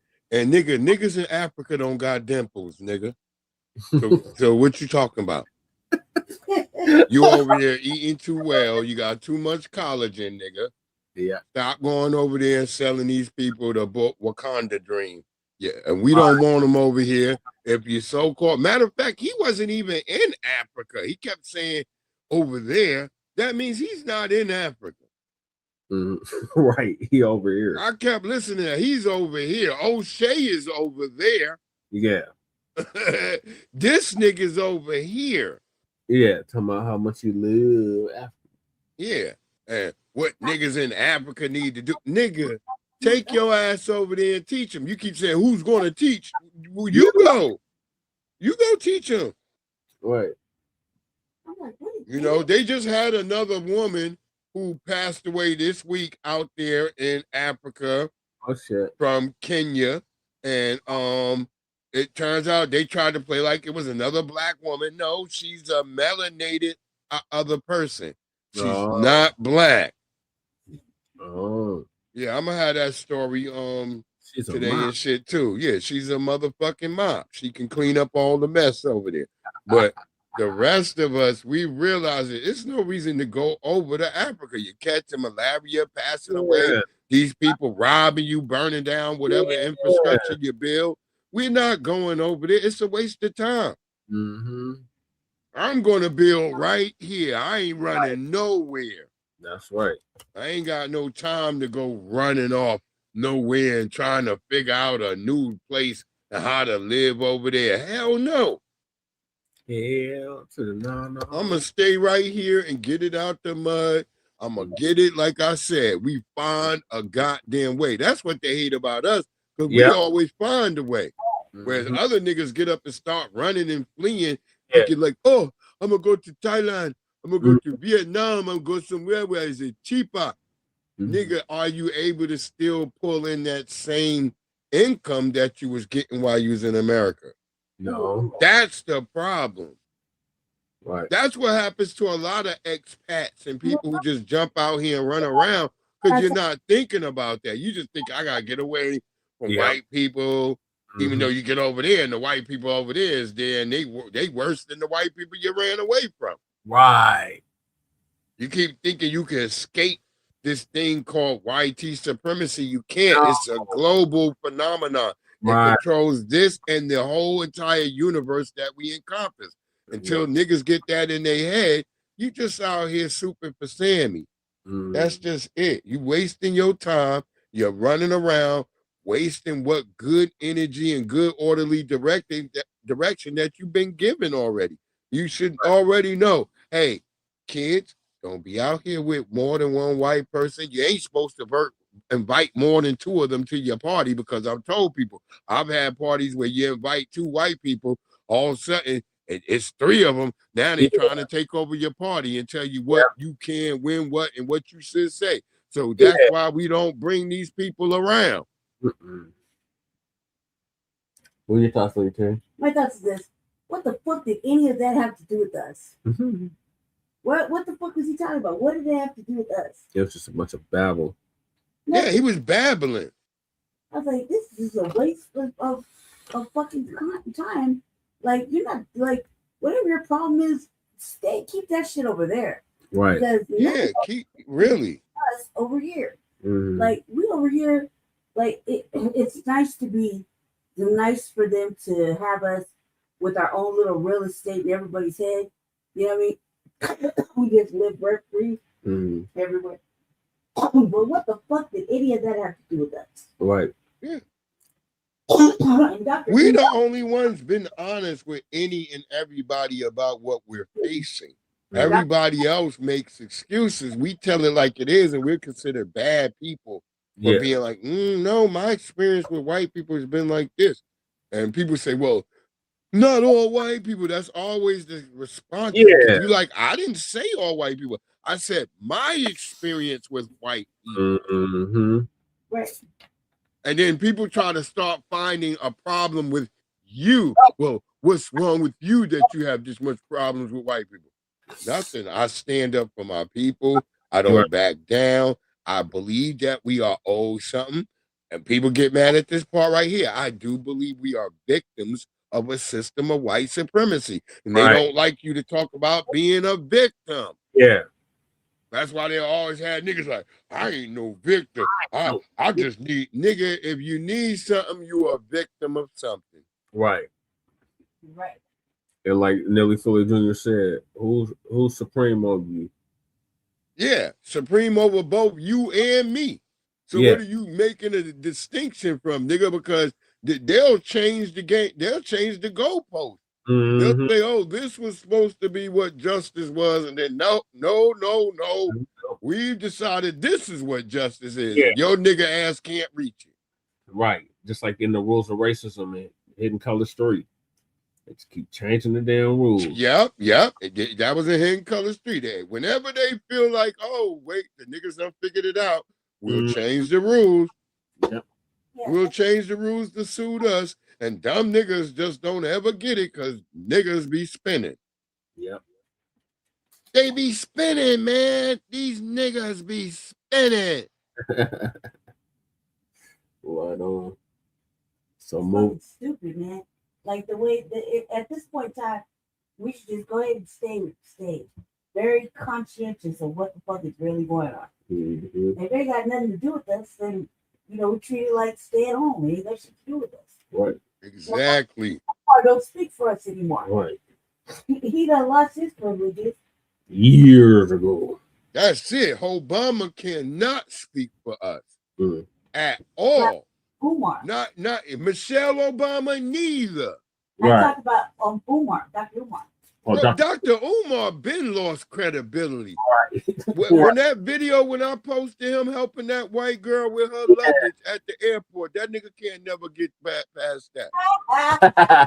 Right. It's a wrap, nigga. We saw you go snow bunny crazy. Yeah. Yeah. We knew there was a certain type of snow bunny that would get you, nigga. And they set your ass up, hook, line, and sinker, nigga. Yeah. You was carrying her luggage. Yep. Don't play like you wasn't, nigga. Right. Yeah. Yeah, the nigga was out here in the DMV carrying a white tee girl, bags and everything. We saw the nigga. I was looking right at him. I had the video. I was one of the first niggas to post the video. Yep. I was like, is this Dr. Umar? I'm like, nigga, I'm at Tyson's Corner Mall right now. I see Dr. Umar helping a white woman with her bag. And sure enough, it was him. Wow. Dr. Umfunde, Dr. Dutunde, do the Tunde, paying a pizza and eating nigga. Yeah. We know what you was out here doing. We saw you. You went all out for that Becky. And I'm not saying she wasn't a fine Becky, but nigga, they expire after 5 years. Right.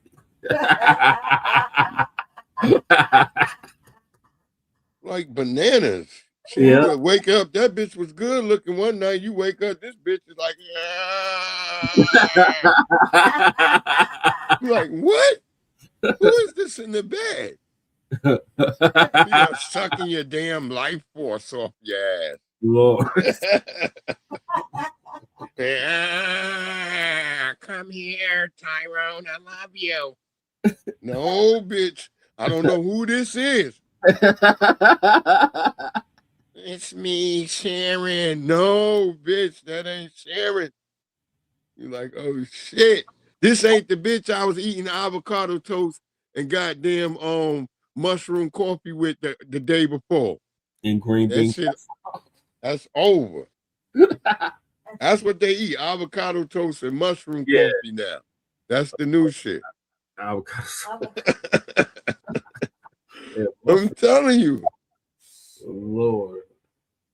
I was at the white bitch in my break room. I was like, what the hell is that? That bitch was like, oh, it's avocado toast and mushroom coffee. I was like, ugh. Oh, God. Just get me some ham and eggs, bitch. I'm all right. Right. I'm still, all you niggas who don't eat pork look worse than me. All of you, I'm looking at the niggas like, you don't eat pork? Oh, yeah, you might want to try some. You look terrible. Right. You need some collagen, nigga. Right. You need some collagen. You need some pork rinds and gravy. Yeah, grits and gravy, nigga. Pork rinds, some grits, and some motherfucking gravy. Yeah. Y'all niggas don't look healthy no more.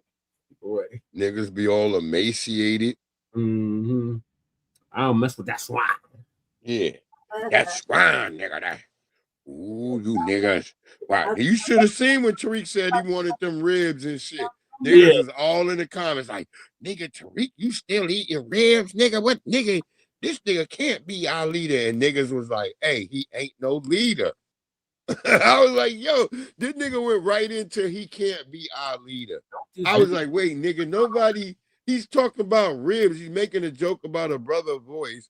And he's talking about ribs. And you go into talking about a leader.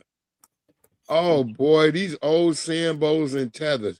I can tell y'all niggas a mile away. I'd be like, look, that's a Sambo. Look at that nigga's shoes. This nigga got on the FUBU special. With the Buster Browns.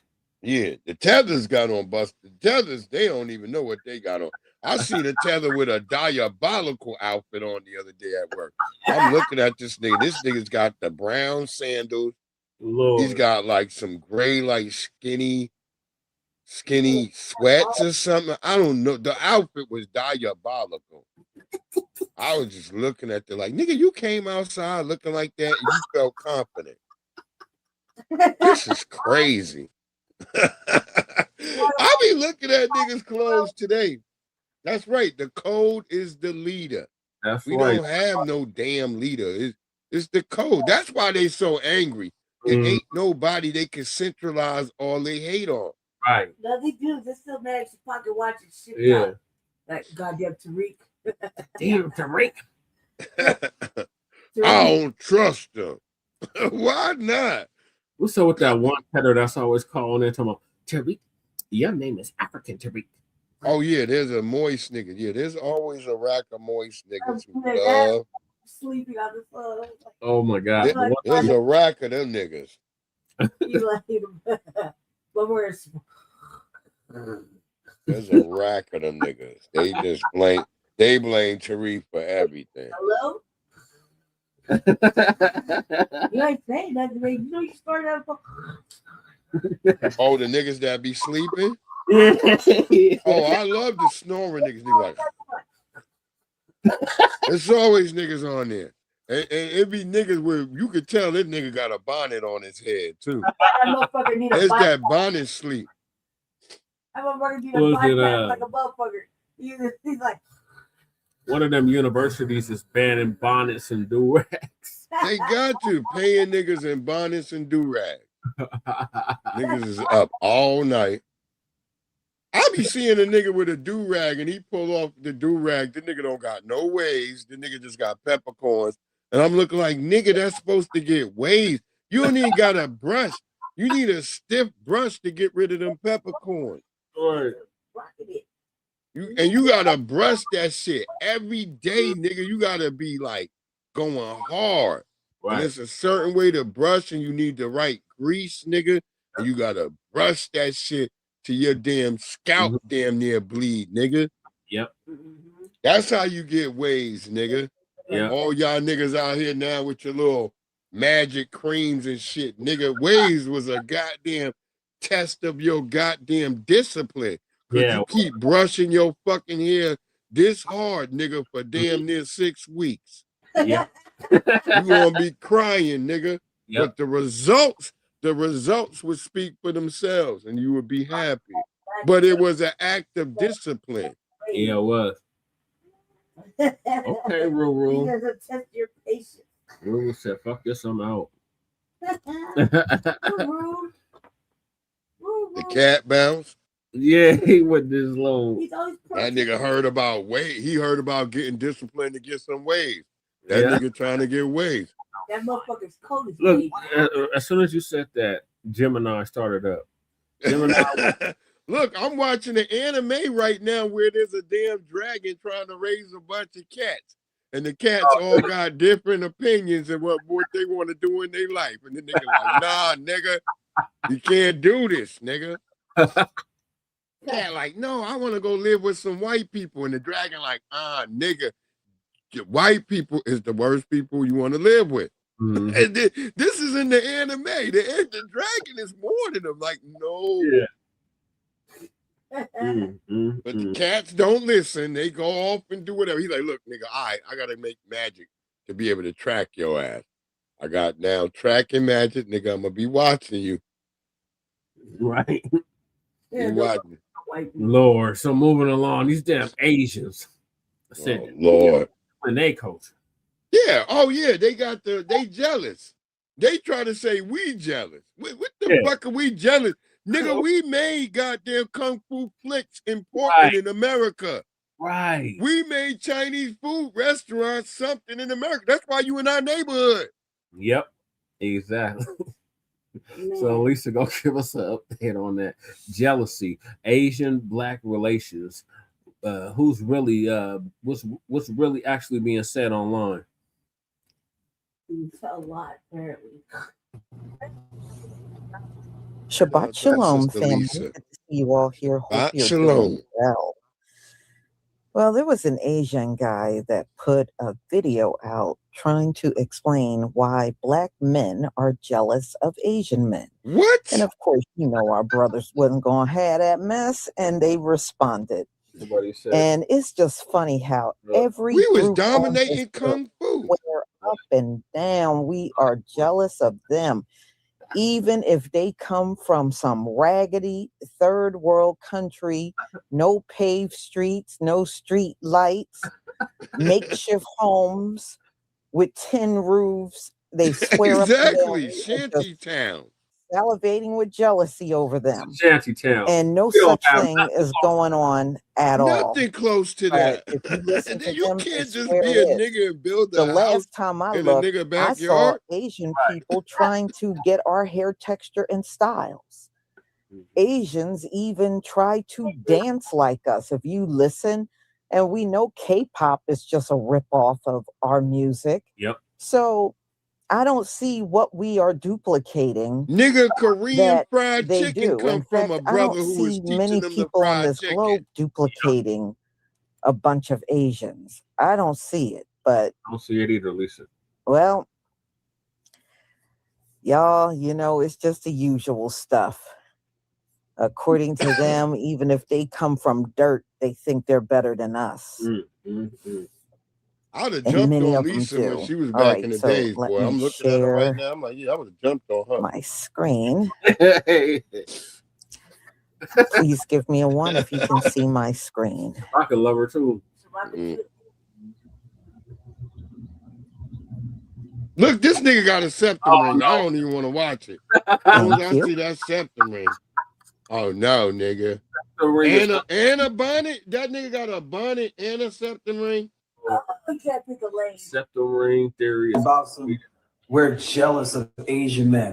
What? Black dudes want to fucking be Asian dudes. And let me this explain nigga why. look like Fu Manchu. Yeah. Getting their hair done like ours. Yeah, where are we doing stuff like Asians? Where is the niggas wearing Shaolin monk outfits? Right. Yeah. There was one nigga I knew in high school in the history of black humanity. This has never been true. Talking about some. We're jealous of Asian men. He thought he What? could wear a Black goddamn dudes kung wanna fu fucking be outfit, and that Asian nigga dudes. got And let me chased explain out of why. school. Sir, we don't need you to explain. I can assure you that has never been true. Not in the first century, third century, or now. I'm glad I was able to clear that up. You can remove that from your list of worry. It'll never come up again. Bro, if black people would act the same way as Chinese people do, they would be so much more powerful, so much more rich. There are so many black people in the world. There are so many, especially African Americans, bro. The thing is, they are not bonding. They're fighting each other. If they will be as united as Chinese people, bro, they will be powerful as fuck. But they're divided. But they could be powerful. But they don't have this unity. They don't have this gene which makes them connected. Or maybe This it's nigga must which ain't keeps them been divided. seeing my videos. I got videos of Chinese fighting all the time. Right. Michael said, I just had the video Why with the would Chinese we woman want to fighting the woman in the duplicate wheelchair. Asians? Yeah. I've been thinking about they both this were now Chinese. since last night when I came across this. Why on earth would our people need to duplicate what Asians do? And according to him, we would be so much further. You would want Are you small kidding penis. me? It ain't even getting you further. You can't even get us to walk in your stores anymore. So if you had it like that, wouldn't we still be shopping with you? Somebody, am I in some bad nightmare or something? Bitch, you in the Twilight Zone. People have lost their damn minds.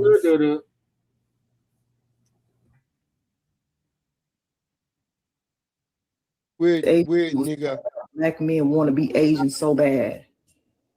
I just want to know who the hell told him that shit, because I ain't never in my life right, ever heard a black man say that he want to be an Asian dude. Right. To be You honest, ain't fuck never all that. heard that. I don't know black men want to be an Asian man. Right. What? I don't even think that he even believes that shit Even with himself. all those Jackie What's Chan crazy movies. is that he's sitting up here saying all this shit while saying the N-word. If anything, Asians are trying to be black. Right.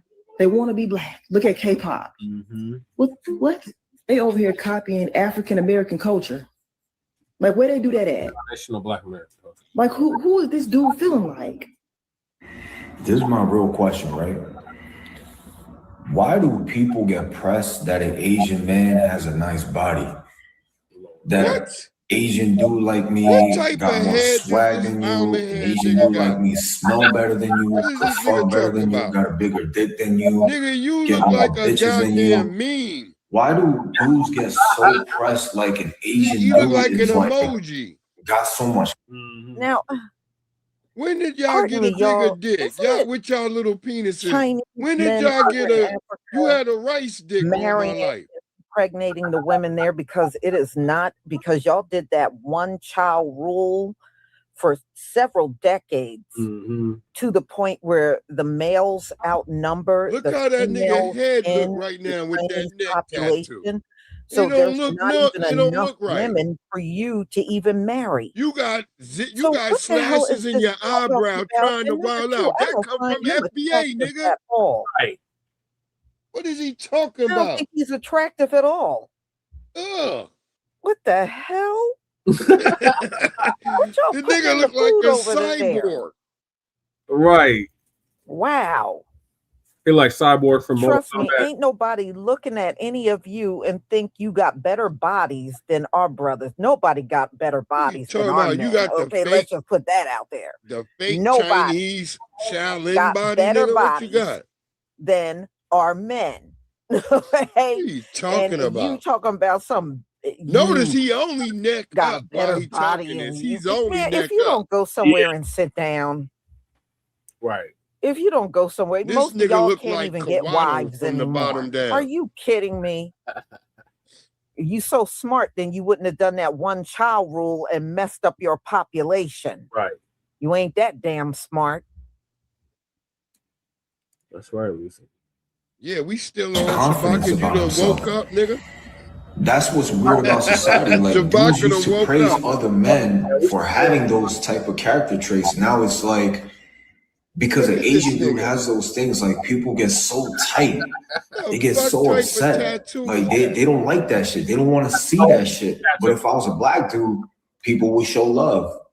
If I was a white dude, people will show love. If I was a Spanish dude, people will show hella love. Lord. You get what I'm saying? But because I'm an Asian dude, people get hella tight and pressed, love. and they don't like that shit. They don't like it when an Asian dude, Nigga, your hat is too only small pulling up on that head. and confident. Like they don't like that shit.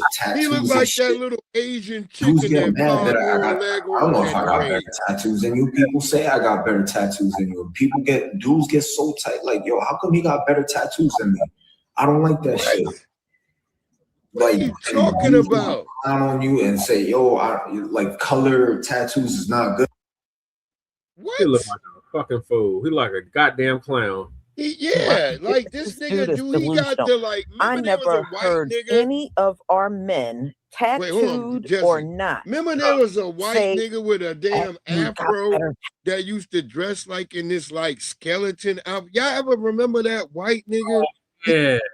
He was kind of naked, but in that outfit, and we was all used to be creeped out. It was like a body outfit. That's what the nigga got tattooed on his neck. Lord. I said too much coffee. What the hell? Oh, Yeah, that coffee got you up, Shabaka. I don't know what the hell this supposed to talk about, Shabaka. This nigga look like an Asian Max Headroom. Go ahead. tattoos than me." Most of our men ain't even paying attention to. Most of y'all walking around with tattoos on. Ain't nobody paying attention to that shit. Right. Are you for real? I got better Go tattoos. ahead, Lisa, dropping some What cuss is this bombs. dude talking about? Yeah, Lisa been Y'all just sit around making all this stuff up and then come online and run your mouth. This year, I have never come across no Yeah, I brother already follow you, Shabaka. that said he wish he was an Asian dude. First of all, the majority of y'all are short. Right. And many of you look frail. Yeah. You know, like Rick Chow. Yeah. And no, I ain't feeling it. I got brothers in my family, and I've been friends with brothers, and there are many brothers around me, and out of all of them, I have never in my lifetime heard one of them say they wish they were an Asian man. I never heard one. I had 6 brothers. It's 5 Not of us one. now. I've never heard my brothers talking about. And this dude, he's very vain. Nobody. And I think he just sit around making stuff up. Oh, I look better, and That's I do this Caillou. better. No, That's buddy, what I think I this don't think nigga you is, look good at Caillou all. grown up. That's my you opinion. do like Caillou. Caillou looking nigga. Now Caillou up is a hater. But like all this, like the jealousy and envy, like you could smell the insecurities out of these dudes, man. That's why females don't respect men like they used to. Because dudes be insecure on the low and on the high key too. What? And that's why when dudes come across another dude, instead of giving props, they want to tear down that person because their Nigga, we don't insecurity even is be just thinking about screaming, another like man. it's What are you just talking like wanting about? to come out. Like That's gay as and that's hell. why females can understand why dudes be females nowadays. I don't even Because look at females another got man. more confidence than males. And if you might got on some Men good don't got sneakers, I confidence like might they tell you used to your face, like, bro, them shits is fly Females right there. are the new men, men are the new females. That's how What it is he works now. talking about? Like these dudes nowadays, they get so tight when they see an Asian dude like really trying to do his thing and got more swag and got a nice physique. You can't. But if I was a black dude, everybody would show love. That's the crazy. physique? That's the insecure Who's shit with looking you, at with niggas' you baby boy. bodies? You know what, This y'all? nigga's I think gay. if this dude was walking This through any nigga, right, city Black on right you. This now, nigga in the Babuic Blood right Club. now, I don't think not one brother on the street would even pay him any mind. Right. I'm You would walk serious, right y'all. past him. You I think if he Asian. walked down the street of New York or Chicago, or Philadelphia or Miami. I think if he got on the street and just walked, ignore Asians all the time. I don't think not one brother would even pay his ass any mind. I really don't think any of them would pay his ass any mind. There is no way this man is going. Look at this man. There is no way he's walking out in any public and getting all this attention. Right. He is full of shit. That's what he is. Put your damn shirt on, nigga. Y'all niggas always talking with men, man. You weak, insecure men nowadays. That's why females don't respect men like they used to. They want to emasculate you dudes because you dudes be emasculated to begin with, man. What in the fuck is he talking about? So clearly this question is not being asked in good faith. However, considering the video that it came from, it's also likely that the question I answered was not asked in good faith. My sister and this turned question into is a merely turtle in real mirroring time. that sentiment.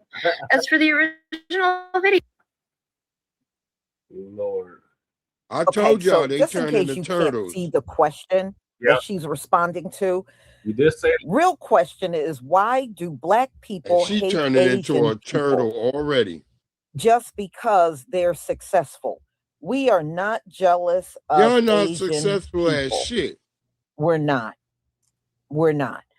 I think the consensus on this planet is we The one are Asian we allegedly had in jealous Home of Depot, this everybody. nigga And bailed on us most of you people that because make the these nigga, it was comments, too hard work. When I we can got reassure you, another little we ain't Asian even turtle, I paying told y'all the attention to bitch, any I of don't you. like her ass.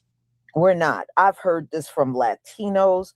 I ain't never in my life been jealous of a Latino. Right. I've heard this from I've heard this from white people. And most of Never. them, the ones that make these accusations, nobody would pay attention to them on any given day. Right. Oh. I've heard this from Africans. Some of these people come from places with big Nigga, you slums, niggas want to be like us, and they're nigga. sitting their ass over here talking about somebody jealous of them. Hell no. Okay, I just think You all of niggas y'all are jealous of my need to stop seashells thinking around my about neck, us nigga. and mind your business, stay in your lane, and everything gonna be all right. But to think we are all sitting around just jealous out of our minds, no, it just seems to me you want it to be that way. It's not like that at all. But you want us to be envious and jealous of you. We're freaking chosen. That's projection, because they jealous of us. We want to mock and imitate a damn Gentile. Are you out of your damn mind? Oh, man. Woo. It must be something in the water, y'all. It's called soy sauce, Lisa. As an Asian American, I can't speak for all Asian Americans, but I do feel that it's my responsibility to acknowledge and hold myself accountable for, and people like me accountable for, the harms that our racial prejudice has Shout done out to my sister, other but she people. she really Extending old that now. logic to this question, it is not ballerina. for me to answer. But I am going to use the opportunity to speak again on the weaponized positionality of Asian Americans and the harm that's done to the Black community, and why I understand the resentment that may have That's bred. why niggas don't Again, like using the fighting time about it. frame of the 1960s and the civil rights movement and new wave Asian immigration.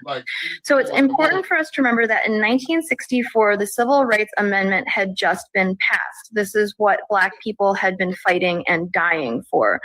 And it paved the way for civil rights for all of us.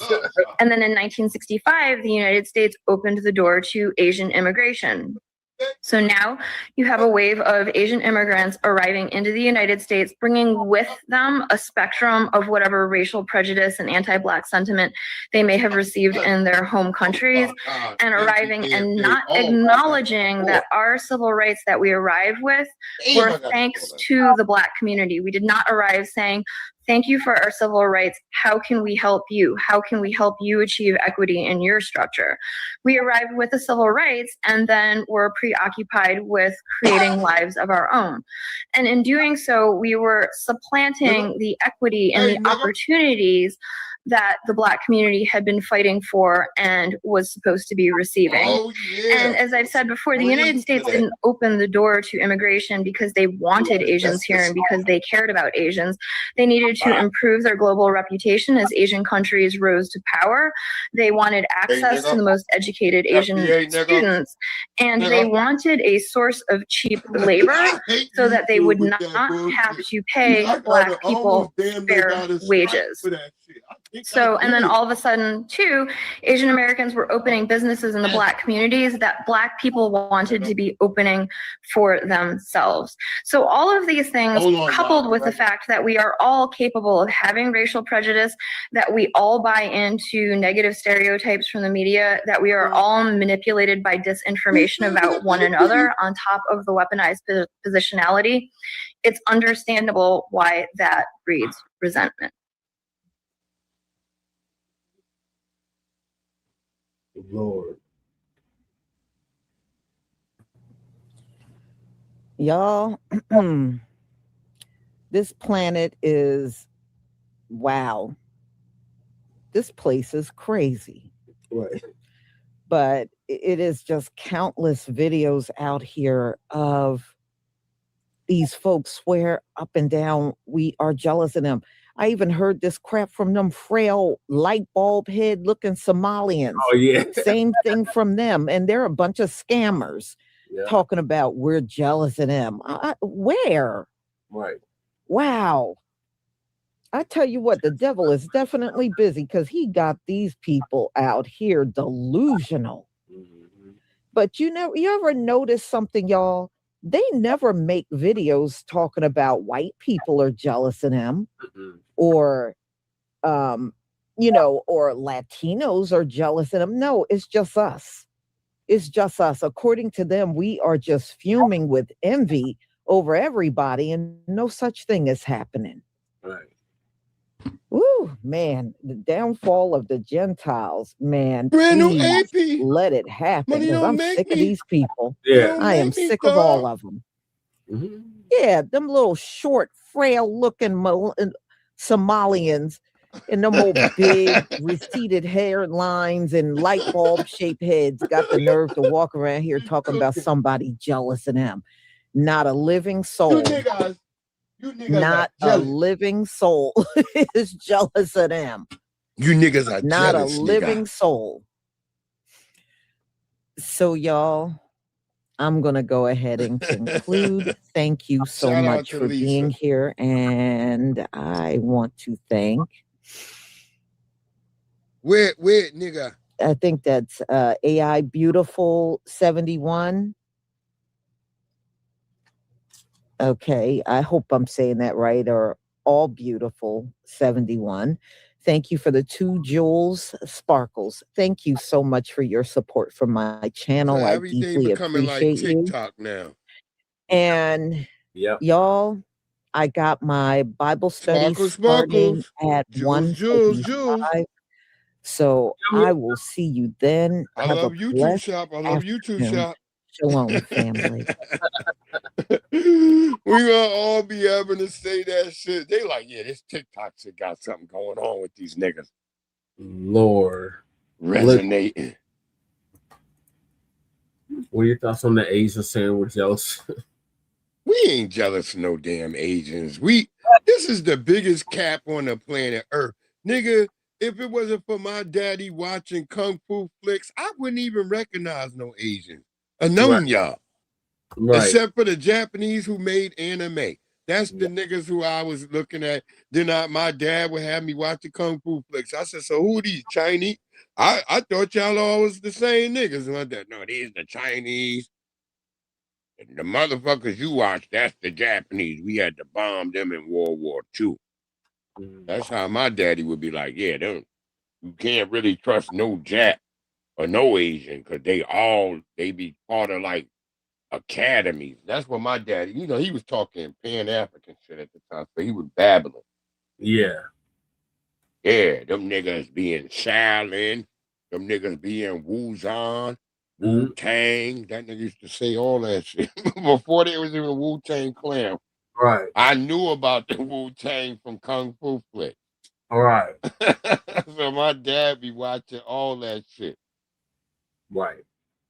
And they be like, now get over here and pop my toes. Nigga, what's that all about? Popping your toes, nigga. Right. My dad would be like, pop my toes. They smoking base rocks. They gotta be. They smoking that Ready Rock right now. Crack. Wait, I forgot to show y'all the little white boy in Baltimore. I'm gonna show y'all that today. Little white boy. These people are fucked up, y'all. Yeah. Yeah. What is you smoking? Put the crack, meth, and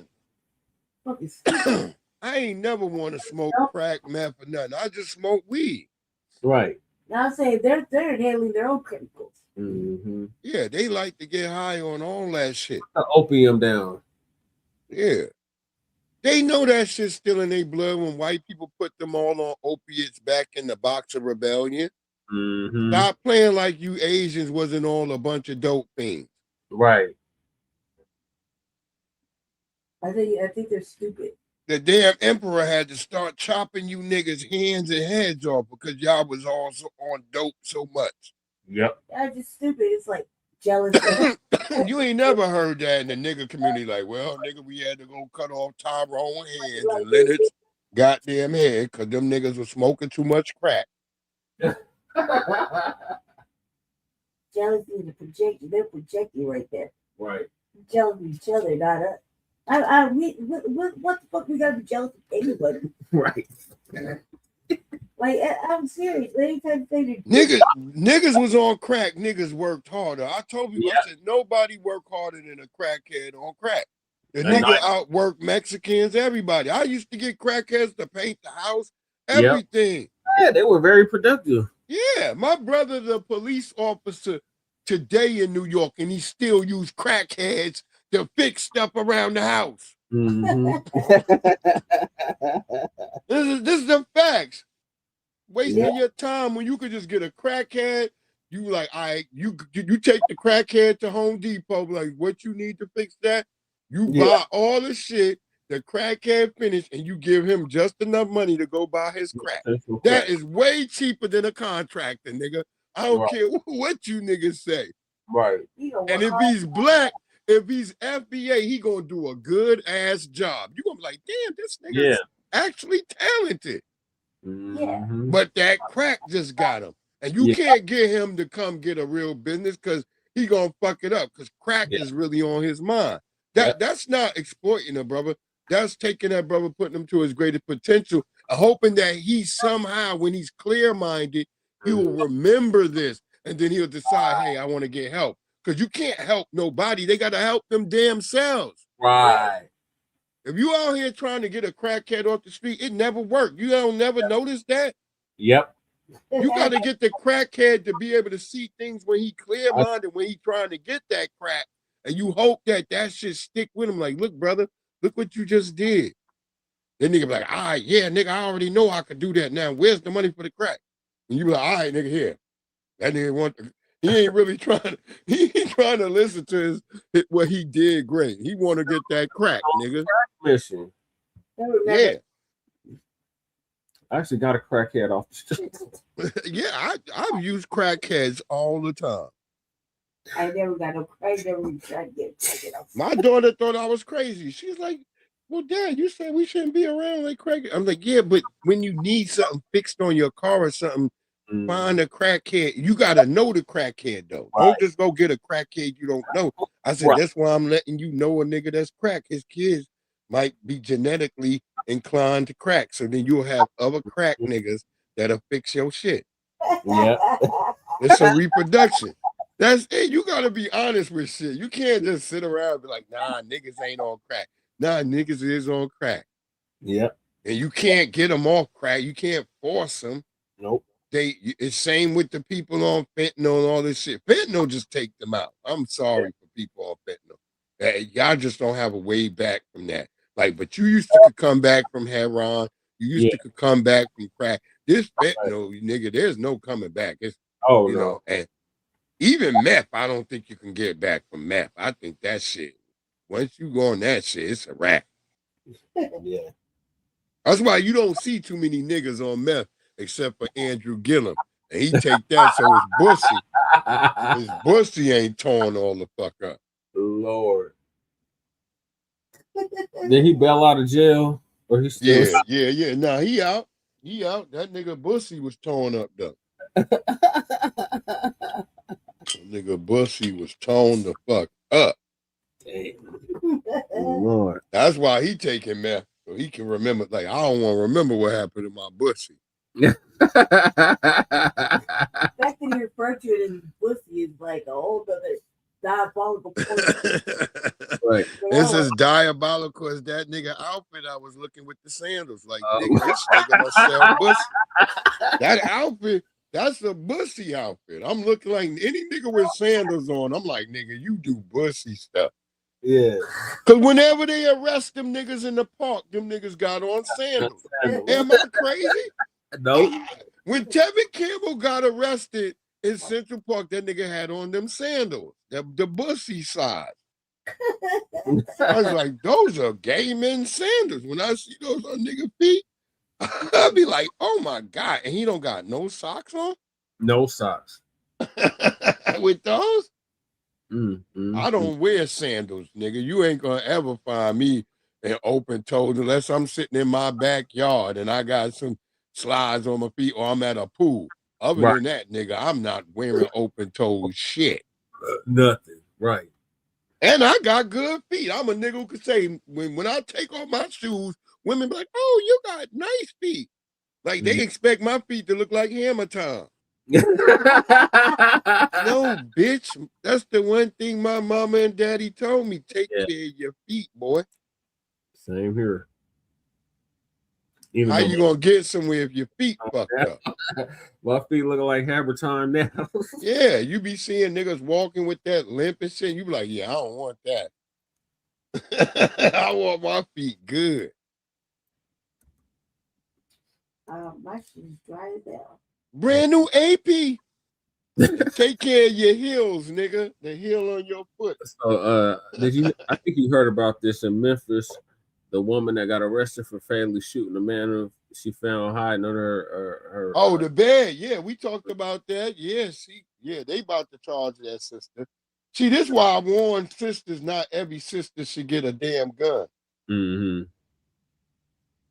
Don't everybody get a gun because some of y'all so emotional, you're gonna do the wrong thing. Like if you was gonna pump the nigga full of lead, you should have got him when he was under the bed. Don't let him get out the bed and then now you fear for your life and you pop him in the back of the head, bitch. See, that was some uncalled for shit. So now the sister gonna have to probably go to jail. Yep. And your child is still gonna be out here with 22-year-old niggas under her bed. Mm-hmm. So the Democratic Shield, Willie D from the Ghetto Boys, gonna give us an update on that. Yeah. We rooting for you, Willie D. Come on back, nigga. Willie D Live. What's up, family? A 36-year-old is facing murder charges after police say she shot and killed 20-year-old Rodarius Morton outside of her Southwest Memphis home on Thursday morning.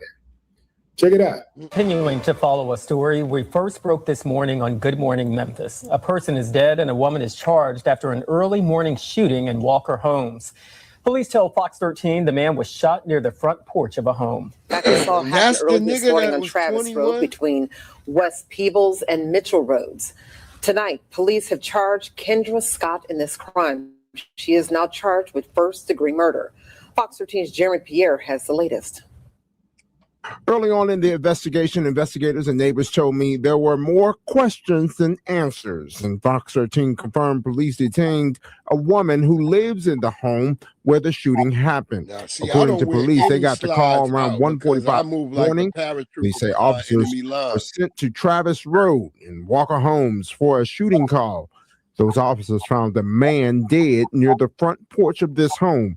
Throughout the morning, neighbors and family of the person who lives in the home spoke to me off camera about what they saw and heard. According to one family member of the woman detained, the man who was shot and killed did not live there in the home. Fox 13 also learned several children between the ages of 1 and 13 were in the home at the time of the shooting. Neighbors and family of the woman didn't want to speak on camera, but confirmed the woman came home from work before the shooting. Memphis police also towed away a vehicle. How's that single motherhood working out? And Walker Holmes. Jeremy Pierre, Fox 13 News. Allegedly, the girl was 13 years old. I have not been able to confirm that, but that is the story that the streets is running with. That's what the streets are saying. The streets are saying the girl was 13 years old. Dude came into the house for the purpose of having sex. Don't know if he went through it or not, but what we do know is that it cost him his life. Hiding under the bed. He was hiding under the bed. And you should know, nigga, when the bitch girl get under the bed, my mama home. Marched him to the door with his How old clothes. is you really, bitch? With his clothes. Shit. Well, I'm I'm telling your mama we were just playing video. She marched him to the. He gathered his clothes and she marched him to the door. Hi, man. He stepped outside gather of the his door. clothes. Oh, nigga, you even She worse popped off. him in the nigga. back of the head one time. Yeah, that's what he got shot in. Yeah. You why would she? I don't understand. Why would she go through all of that and then shoot him? I can see, hey man, you catch 20-year-old, 13-year-old. I feel because she said, she told the police I had to do what I had to do, so I get it, Catch 20-year-old in your house, but your 13-year-old. Well, let's listen to what the 13-year-old I'm not saying that's the right thing to do, but I'm saying that she said her mama probably told what her a lot if of she had people would another man in the house, she was gonna kill him. You probably could get some grace That from the means courts your daughter was a hoe. She if was you a did it preemptive hoe. when he was under the bed, or when he came from under the bed. And It's like, you he at tried to work attack and you you, can't do nothing about it. But to allow him to gather his clothes, walk to the door, and then you put one in his head. That's cold-blooded, and that's calculated. Cold-blooded. That's first-degree murder. It is. She going That's down. prison time. Because they're going to say, no, this is not a crime of passion, and I your feel life was bad not for in the danger. sister, Because but she gonna go you there. had time to let him gather his clothes and get up and walk out. You got the gun. You got it. You're hot. You're hot. It's a tense You situation. can't pop him But afterwards, you got though, control. Shabaka. Had she He's popped him under compliant. the bed, I'd You're be in like, control. okay. You walked him out that door. Once he stepped outside that door, bang. Yep. You can't do What I don't nothing, understand is, why do so many dudes take that type of risk? Like everything that come with it. Just all the things that come with it, all of the negativity. There that ain't come so with that many message. dudes. There's certain Look, types of why dudes. take the risk, man? Why? And then on top of that, that nigga look, Johnny Gill let's said, say why, she didn't kill him. Let's say she just called the police. Police came, arrested him. It sure Now he feels got good tonight. what do you call it? Registered. He's a registered sex offender for life. Everywhere you go, his record is pinging on people who live in the community. Because in certain communities, if you got that app, you can tell where the pedophiles are because they have to register. That's You called can tell where they Newsbreaker. are, The what Newsbreaker house app. they live Get in. the Newsbreaker app. Yeah. I got Newsbreak. Yep. So- the Newsbreak app tells Who you would all want that about type of who's a stigma? pedophile in your neighborhood. Yeah, man. Yeah. I make it It's one of those appearance. I things where make it he's appearance not to show going to outside get a lot of these niggas' house. sympathy. The family is not going to get a lot of sympathy because of what he we did. got one They of you here? And I hear that the family is hot. They say the family is hot, and they're blaming the girl. They're saying the girl lied and said that she was older. That's one of the first things that actually came to my mind, that she probably lied and said she was older. Yeah, that was already It said. still That the ain't girl good. said she was older, but nigga, you can tell 13-year-olds don't look like 18-year-olds. at all, nigga. Difference. every now and then you might get a 13-year-old who looks like they're 18. Every 13-year-old girl got a pair of old dirty That white is sneakers in her extremely room. rare. You be like, yeah, that's 13. That's And then you go into somebody's house and there's little children there. Shit, that's a red flag already. Where are the adults? Right. You know what I mean? Like, where are the adults? She got the 13-year-old watching the other two. Yeah. Yeah. One might say, yeah, he did it to himself. See, this come from He did you it to not himself. being Now, I able to haven't whoop said your that. kid. Haven't said that. I'm gonna tell I you do this because believe if in her complete mother been able to accountability. whoop I that believe that child, everybody she wouldn't have involved these problems. should be held accountable. Even if you're 13, That's child abuse. you're supposed to be held accountable. You know why I say that? Because you're held accountable for everything else at 13. Nah, you need to be able to If whoop a your 13-year-old child. girl would have went out there and killed somebody, everybody would be saying, lock her up. Yeah. Throw away the key. If she goes into a department store and start boosting, because when I was young, I had to meet people's parents before she I could be was inside allowed the in next their spot, house. call everybody be laughing, be all in the comments like that's what she get, stealing. Couldn't just come in nobody's damn house. Oh, they gonna tie her up when she get in there. That's what we would be saying. But it's something about when it comes to sex, you know. At that point, we say no accountability whatsoever. I say anybody involved with a crime should be held accountable. And that means unless you're absolutely innocent. That means you didn't try to sneak somebody through the back door. That means you didn't try to tamper with evidence. Oh, no, 2 more. You dig what I'm saying? 900. See, anybody except an innocent person. Now, if dude would have came in the house and tried to force himself on the girl or whatever, she's completely innocent, right? But to set it up, to make the call, or to take the call, set it up, sneak the dude in the back door, knowing that your mama was home, knowing that your mama told you, if she catch somebody in that house, if her mama explicitly told her, if I just said that. A boy in this Another house, man in his house, I'm I'm a gonna kill killer. him. Yep. She said Well, mama caught a man in the house. That's And mama did premeditated. exactly what she told her daughter she was going to do. The daughter even told law enforcement that she was scared that her mama, what her mama would do because she knew her mama had a gun and her mama had So she should have had the to nigga climb kill out the window. Nigga, don't any hide under the boy that she bed. caught You know what in type of mama her you got? house. Yeah.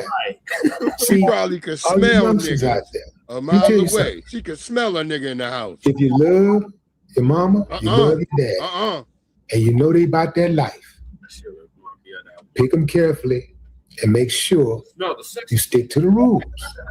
Because mama sound like one of those people who do what she says she's gonna do. And she probably at the very end decided, you know, this is who I am and I'm committed to keeping my word. When I say I'm gonna do something, I'm gonna do it. But you know? she waited too long. She You got people out there, hesitated they and like that. procrastinated too You long. know, She they should gonna have stick to popped the their nigga word no under matter the what. bed while her daughter was looking. The daughter should have known better. Be She should have 100 known, with look, it, bitch. even if she was thinking about herself, just being selfish, she should have said, well, I love my mama enough to not put her in a situation like that where she have to make a choice. Sounds what absurd kids that she love would their just kill parents. somebody Today's just because kids they was don't trying love to their have parents. sex with me. Even though they older than me, they're a grown man, I'm just minor, and it could ruin my life. I don't understand why they would They question don't me. think like that no more, Willie. It's my mama, and I love my mama. I don't want to see my mama go to prison. I don't want to see my mama get her life turned upside down. So what I'm going to do is I'm going to abide by the rules. That's all she had to do. Abide Look, by I've the never rules. had to whoop my daughters. I have to say, She I'm took so that risk. grateful. Yeah. And I'm it so grateful. I absolutely be did at not pay work. off. They know. Now it looks Don't like have nobody in there. They grandma know. or auntie or uncle, somebody gonna have to raise her. And guess what? She ain't gonna stop. Mama in jail really for nothing. Because that little girl will probably be having sex. She probably had sex the night her mama went to jail. That's what I said. Fast ass little girl. Yeah, fam. This was in my People act opinion, like this was a there's no senseless such murder. thing as I a don't think fast mama girl. thought this thing all the way They through. are fast I as a get it. You're motherfucker. angry. I get it. Yeah, they are. And I'm gonna say full That's transparency, real. fam. I don't know what I would have done. That's why I said I was so proud I none of went my all the way. daughters were fast. Right. Might not have. Thank God, my daughter never put me in that position. But what say you, fam? Drop a comment. Right, Willie. I'd We love to hear right. your thoughts. But that's because we more scary, One more talk. Willie. I'm telling you what it is, Willie. We scary. I know a nigga like me. I be having looks and shit, and I act a certain way in my house. My daughter be like, ain't nobody coming here. They know this nigga crazy. And my dog's gonna tell. Ain't no use A mother hiding came the nigga in home the and house. found The a man dog's gonna hiding tell. under her young teenage daughter's bed. So she shot and killed him. My Now dog's she's gonna be charged like, with first-degree murder. Good evening, everyone. I'm Darcy Thomas. And I'm Lewis Bold, and Fox 13 is not naming the mother in this case because that could identify her daughter. Now, we have learned she had just arrived home from work on Travis Road in the Walker Oh Homes my community God. when police say she shot the man. Fox 13's Troyce Grant joins us live at a nearby police precinct. Troy, some people that you had a chance to talk And you got to 3 say they kids believe and the no mother was baby justified. daddy at all. All them kids didn't come from the They same did, daddy. and neighbors also said there were other younger children in the house at the time, some even as young as just 2 years old. Now, in that affidavit, Yeah, the that's mother who the said little she bitch did what supposed to she be had to do watching. as a mom. But she got the 6-year-old watching while she As in a there parent, you fucking. protect him. And when a situation comes up like that, you just react. And that's exactly what a mother told police she did when they responded to her house in the Walker Homes community. Don't ask early an old Thursday nigga morning. with a Police polo say they shirt found like that Rodarius with a Morton collars laying ain't on even the woman's straight. front porch dead with a gunshot wound. Now that mom is charged with first-degree murder.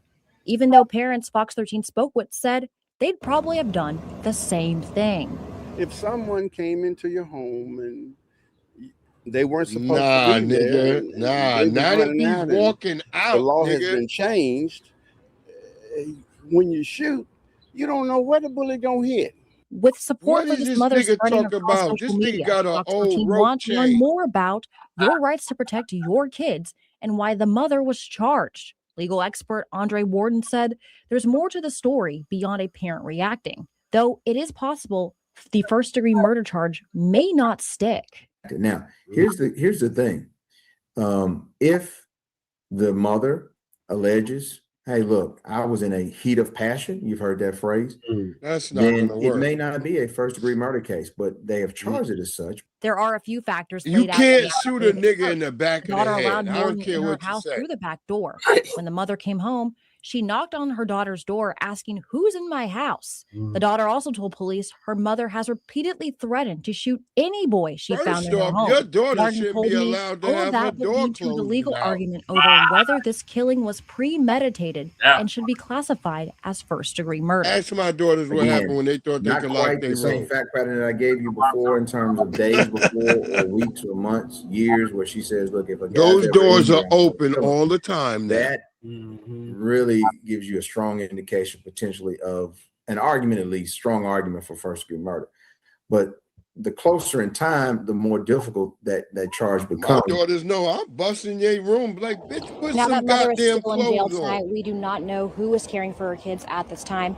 Coming up at 6, You I'll ain't tell you more about allowed to what be neighbors can say about naked this or woman nothing, and because what I else don't they know if heard you're on that the night. internet Darcy? with this. That is Fox I'm 13's on Troyce every reporting live in cylinder. Memphis tonight. Thank you, Troyce.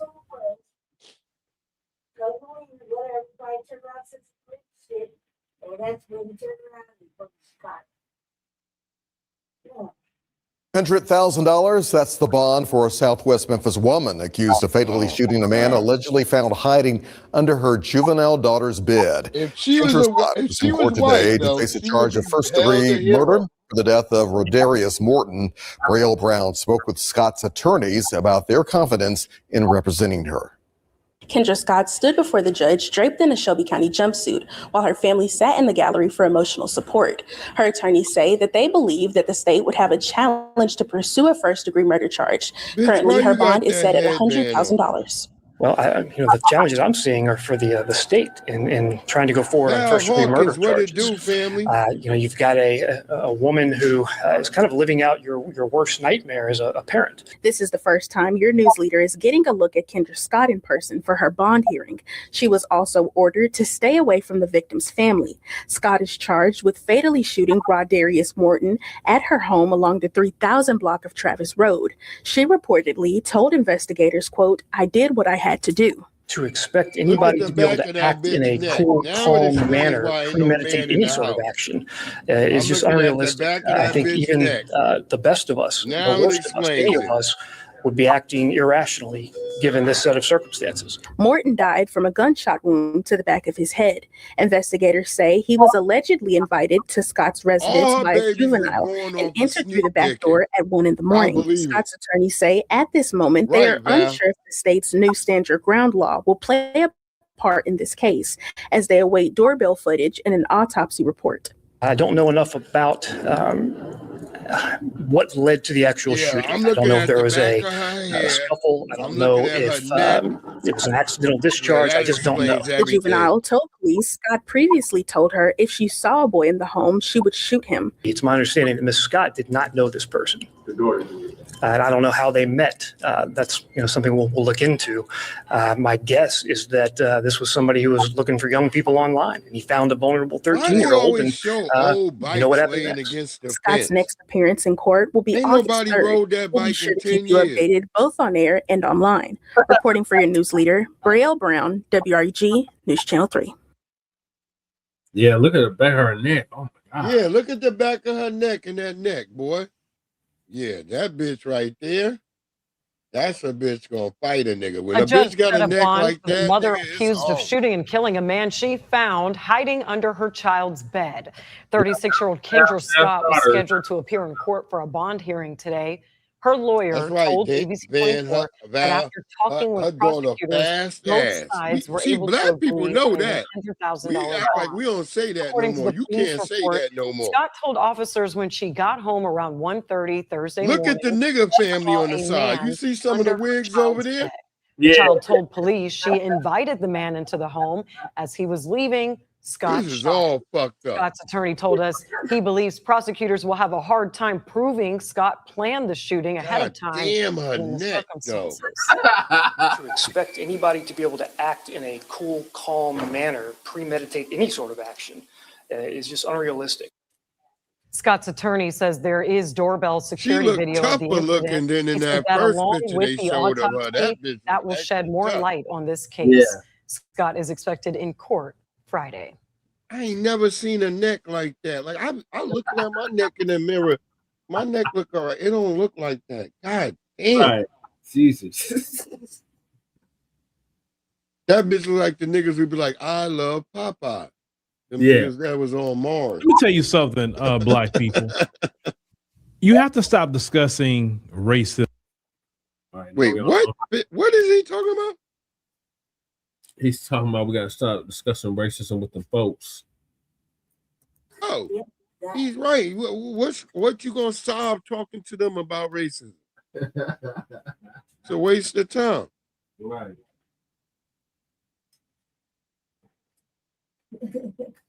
So Uncle Phil wants to give us an update That on nigga suits be looking like he about to rip him by the shoulder area. I'm just about to break off. No, this is Taylor cut. Well, get a better suit, nigga. Taylor cut where it's loose. Nigga shouldn't be so tight. Uncle Phil. Uncle Phil, yeah, you looking funky as hell. Yeah, nigga, that suit tight, nigga. That's a bit there. Stop going to them African tailors. They making that suit actually for them when you dead. They can fit it. Look, nigga. You ever see them Africans? Them niggas be in them big ass suits. Yeah. Gotta go to the green card hearing. Nigga. This suit, nigga. This a zoo suit, nigga. A zoot suit. They just taking everything. This nigga's a Congo dandy. That's me. God damn. God damn.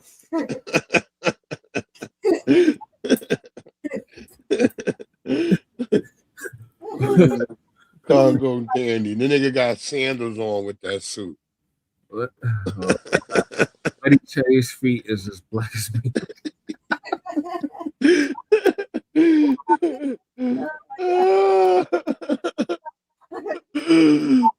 He's from the Blackfoot tribe. Yeah, you from the Blackfoot tribe?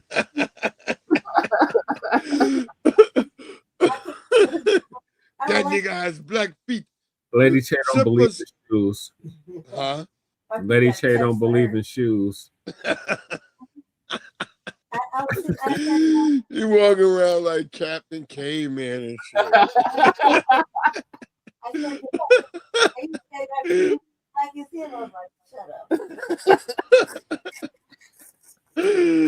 Captain Cave! And he like, oh, booga booga.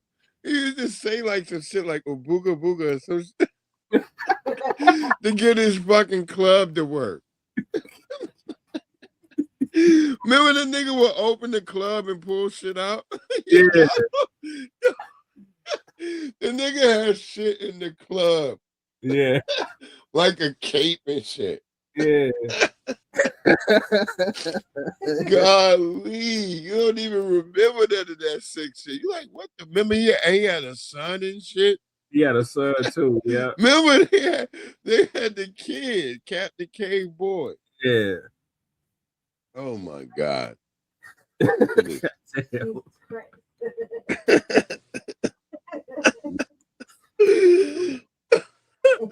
nigga was covered all in hair. We just watched that like it was nothing. We'd be like, well, who the fuck is Captain Caveman? Like, nobody was like, hey, nigga, is that like some of the people that we walk around with? Niggas never even questioned it. White people was putting their shit on the moniker. Yeah. Like, nigga, this is us. Yeah. And we superheroes with a club. No shoes on and shit. No clothes, the whole body covered in hair. Yeah. That's the outfit. You can't make that shit up, yo. They showed us the shit in our face and we like, oh, that seems normal. A nigga whose whole body is hair. He's going to the store buying TVs. His whole episode, him and his son going to buy a TV. Yep. Shit was crazy. They was doing the most. I think we just trying to be entertained. Entertaining. It was entertaining. Wow. It's wild, man. All right, so Black Americans, we should not be wasting our time discussing anti-Black racism with them folks. At all. He's the main one trying to fucking get them to fucking align. Yeah, he's always talking to them. We don't. I'm Right. still doing the most, man. He's like, you watch this shit, period. We all try to give him out all the time. Yeah. They see if you was believe in reparations, we could talk about something. Like Yeah. outs. Yeah, don't give us our reparation. We could talk about anything. All this other stuff, we don't got nothing to say about it. We don't care. Right. We need an me tell you anti-Black something. hate crime bill, and we need our reparation. That's right, Breeze. Black people, you have to stop discussing racism with the folks. Seriously. Because I'm going to play this video. And this is going to be a clear masterclass on why you should not, remember, should not discuss anything with racism with these folks. Let's go ahead and check that out. You can't tell me that, like, oh, racism was abolished in 1865 and then in legislatively, yes. Okay, but you just said, oh, but everyone was told they were free, as if it's that easy. That's very insensitive for you to say. We didn't have Be for real. Be so for real. Okay, if you were Be so for real. if you want to get fucking ugly with it, I could really. I'm not getting ugly. I'm not. Okay. That's very insensitive. My time in the military, you know what I found out? I don't care about your experience in the military. It's very prevalent. I really don't. First Like, off, what the are we talking about military right is now? highly racist. If No, we can make it a thing, you've 'cause been in what are we there, talking it's about? racist. Why are you so up in your feelings about it? Because it's slavery. What the fuck is wrong with you? You have an They ate us. What the fuck is wrong with you? What? They ate us. Like, it's not a joke. As in cannibalism. Yes. As in went out of their way to cook you And up made shit. furniture out of our skin. It's very much, you can read about it. And you're talking about, what are we talking about? You don't think somebody who goes out of the way to eat another human being might... What are we talking about? No, like, actually, that's very sensitive. It's lacking. Single mother, what? Your single mother taught you how to be what? Let's tone it down a little bit now. But this is Why are you making faces? Who is that? A black thing in the back? Smiling? Let's tone it down now real quick. Who said anything about throwing hands? You're a grown ass man. So what? You're a grown ass woman. Who said anything about throwing hands? You think I'm gonna fight you because you're saying something about you want to raise your voice to me, right? Bro, what are we talking about? Now that video is a prime example of why we should not be discussing racism in any way, shape, form, or fashion with the folks. The only thing you can discuss with me is reparations payments. That's right. That's it. The only thing you can discuss with me is how we're going to end white supremacy. We're not having discussions about racism because let me tell you why. I don't talk about it. Listen to that video. Number one, you're going to be frustrated because they never speak in good faith. Never. They're never going to tell the truth with you. They're going to lie. Yeah. They're going to gaslight the hell out of you. Yeah. They're going to try to turn around on you some way, form, or fashion. And because of that, it's best not to have that discussion. They're not trying to hear you. They're not trying to understand you. They're not even being honest with you. Nope. Okay. So why even have a conversation with anybody, no matter who it is, that would do that? Come on, let's make it. It is a waste of time. We already know what racism has done in America, or anti-Black racism in particular. We know what it has done. We know about the sabotage. We know about the redlining. We know about the racial terror. We as Black people know about all that because we have been victims of that. So what having a conversation with them is going to do to change any of that? Not a thing. And right now, let's say 2026, something they can do something about. They're not trying to do anything with it because they need this system to stay exactly the way it is, even though the system is crumbling right before their eyes. But we don't have conversations with them. Now, if we want to have conversations about racism, let's talk to our people about it. Let's educate them on, the history of America and how to navigate. That's the people we need to be talking to. The people that really need our help. The people that really need the conversation. These people don't need no conversation. Because if you're a Black American, they you cause the know problem about racism here. So what are you educating them on? Even they tell you like, I should be educated. No. You do that on your own. I'm not educating you about anything.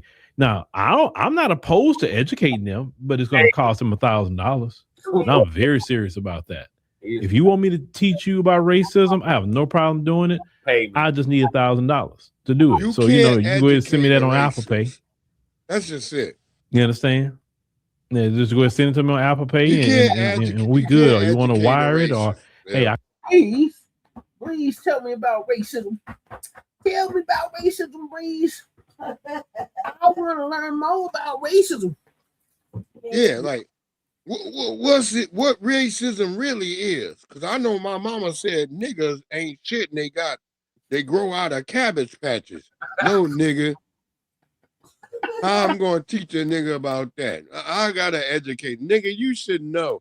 Have you seen any white people come out of a cabbage patch? The fuck is wrong with you? This is all ignorance at that point. That's what they look like, Cabbage Patch Kids. Yeah. I can send you a Stripe invoice. I can send you a Square invoice. Which one? Use your debit card. Hey, whatever. I need my $1,000. Then you got me for an hour. I'll teach you all about racism that you want, but I need $1,000. That's how much my hour costs. Oh Lord. But if you're not going to I agree with pay me my $1,000, then we're not having no discussion. Black people don't discuss anything. Your time is precious. Right. You don't have to. I want to learn. Teach me. I need to learn some. Teach me about racism. I want to know what y'all go through every day. What? Ain't nothing you can teach me. Or I can teach you, nigga.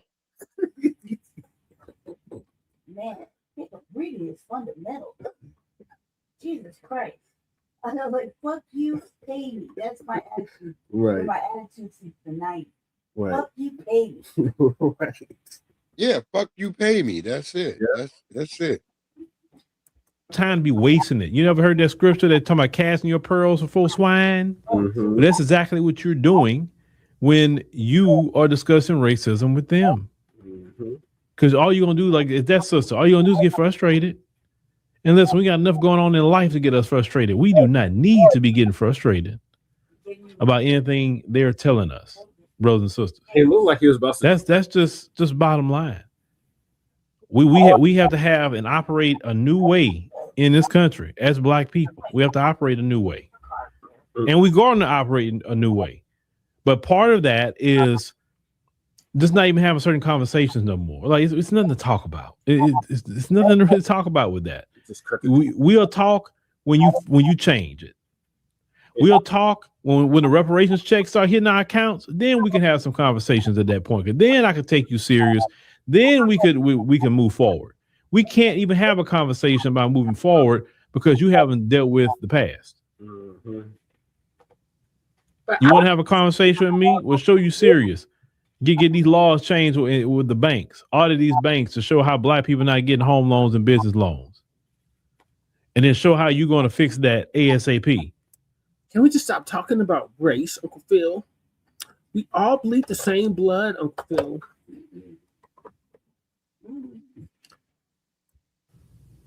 And they don't need no new laws to even do what I just said. They can just enact that today if they want to. Exactly, Sister Val. They trolling. You know what I'm saying? Get Black people's home ownership rates up. Let's do some research into the terrorism that happened to a lot of Black people and give them their land back. Right. Okay, Val. Let me See, that's what I'm gonna take you serious. Right. Then Val we can have a conversation about racism and anything else, because now you're fixing the issue. So we can I'll gladly have a conversation without charging you. But if you're not paying me my reparations, I got to get it. So there's no free conversations about that unless I choose that, and I'm going to choose that on a platform that that's monetized to talk to you. I'm not talking to you in my personal life for free. Oh no. You got to pay, buddy. But please, Black people, listen to your brother. Don't waste time don't discuss it on the job. Definitely don't discuss it on the job. Right. Yeah. Don't discuss it on the job. On the job. What do you think about this? I ain't got no opinion. Yeah, I'm thinking about getting my all job the time done today. on your job. That's the only thing I'm thinking about. I'm not thinking about anything else. Use that shit but against that. you. Yep.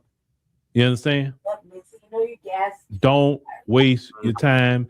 Don't listen. I always say the term, I don't have a mental bandwidth for that, and that's what one of my terms I say in my life all the time. You don't have the mental bandwidth to deal with them. Stay at peace, and being at peace is avoiding that conversation and what they got going on. So, Keisha, You were saying that over it. Shout out to Grismatically. My new song is coming soon. My band. Oh yeah, shout out to Brother Grizz. Yeah, Brother Grizz, he got my new song about to drop. My bandwidth is up. It's about to come. Okay. I'm gonna have that on a premiere this week. Okay. What do you thoughts, Lady Chain? About what? Talking to white folks? Yeah, about racism. Yeah, don't do it. Cost. Right. Waste the time. Nothing good can come from a conversation with a fucking crack. Yeah, you're gonna end up having an argument with these people. I end up saying something, they'll pull it out. We're gonna show them how racist they are. Next thing you know, Yeah, you're gonna become the racist when you talk to them about racism. That's why I don't talk to them.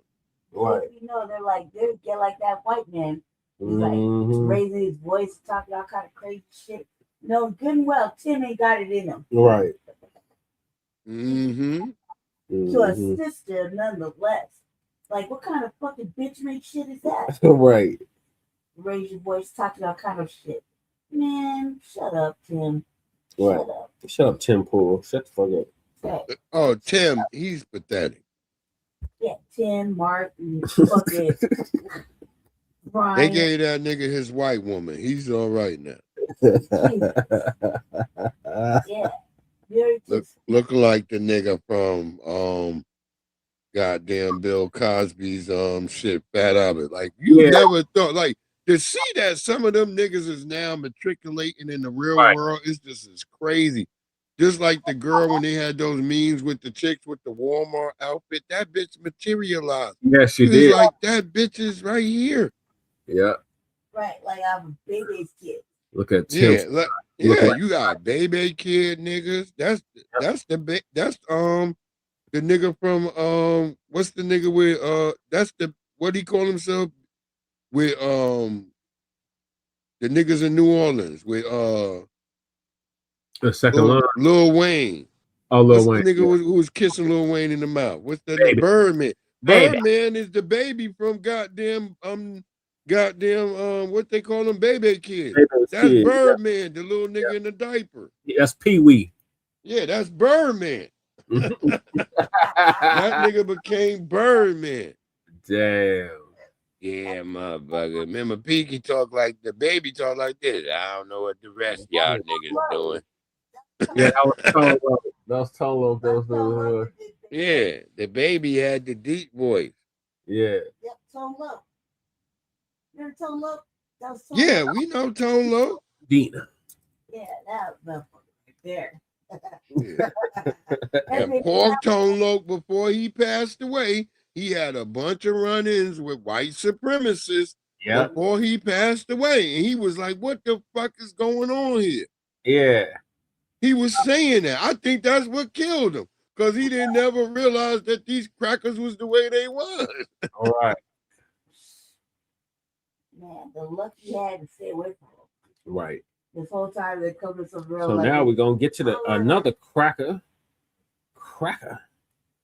The white boy that got exposed for lying about Nolan Wells. Nabisco land. Mm. Oh, he lying like shit. The Supreme Nabisco. Right. I was on my fucking detective skills. So our brother Nabisco with cheese. Taylor House Publishing is gonna give us an update on that. Peace and blessings, all praises to the Most High. And by now, many of you have probably seen this video right here. The way I see it is they have one of two choices. One, they can make things right, or two, I leak everything. And that video was released by a guy named Brad's Final Thoughts on TikToks. And later on, he also released this video right here. If they get to me before I have a chance to release my hard drive, please, no. There's more to the story. And so, and this was a couple of days ago. And of course, while everybody is in a frenzy, looking for information, digging for information, pointing out consistencies regarding the Nolan Wells death, of course, people took what he was saying and related it to Nolan Wells. I saw the video. A lot of people were sharing it, and it added to, once again, the already suspiciousness of what many people believe happened to Nolan Wells. I mean, that the whole world knows that something, once again, very nefarious happened to our brother. However, in the idiocy, evil nature of unmelanated people, this man has came out and admitted that he was lying. And I'm going to play the video where he admitted that. But all throughout the video, he uses the phrase, you guys, and this person, and these people. And when you hear those phrases like that, a lot of times that is white people's way to distance themselves from melanated people. Just listen to this video and see if you can pick up what I'm putting down. All right, I guess it's time to clear the air on a few things. Number one, no, my videos have not been about this Nolan person. I ran with it. I'm going to explain why. No, it was not for views. No, it was not for clicks. I saw this nigga video. It was a social experiment. Yeah. Number one, my video was real. I couldn't trust them where from I the said beginning. You are lying. there's some people that need to make some things right, or I'm going to leak some things. Gave no other context to it. Gave no names, no businesses, no scenario of what it could be about. Yet people were in the comment section assuming I had something to do with taking the life of this Nolan Wells person or had information that could lead to an even know who arrest. you are. Nabisco. With no context given.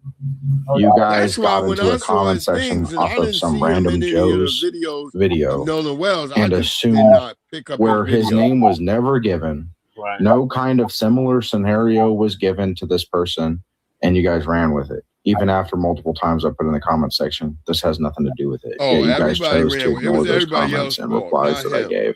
So I decided to continue on with the videos and still gave no context, gave no names, never mentioned this person, and you guys still continued to believe that this had something to do with this Nolan person. This right here is a teaching moment for people in social media. Oh, now he's teaching You guys us. will see something on Now TikTok he's teaching and us. believe it to be true. See Or how white believe to supremacists whatever you operate? have made up into your head Mass that this video could be about to be true. Mass confusion. Because of social media and your major news outlets, you believe you can never be wrong. Now, with the fact that you are so wrong in this case, in which I have never met nor seen or even heard of what happened to this Nolan person in my entire life. I ain't never fuck with you. So being that you're that wrong on this, me having some connection I to saw it, his videos. I did not pick up. you should probably not one of his reassess what videos. you actually You know won't about find the this situation. Nabisco on my page. I haven't even looked into it. But I'm just saying, this situation and any other that you believe that you have all of the answers to it, you don't. Now, being that I still know nothing about the situation, I did look up Nolan Wells' GoFundMe for his family. It's received over 15,000 donations, over $700,000 in donations. If you guys want to go add to it, go add to it. You guys will pretend that you care on social media, put your money where your mouth is, and go send the family some donations.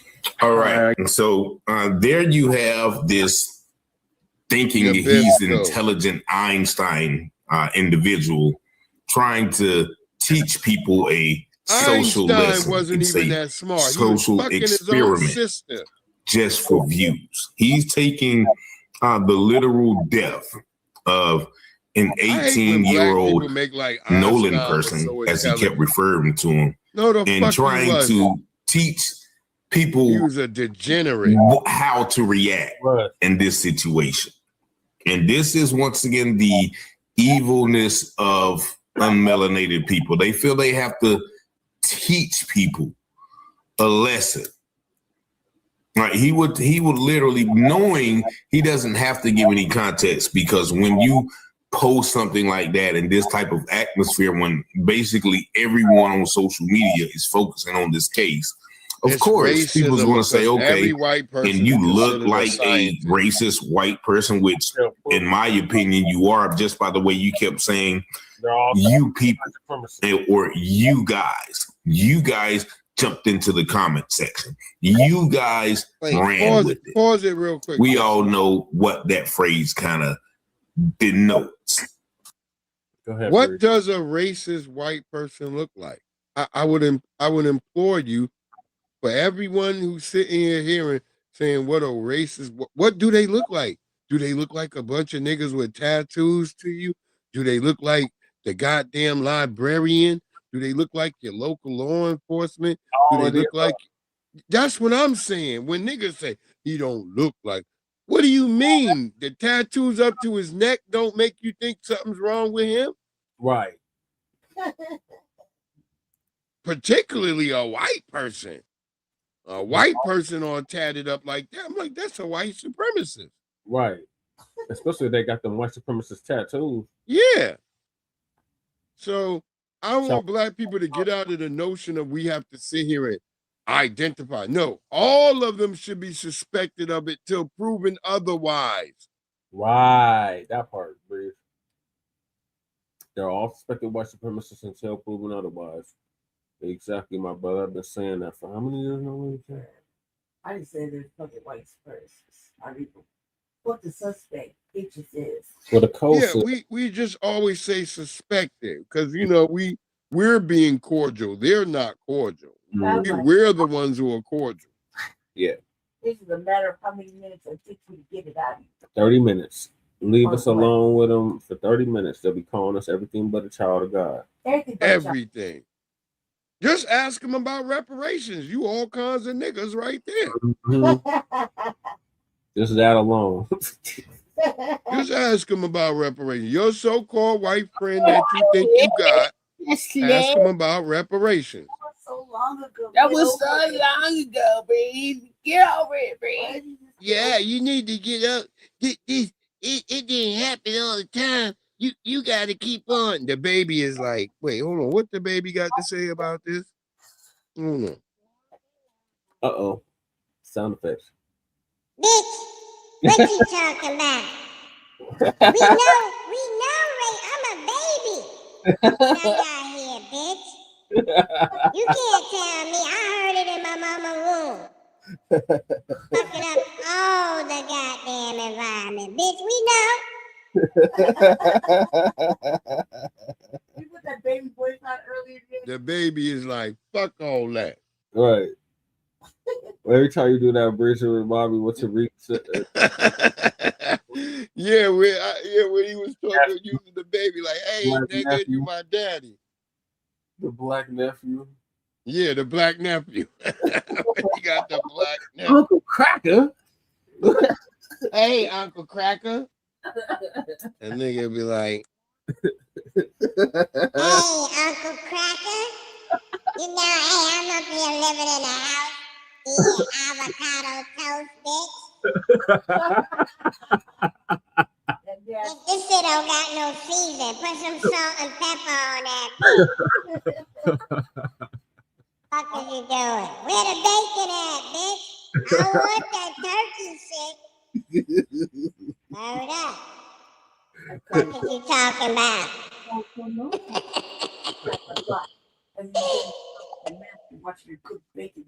the baby be like, fuck all that, nigga. Where's the bacon at? Right. Some bacon on that goddamn avocado toast. Right. Put some prosciutto on that bitch, nigga. You got prosciutto for everything else. Or something on that bitch. Like Right. cheese. Fucking bacon. Yeah. Avocado toast, bitch. That does. I be seeing white people so pale, I think I be seeing a ghost at work. I be like, damn, bitch, get some sun. The bunch of powder looking this. Yeah, I'm looking like all them blue veins and shit. I'm like, God damn, bitch. You remember that movie Powder? Yeah, powder. Yeah. Butter. That ugly white nigga. That motherfucker shot by the liquor. Like a ghost. I be seeing white people look just like that. Like, nigga, you ain't got no blood in you. But regular white people be pink and shit. You can see their blood. Yeah. Jesus. This white looking shit, I be like, what the hell? Shit, man. Talk about motherfucker just rolling in the flour and coming out alive. Word up. Dusty Dusty white nigga. You be like, this nigga got crust coming out his eyebrow. You ever see them? They got like some type of crusty shit by their eyes. Yeah. They be real pale and they got this yellowness around their eyes. Mm-hmm. That shit just looks sick. I be like, what the fuck type of nigga is this? Exactly, Black are you. They see us all as thugs and we see them all as supremacists. Exactly. That right there. I love that. No, nasty. Oh, we thugs with y'all supremacists. And y'all thugs too. They give us guns and drugs. Then wonder why in the fuck we thugs. Right. Yeah. Count the slugs. Then come around and fuck Fucking around with nasty, us. old, salty cracker at the white box. Mm-hmm. At the green box, the white box. You bet they turn pink. They turn them pink townhouse and crackers, red them like townhouse- lobsters. That green box of townhouse. Ain't no nigga ever look like that nigga on the Quaker box of oats. You ain't never seen a white nigga look like that. Right. All jolly with red cheeks like he's Santa Claus and shit. No, I ain't never seen a white nigga look like that ever. And if I did, that nigga was gay. Right. Right. That's why his cheeks so And red. And they have the audacity to call us colored, and they turn every goddamn color. Yeah, every color. Purple, blue, black, brown, whatever.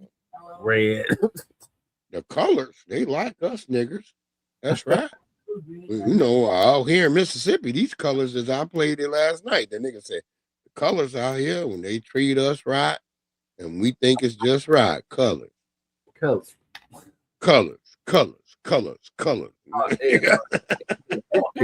Nigga, like colors. They always seeing colors. We don't be even doing that. They do that shit and then say, you're using a black card. Yeah. Who gave me a fucking black card? You did. You're the fucking dealer. Right. How the fuck you gonna be complaining and you keep dishing me the damn black card? Right.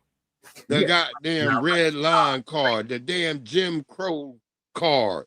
Why y'all gotta play the race card? Yeah. Shit. It's like Everything ought to be about they race. They just want us to forget race. That's why they've been bringing them tethers over here. And Yeah. they thought it would work, but then they started realizing they don't really like the tethers either. All you niggas talk about is race.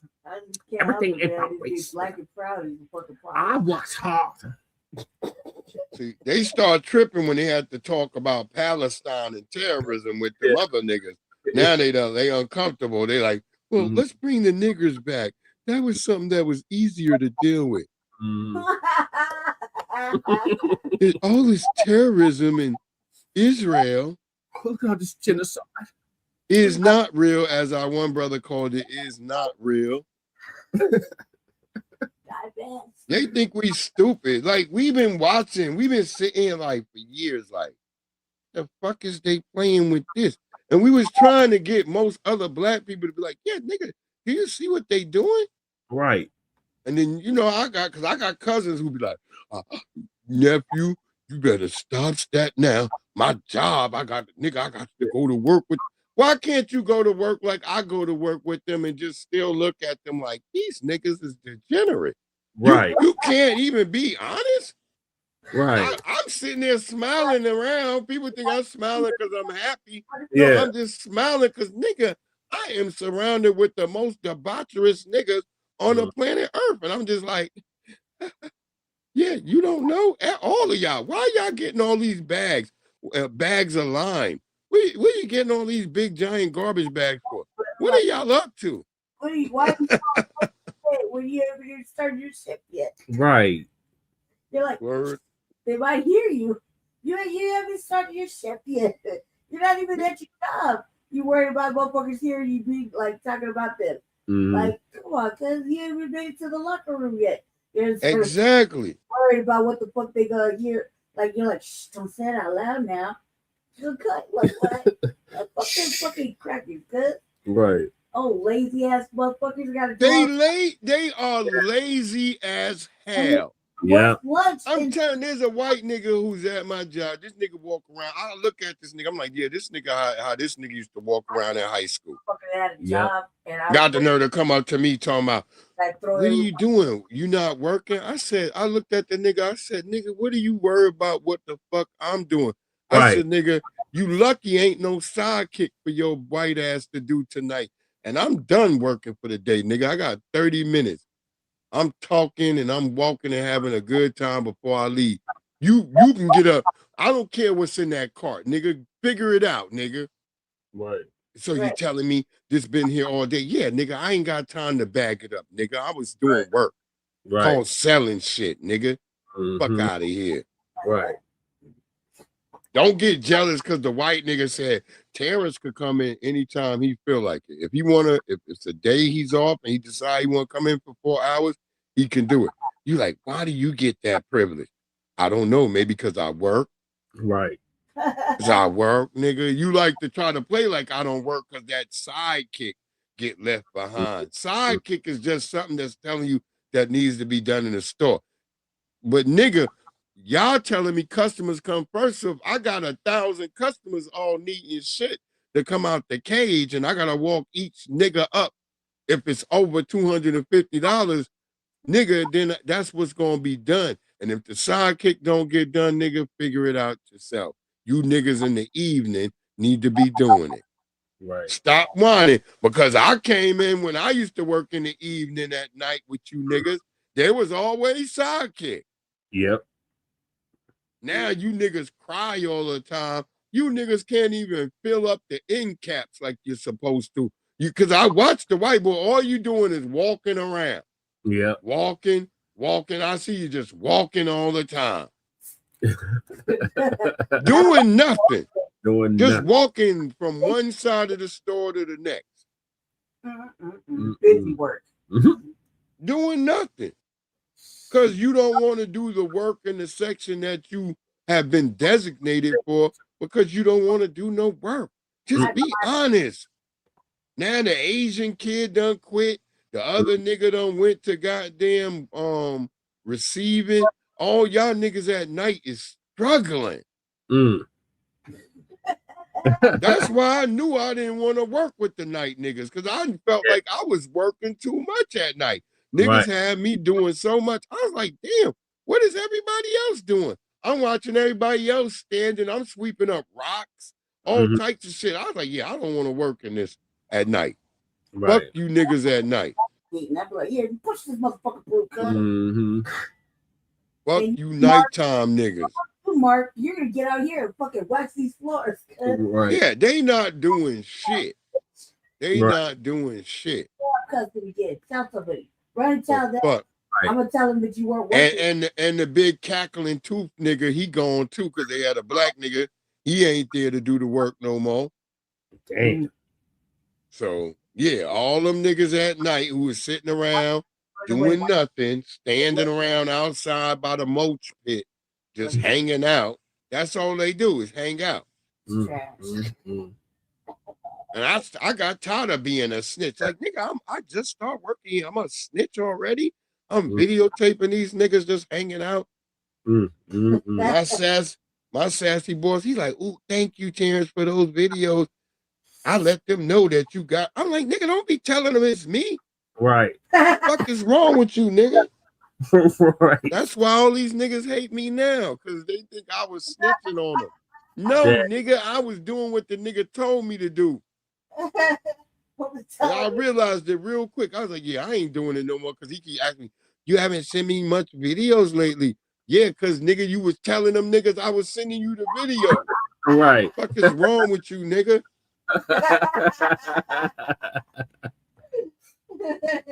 Let me finish up, Brother Rich. Go ahead. And he would go on to say, okay, well, see, I proved the point. So just because I fooled you guys, you should basically reassess what you know or what you think you know about the Nolan.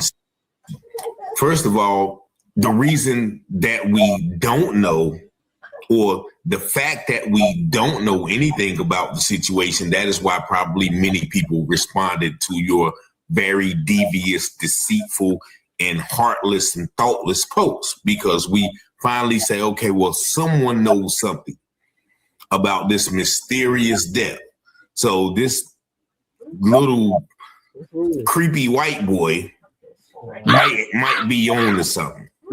But of course, once again, you prove your ignorant, unmelanated inhumanity in just the fact that you would take this and play with it as such. Well, once again, and then he goes on to pocket watch the Nolan Wells family and say, well, yeah, if you want to help them out, then donate. It's almost like, once again, he's showing how much money they have, and okay, they're not worried.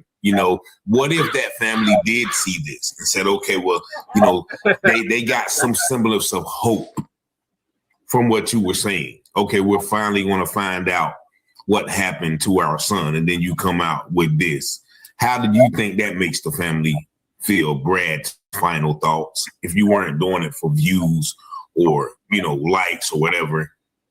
We don't need a social experiment. We know that everything on social media is not true. We know that everything on the media is not true. But what we do know is some people find out things through social media. Some people leak things through social media, and it has been done before. And so we're not saying everything on social media or any pictures or any information is true that is released, but some of it has been found to be true. Some of it has been validated as facts. And so for you to take this shows how weak, inferior, and insecure you are. You guys are, as you kept saying, you guys. And the senseless or heartless emotion when you kept saying this Nolan person. This Nolan person. No, that Nolan person was somebody's son. You know, was a potential father, had a full life. So he was just not this Nolan person. And so, you know, hopefully you see this and realize that you are not the superior teacher. You actually have genetic recessive genes. And so, but anyway, not about you. You know, this is about, once again, the evilness, you know, how the evil people will play on a sensitive situation and your emotion about the situation to garner misinformation. And once again, he may be muddying the waters and say, well, you may need to reassess what you think. Okay, so now we need to change our mind about thinking that something suspicious happened to Nolan when the whole world knows that it did. You got it, my brother. As the scripture said, the wicked will devise evil schemes and plot iniquity on their beds. And in the morning, they will wake up and perform it because it is in their power of their hands to do so. So you had the power to well done. Do that evil scheme and call it a social experiment. But my buddy, you are the social experiment. Y'all let me know what you think in the comments. Y'all see the number 919-587-7782. Thank y'all for liking, watching, sharing, and subscribing to the channel. And as always, I pray you have peace and blessings. And as the scripture says, all things that are hidden shall be revealed, and those things done in secret shall be exposed on the mountaintop. Let's go, Rich. Let's go. Be watching Telehouse Publishing, breaking news coverage. Give you the truth before fake news go muddying it. Before the jury decide and the judge. That nigga's too happy looking hanging next to goddamn Terrence Publishing, breaking news coverage. The propaganda grammar don't believe none of it. Before the jury decide and the judge discover it, you should tune in to Telehouse Publishing. Who keep the people informed with stories abroad from literary work. Where the narrative's wrong, the research is always on point, the commentary is hard. It's Rich Teller raising the bar. Follow along, shout out to FBA, still FTP, pick up in FAC. And all my black families, it's three sides to all stories. Which one you gon' believe? We run down on the false prophets when it comes to disease. 100% urban world news, current events. We don't like them lies. Media is biased. We got God inside. Ladies and gents is power. If you don't know by now, look around me, the darkest house. Cops squeezing hammers, cause they don't understand. We stop and freeze with our hands and kill us off like cancer. Don't speculate before the facts on the case. Telehouse set them straight by smoking Richard Vasquez. You watch your Telehouse Publishing, breaking news coverage. Give you the truth before fake news go muddying it. Before the jury decide and the judge discover it, you should tune in to Telehouse Publishing. Telehouse Publishing, breaking news coverage. The propaganda grammar don't believe none of it. Before the jury decide and the judge discover it, you should tune in to Telehouse Publishing. Negroes have listened to the trickery and the lies and the false promises of the white man now for too long. And they're fed up.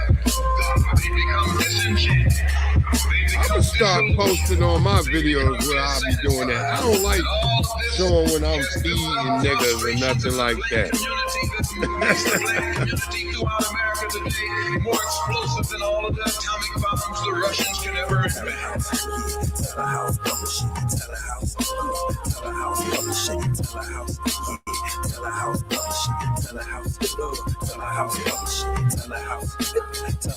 Publishing, Telehouse Publishing. That nigga pulled out all his pictures, old, new, whatever he got. Nigga, every nigga, that's me and everyone, nigga. Right. I got tons of shit like As that. District Attorney for the 19th Circuit Court District of Mississippi, I want to talk directly to the people of Jackson County. Our community is grieving the tremendous loss of Nolan Wells, who is loved and treasured by everyone. Nolan's family deserves answers, and our community deserves answers.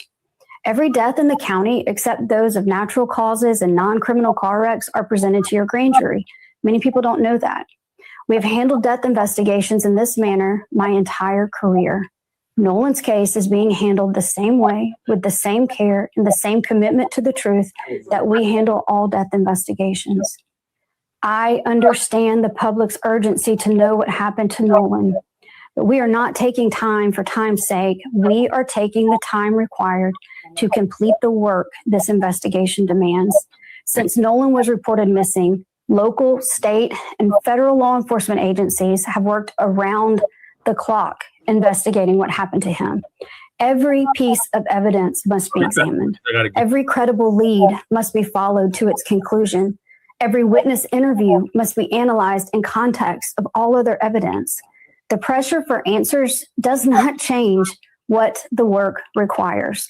Our responsibility to Nolan and our community is to complete this investigation thoroughly, carefully, without compromise, supported by the evidence and worthy of the confidence of the people we serve.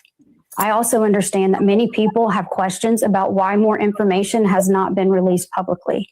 In Mississippi, the rules of professional conduct restrict the information a prosecutor can release during an investigation. Our restraint in communicating facts and evidence is not an effort to keep the truth from the public. It is an effort to protect the integrity of this investigation and the grand jury proceeding. As your district attorney, I have an ethical obligation to avoid public statements that could influence witnesses, prejudice a proceeding, or compromise the fairness of the legal process. My obligation extends to and requires me to use reasonable care to ensure investigating agencies avoid making those statements and releasing information as well. These rules exist to protect the search for the truth, not to prevent it. As divided as the discussion surrounding Nolan's death has become, I know we all want the same thing, to understand what happened to Nolan. With that being our shared goal, we must also share in the goal of protecting the integrity of how the truth is discovered. If we sacrifice the integrity of the process in effort to satisfy today's questions, we risk undermining the confidence in tomorrow's answers.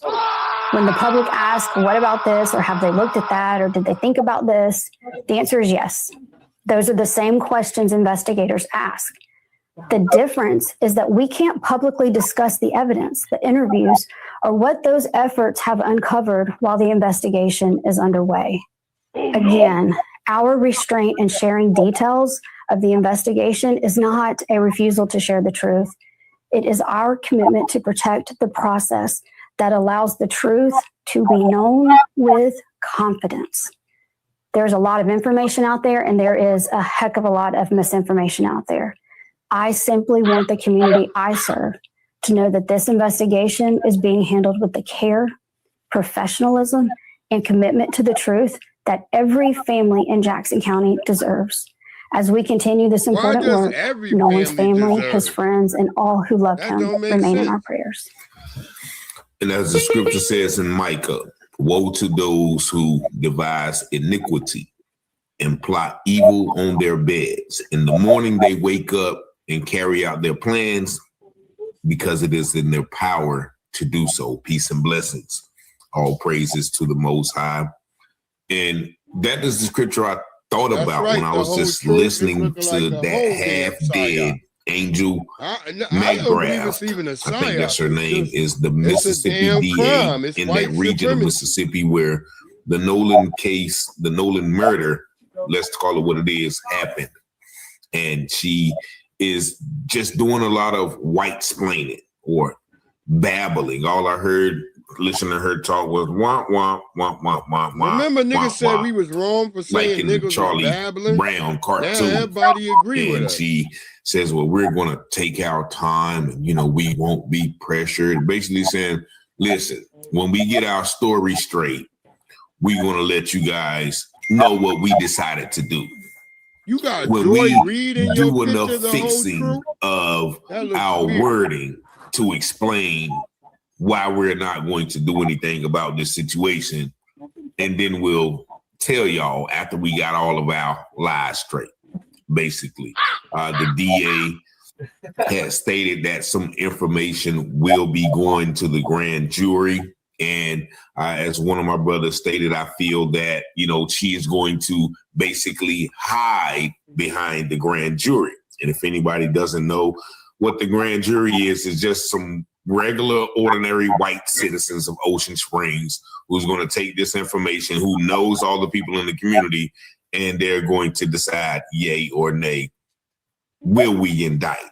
And a brother, shout out to my brother Carlos Moore. He's a former judge in that area, and he has basically exposed her inability, that DA's inability, to get indictments on several cases where clear-cut evidence proved that the person committed a crime, yet that's Mississippi. The grand jury didn't That's why indict. I'm not believing Listen to that my grand brother jury bullshit. expose some of her past I've had inabilities to provide justice for the community she serves. It'll be interesting to see what happens here. I had this. The good thing about the United States having concurrent jurisdiction, in my opinion, and this may be the saving grace for the family in getting justice, is if Angel does not do a good job in securing an indictment in state court, the feds will have a chance to secure an indictment in federal court if the evidence is sufficient to lead one to believe that a crime may have been committed, a crime or crimes may have been committed in relation to the death of Nolan Wells. So unlike Emmett Till, unlike Medgar Evers, where those were only state level crimes, in this instance, since the death happened on Horn Island, which is federal land, we do not have to solely rely on Mississippi to do their job. We do know the history of Mississippi. We do know that even when there's overwhelming evidence, in some cases, Angel has not been able to secure an indictment. And we know that usually you can indict a ham sandwich. So a human is more than a ham sandwich. And there was overwhelming evidence against a Marshall police officer a few years back in 2019 when he shot someone in the back 5 times. And it was caught on camera. And there were eyewitnesses, and she still could not secure an indictment. And so that happened on land in Jackson County in Moss Point. So there was no federal jurisdiction to prosecute when she failed to do her job successfully in a lot of people's eyesight. So in this instance, if Angel fails to do her job, the U.S. Attorney, James E. Baxter Kruger, has the authority to present the evidence to a federal grand jury to try to secure an indictment there. And so that gives me hope that there will be justice in this case.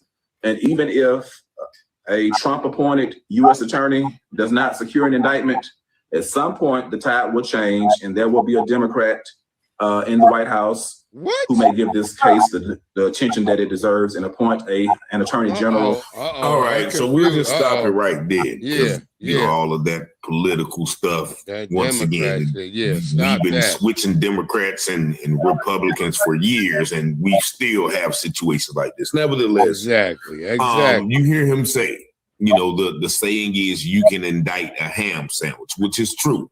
The DA can present, overwhelming evidence or, little evidence. If they want to get an indictment, they can get an indictment.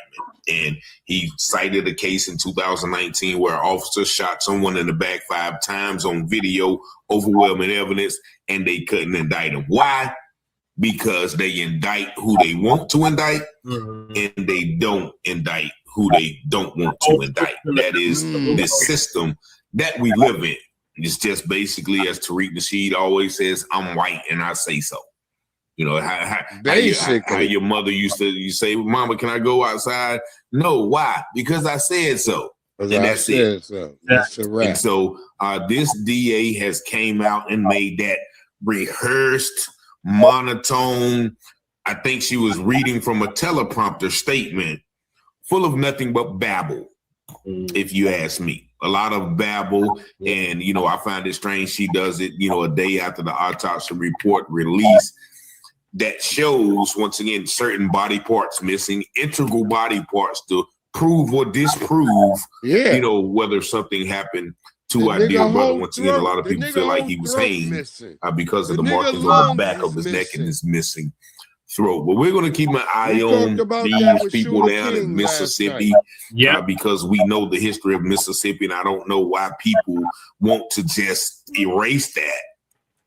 But you know, these people down there in Mississippi have been known to do some nefarious things. And once again, we can't forget other cases as well. You know, Cohen Wiley, the officer, still is, you know, not to be charged in that, caught on camera shooting a baby.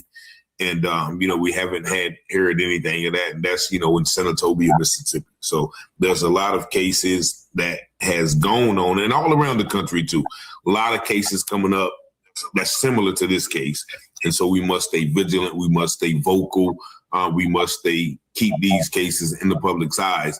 So we will know, like, look, this is not an isolated incident, as the police always say, but this is a trending pattern against Black people in America. But y'all let me know what y'all think about this video in the comments. Y'all see the number 919-587-7782. Thank y'all for liking, watching, sharing, and subscribing to the channel. And as always, pray you have peace and blessings. All right, cut that nigga ending off this time. We don't want to hear all that shit. Good Lord. But yeah, I'm gonna get ready to tap out because I gotta pay some bills. Yeah, you gotta get to work, right? No, I'm off today. I'm off. Oh, you're off today? Okay. Yeah, I'm off today. That's why I'm in here talking shit. I wouldn't be in here if I was working. I just gotta pay some bills and shit. But I'll be back on these YouTube streets later. Yes, sir. We're gonna for the Monday slide. Monday mixtape. Mixtape. Yeah, Monday mixtape. We'll be in here. We'll probably be early, but we'll see what happens and shit. Cause Navi out for a minute. Her crows are mad at me too.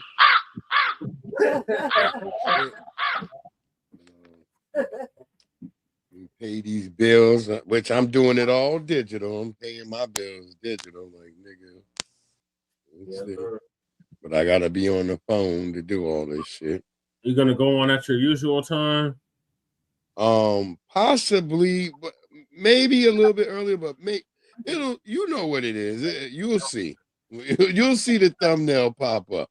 Okay. Once I'm done whatever I'm doing, I'll pop that shit up and we'll get in there. Appreciate y'all having a great night with the family. Much love to Lady Che. Jesse Paris, I want you to win, my boy. I want you to win with my energy and everything. I'm about to send you some money over there, but let me hold on, pay these niggas. And then I'll send y'all some money over there. Shabaka, nigga, stop being upset. We love you, Shabaka. Right. Just because you ain't African, nigga, don't be mad. Be happy. You can hold on to some of your Africanness if you want, my nigga. But nigga, we not from Africa. It's unfortunate. I know some of y'all niggas want to put on your big African cape and fly into the sky, but it ain't gonna work, nigga. It's just not. You're not from Africa. When I first came out here to the DMV, DC, Virginia, all that, it was Africans telling me I'm not an African. So let's just accept it, like our good brother Cameron said, nigga. They don't fuck with us. They've been telling us for years to our face, we not Africans. Why y'all niggas trying to hold on to some shit that niggas telling you ain't a part of? Right. Cut that shit out, nigga. It's like when you didn't get accepted to the Glee Club, nigga. Just accept it, nigga, and move on. Take your tonal notes and move to another section and make shit pop off. Y'all know what it is, man. Make sure y'all support my brother Jesse Paris for his congressional seat that he running for. I appreciate this brother putting in the work, all the hard work he does at the food banks, all this type of stuff. Let's support where it's supposed to be. And let's love each other. Remember that. We all we got.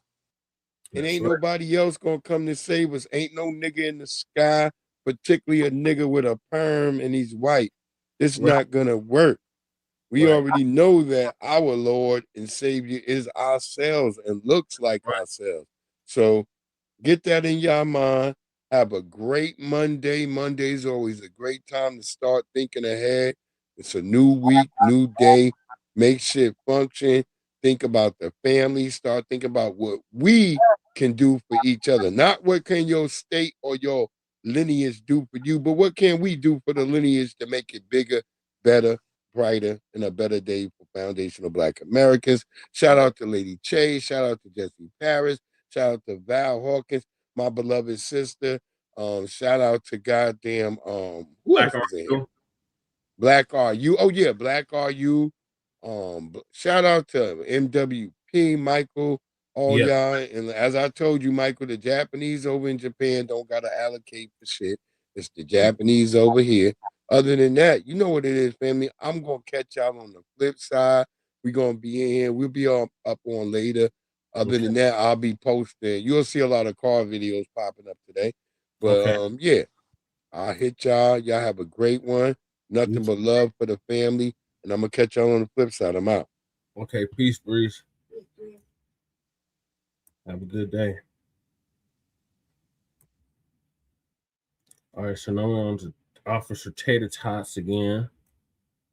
And I think this is part 3 of the interview that he did with Nolan's quote-unquote best friend.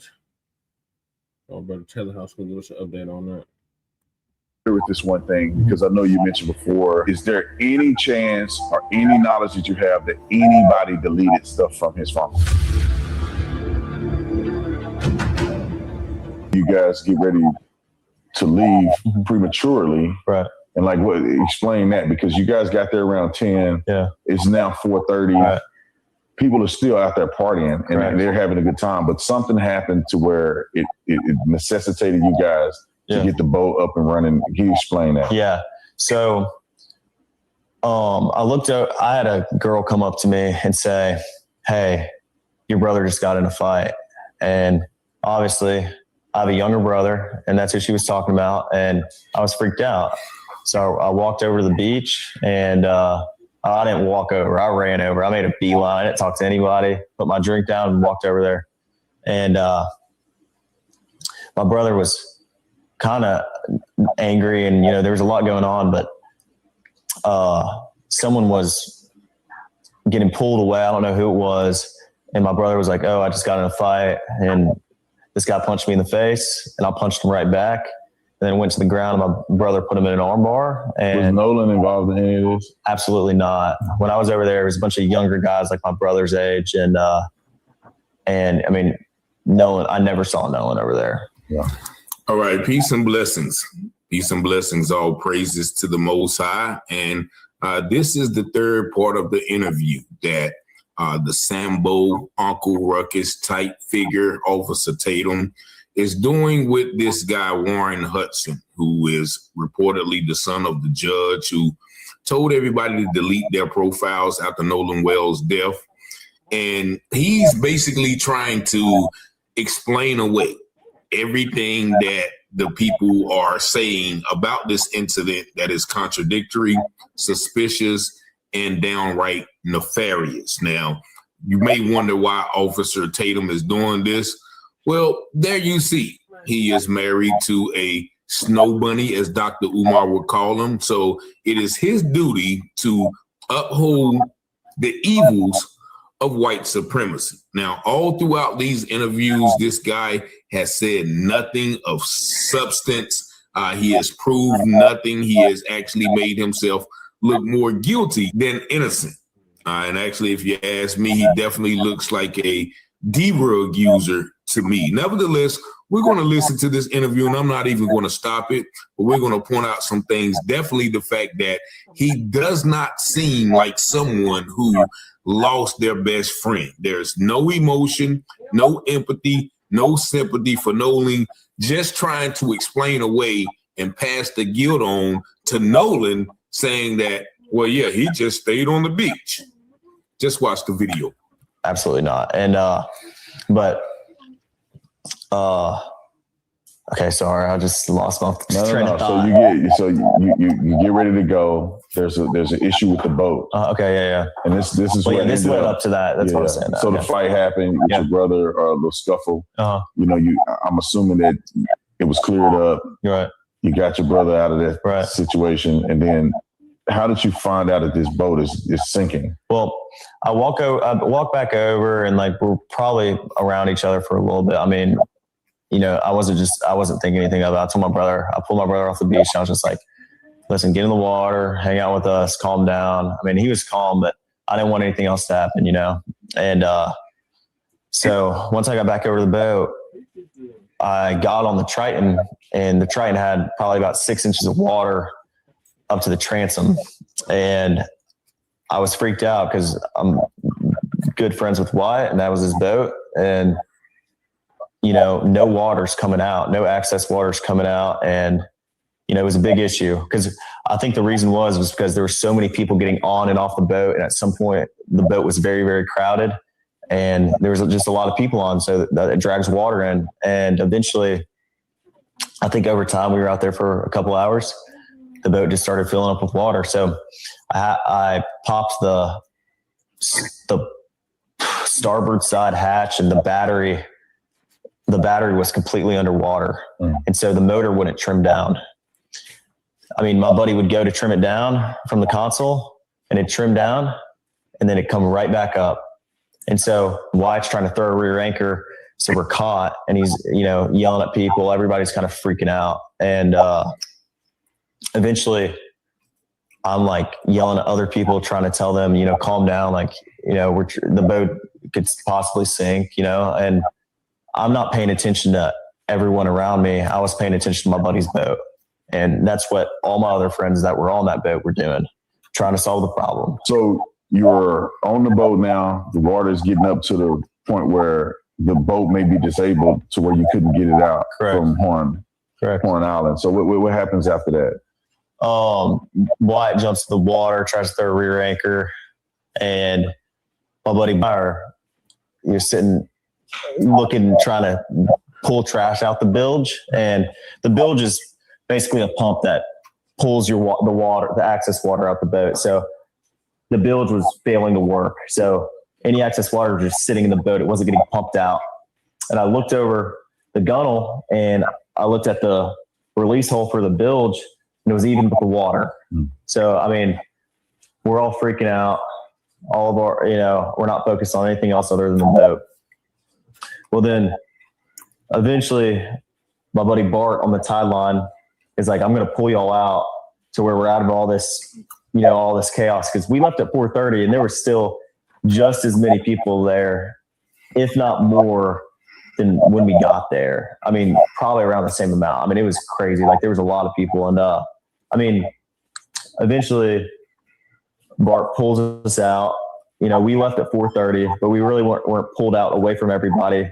We were probably about a quarter mile out, and we had the towing strap pulled from, you know, Bart's port side cleat or starboard side cleat, and he was on our starboard side bow. And so it was rubbing on his power pole. So Bart turned around, pulled up next to our boat, and we were just trying to get it situated. So that's when Wyatt called Cito, and Wyatt was like, you know, calls them, because the cell service isn't great at the island, but once you can use your phone, but stuff might not just send. And like, I mean, it's not great. You know, you got maybe one bar, it won't work that well. But once you get a little off the island, you have cell coverage. And even on the island, like I called my mom when we were on the island, you know, it was fine. Like we had, you know, enough cell coverage to make a phone call or shoot a text over, but you don't have enough cell coverage to like send a picture, for example. So Wyatt.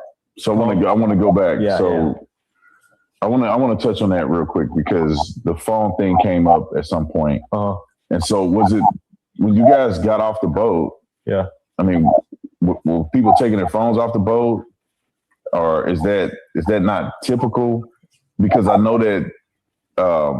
And just check out the hard swallows when he asked these questions from the white boy. Nolan's phone was left on the boat. Right. Even though, you know, after you guys had left. So can you explain that? Because I think people need to understand this a little clearer. Yeah.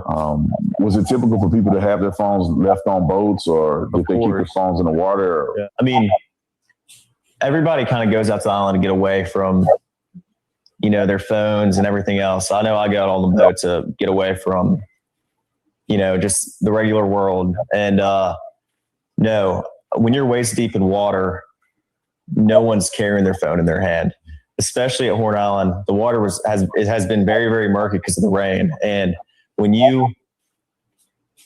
it's just very risky. If you're going to have your phone in the water, some people might for a couple minutes and like maybe taking some pictures of each other. I know a lot of girls like to take pictures in the water at Horn Island. Guys do too. Like people like to take pictures, but a lot of the pictures you see are on the boat for a reason. And so, no, I mean, if someone is on their phone in the water, they're using it real quick and then putting it right back on the boat. We were all waist deep in water. No one's sitting there scrolling on their phone. I never saw that once, and I've never seen that once. And I've been out the island my whole life. I mean, that's just not something people do. People aren't on their phones, and everybody has their phone, yes, but it's always on the boat. No one's getting off the boat with their phone.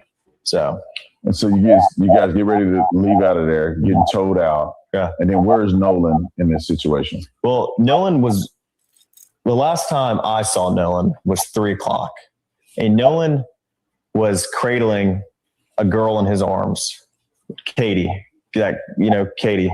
And Katie, Nolan was sitting there, and the last time I saw him, I looked at Nolan, and Nolan was like shaking his head, laughing, and I was like, dude, you crazy. I was like just joking with him. And so you notice how detailed he went in with the bilge and the phones and everything, but now he's very vague about what happened when he seen Nolan and all these things. But anyway, Nolan, that was the last time I laid eyes on him. But when we were leaving, obviously, no one is getting left at the island that came with us unless they demanded to, be there and asked, this is a very common thing at Horn Island. When you're out there, a lot of people ride out there with someone and in with somebody else all the time. I've done that 100 times. It's a very common thing, but Nolan was sitting by the boat with that Katie girl, and my buddy yelled for Nolan, get on the boat. We're leaving. The boat's having issues. And no, he didn't say that, but he was panicking. Nolan, get the F on the boat. Get on the boat. And Nolan said, no, I'm staying out here. I'm going to ride in with somebody else. And it's not uncommon to hear, but it's not like my buddy asked him one time. My buddy asked Nolan multiple times to get on the boat. Nolan, get on the boat. Get on the boat. We're leaving. If you're coming, you got to come now. And Nolan made a decision to stay out on the island. And like he said, how many people heard that? At least 5. Everyone that was on our boat right there, because the Palm Beach had already left. My buddy went ahead and went home on the Palm Beach, and 3 guys on the way back. And Nolan wasn't the only person to ride out there with us and in with somebody else. We had multiple people in our group that rode. He said he rode out there with somebody else and in with somebody else. So did Nolan actually make it back to the mainland, as some people suspect? Out with us and rode in on someone else's boat. And that, like I said, that's not an uncommon thing to do. A lot of people do that. I could name probably 50 people out there that day that ran out with somebody and ran back in with somebody else. So he can name 50 people that did that, but he don't know what happened to Nolan and what was going on. He said he the last time he laid eyes on Nolan was 3:00, but he said they left at 4:30. But he's talking about, well, I heard Nolan say that I'm staying. Which one is it? Doesn't make any sense. Doesn't add up. We all know that. It's not like it's an uncommon thing, but it's not like we just left him there or my friends just left him there. Nolan made a decision to stay on the island after my friends asked him multiple times and told him to get on the boat, and he decided to stay. See, once again, that doesn't make sense. You heard him say a couple of minutes ago, last time I laid eyes on Nolan, it was 3:00. Then he said he left at 4:30.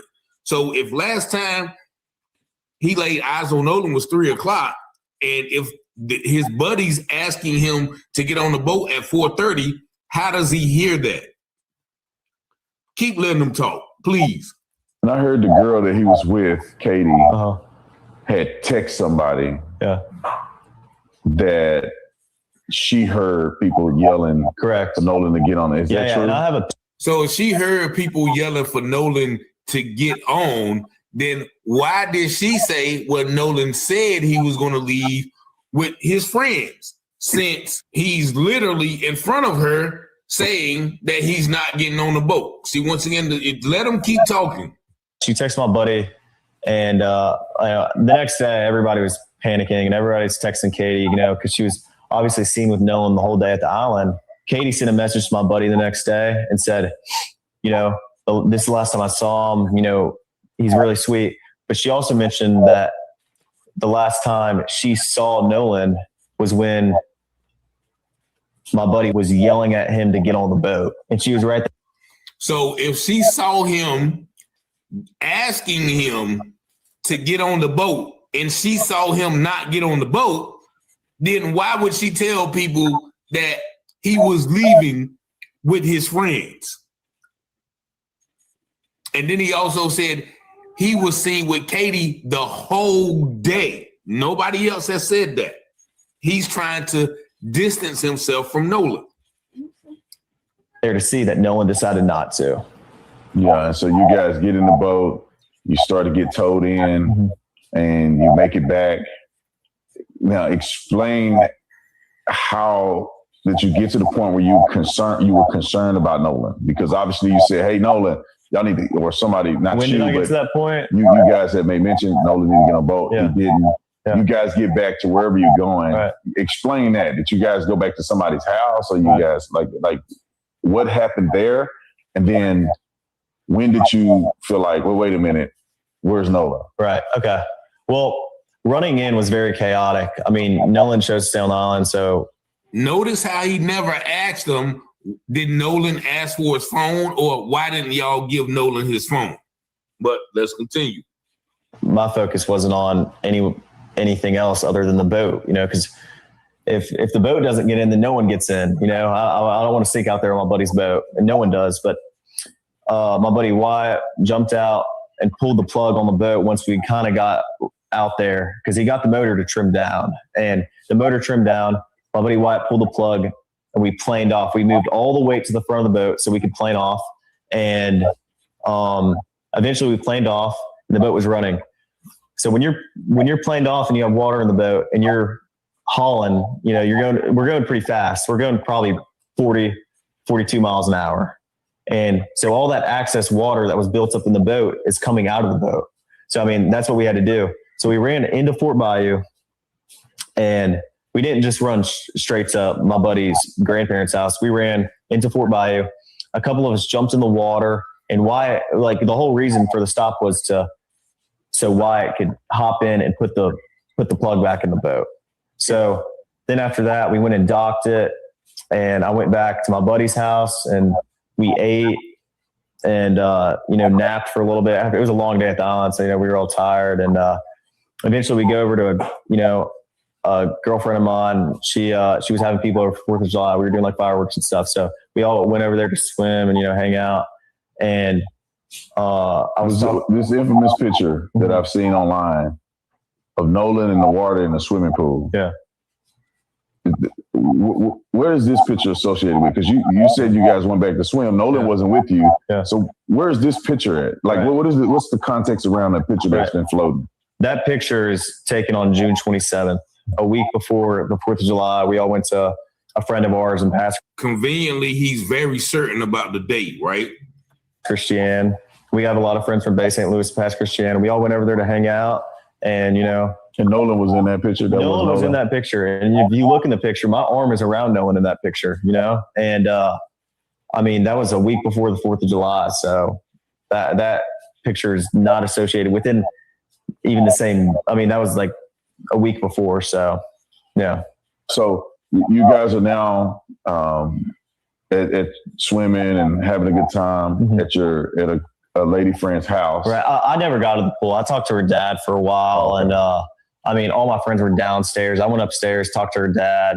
We were talking about boats and stuff. And, I've been with my friends all day. I was just talking to everybody. But so you talked to the young lady's dad, and then how long was it before you realized, or you guys realized that, where's Nolan at? I mean, I went back downstairs and all my friends were just hanging out, and my buddy Wyatt had addressed, talking about Nolan, and I was like, well, where is Nolan? He's steady stuttering, right? Y'all heard from him? And he was like, no, we haven't. And I was like, okay, well, it's a little concerning. Like, I mean, I'm not freaking out or anything, but like, I'm trying to find out where Nolan is. So I texted Javon and I was like, hey, and also a couple other buddies that I had at the island. I was like, hey, have y'all seen Nolan? Did he ride in with y'all? And all the buddies were like, no. I texted Javon and I was like, hey, can you send me Miss Christine's number? Because I haven't heard from Nolan.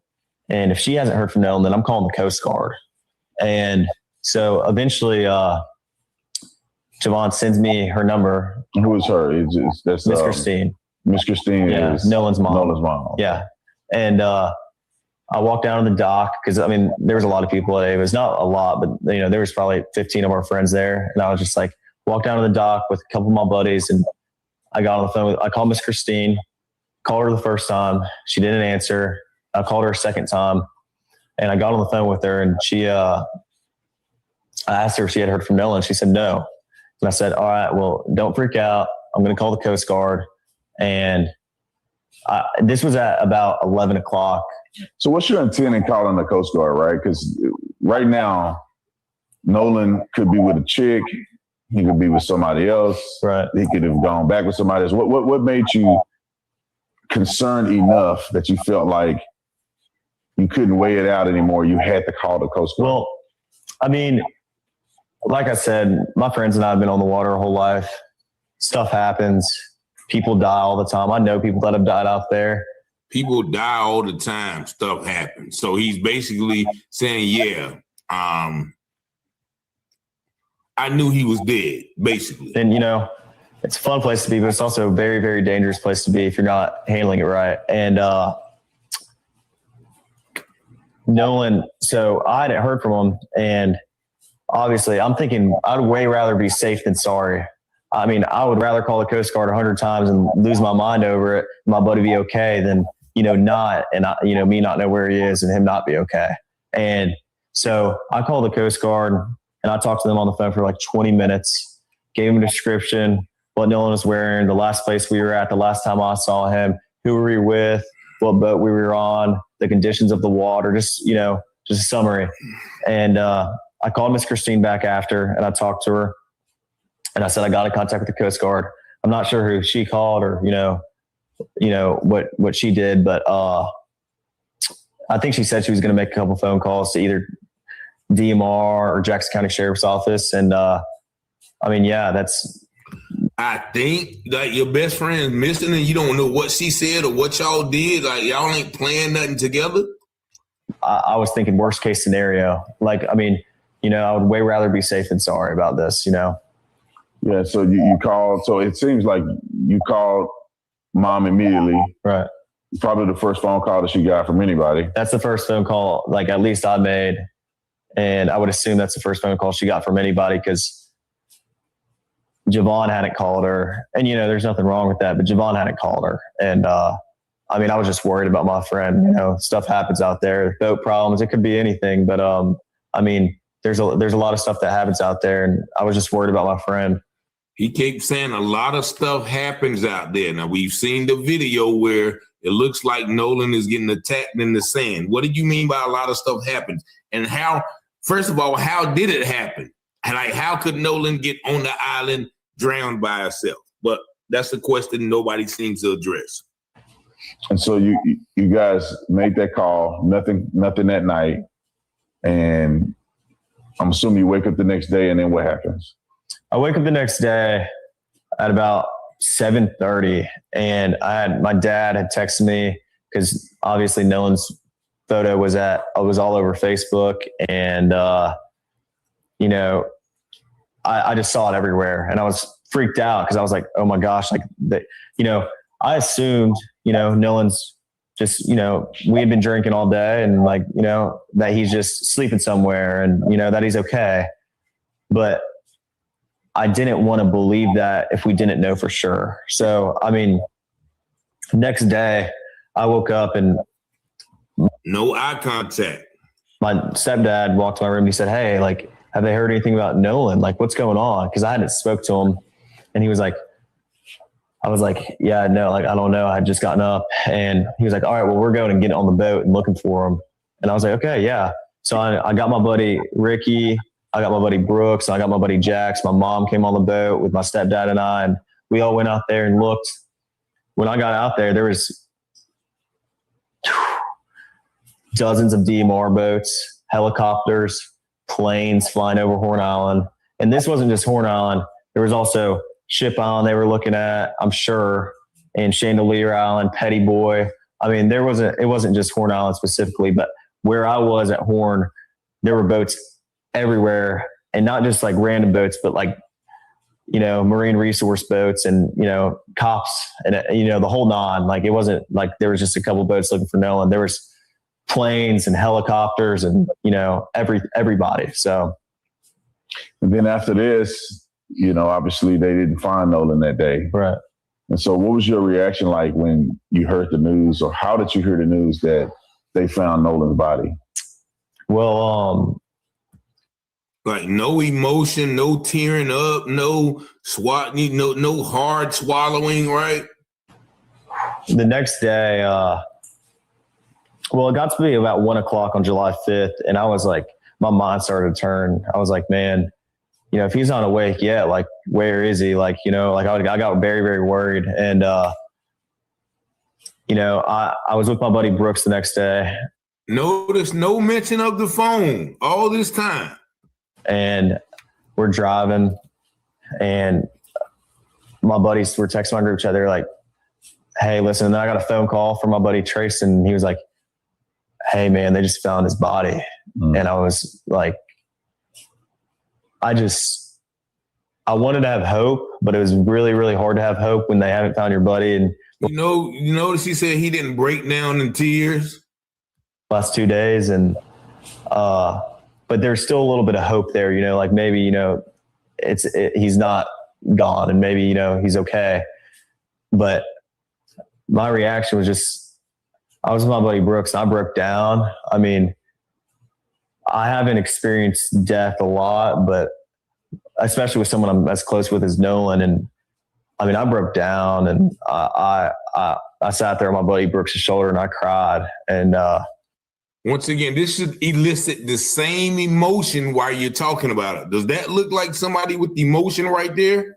I was upset. I made a couple phone calls to my buddies and checked up on my buddies because, I care about my buddies too. I mean, like, we're all experienced this. Like, we all realized at the same time. We all heard the news at the same time. Like, he's gone. And so it was really, really hard on me. I mean, I've never experienced something like this, and it was traumatic. I mean, I could tell you where and when I was there, when I got that phone call, where I was. And I just remember, like, it was insane. Like, I can't even put into words how upset I was, and how upset my friends were. So.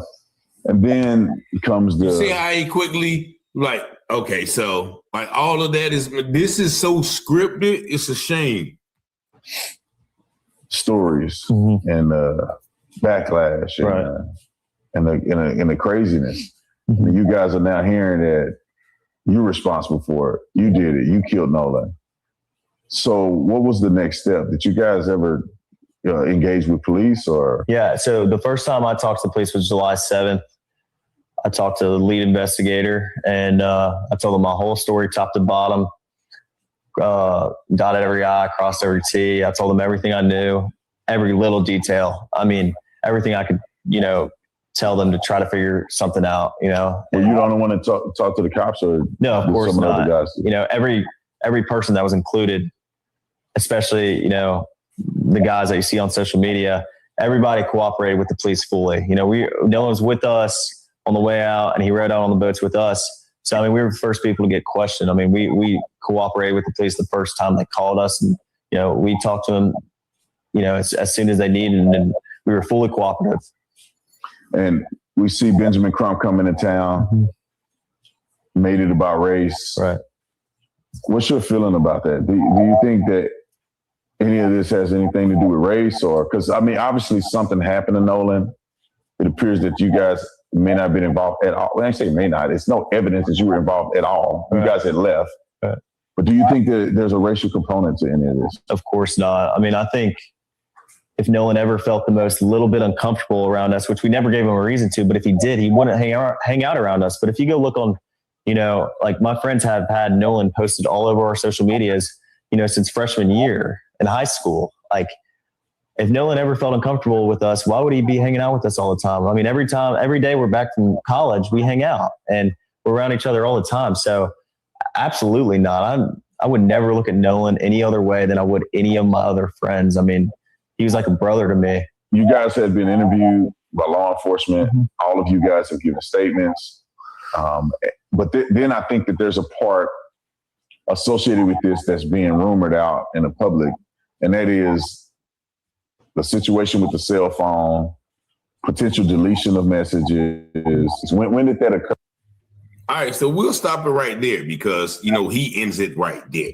So it's obvious to me that this is a scripted interview.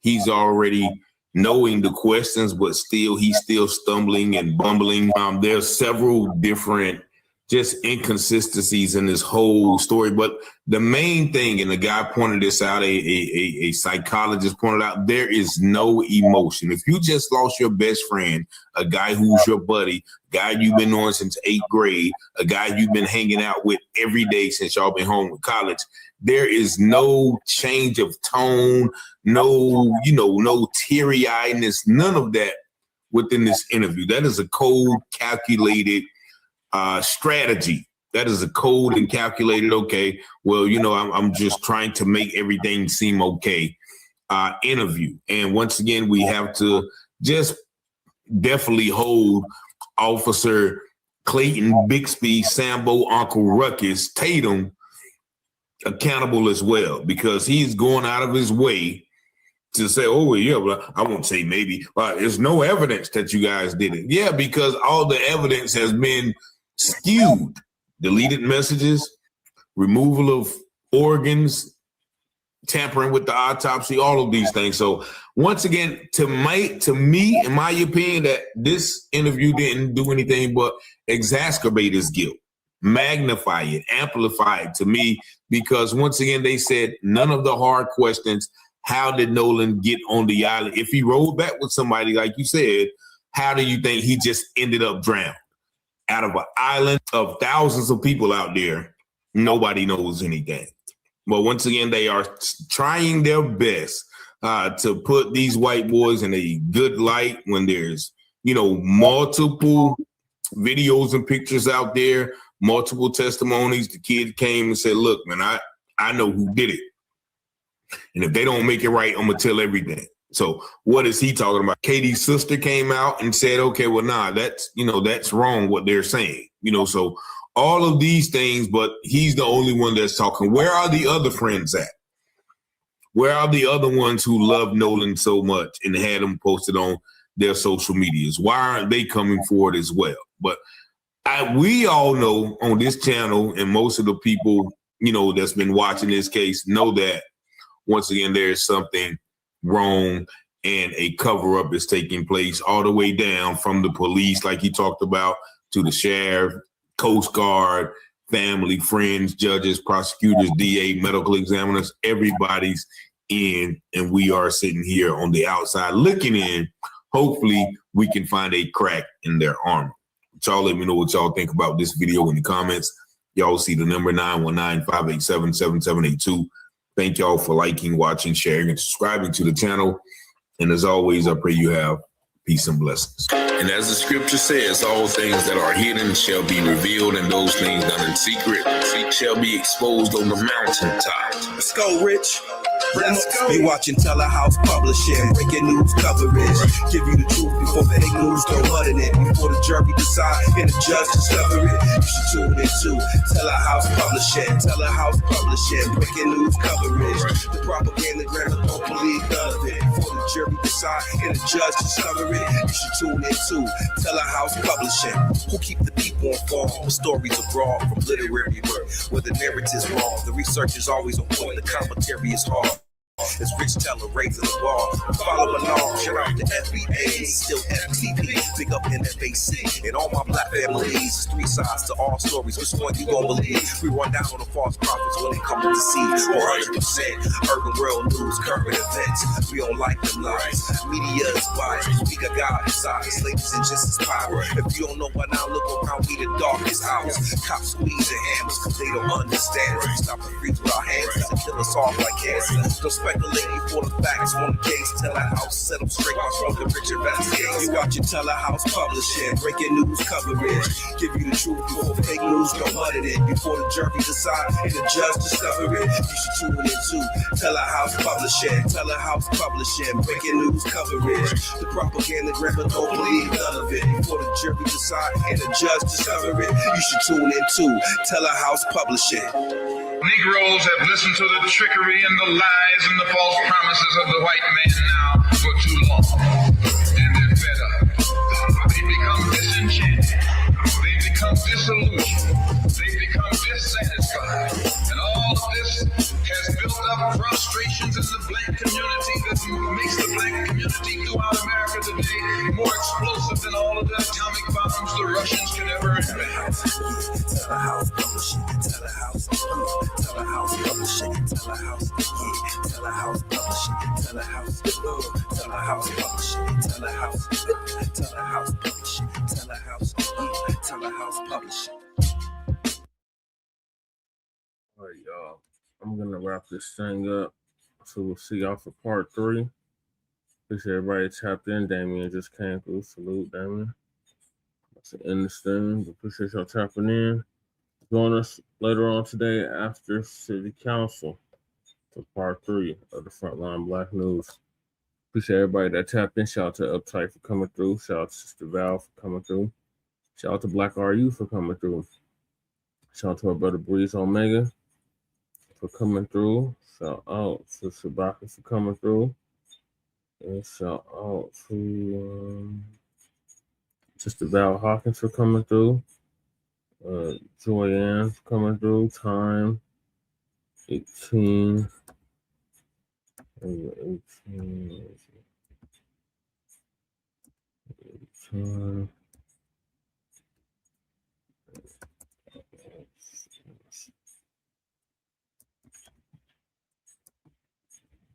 Anybody else speaking and not speaking? So peace, love, light, reparations and separations and delineations and black empowerment.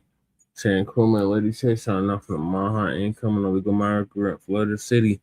We'll see y'all later for Frontline Black News Season 6, Episode 36, Part 3 or Part 3 after City Council. Peace.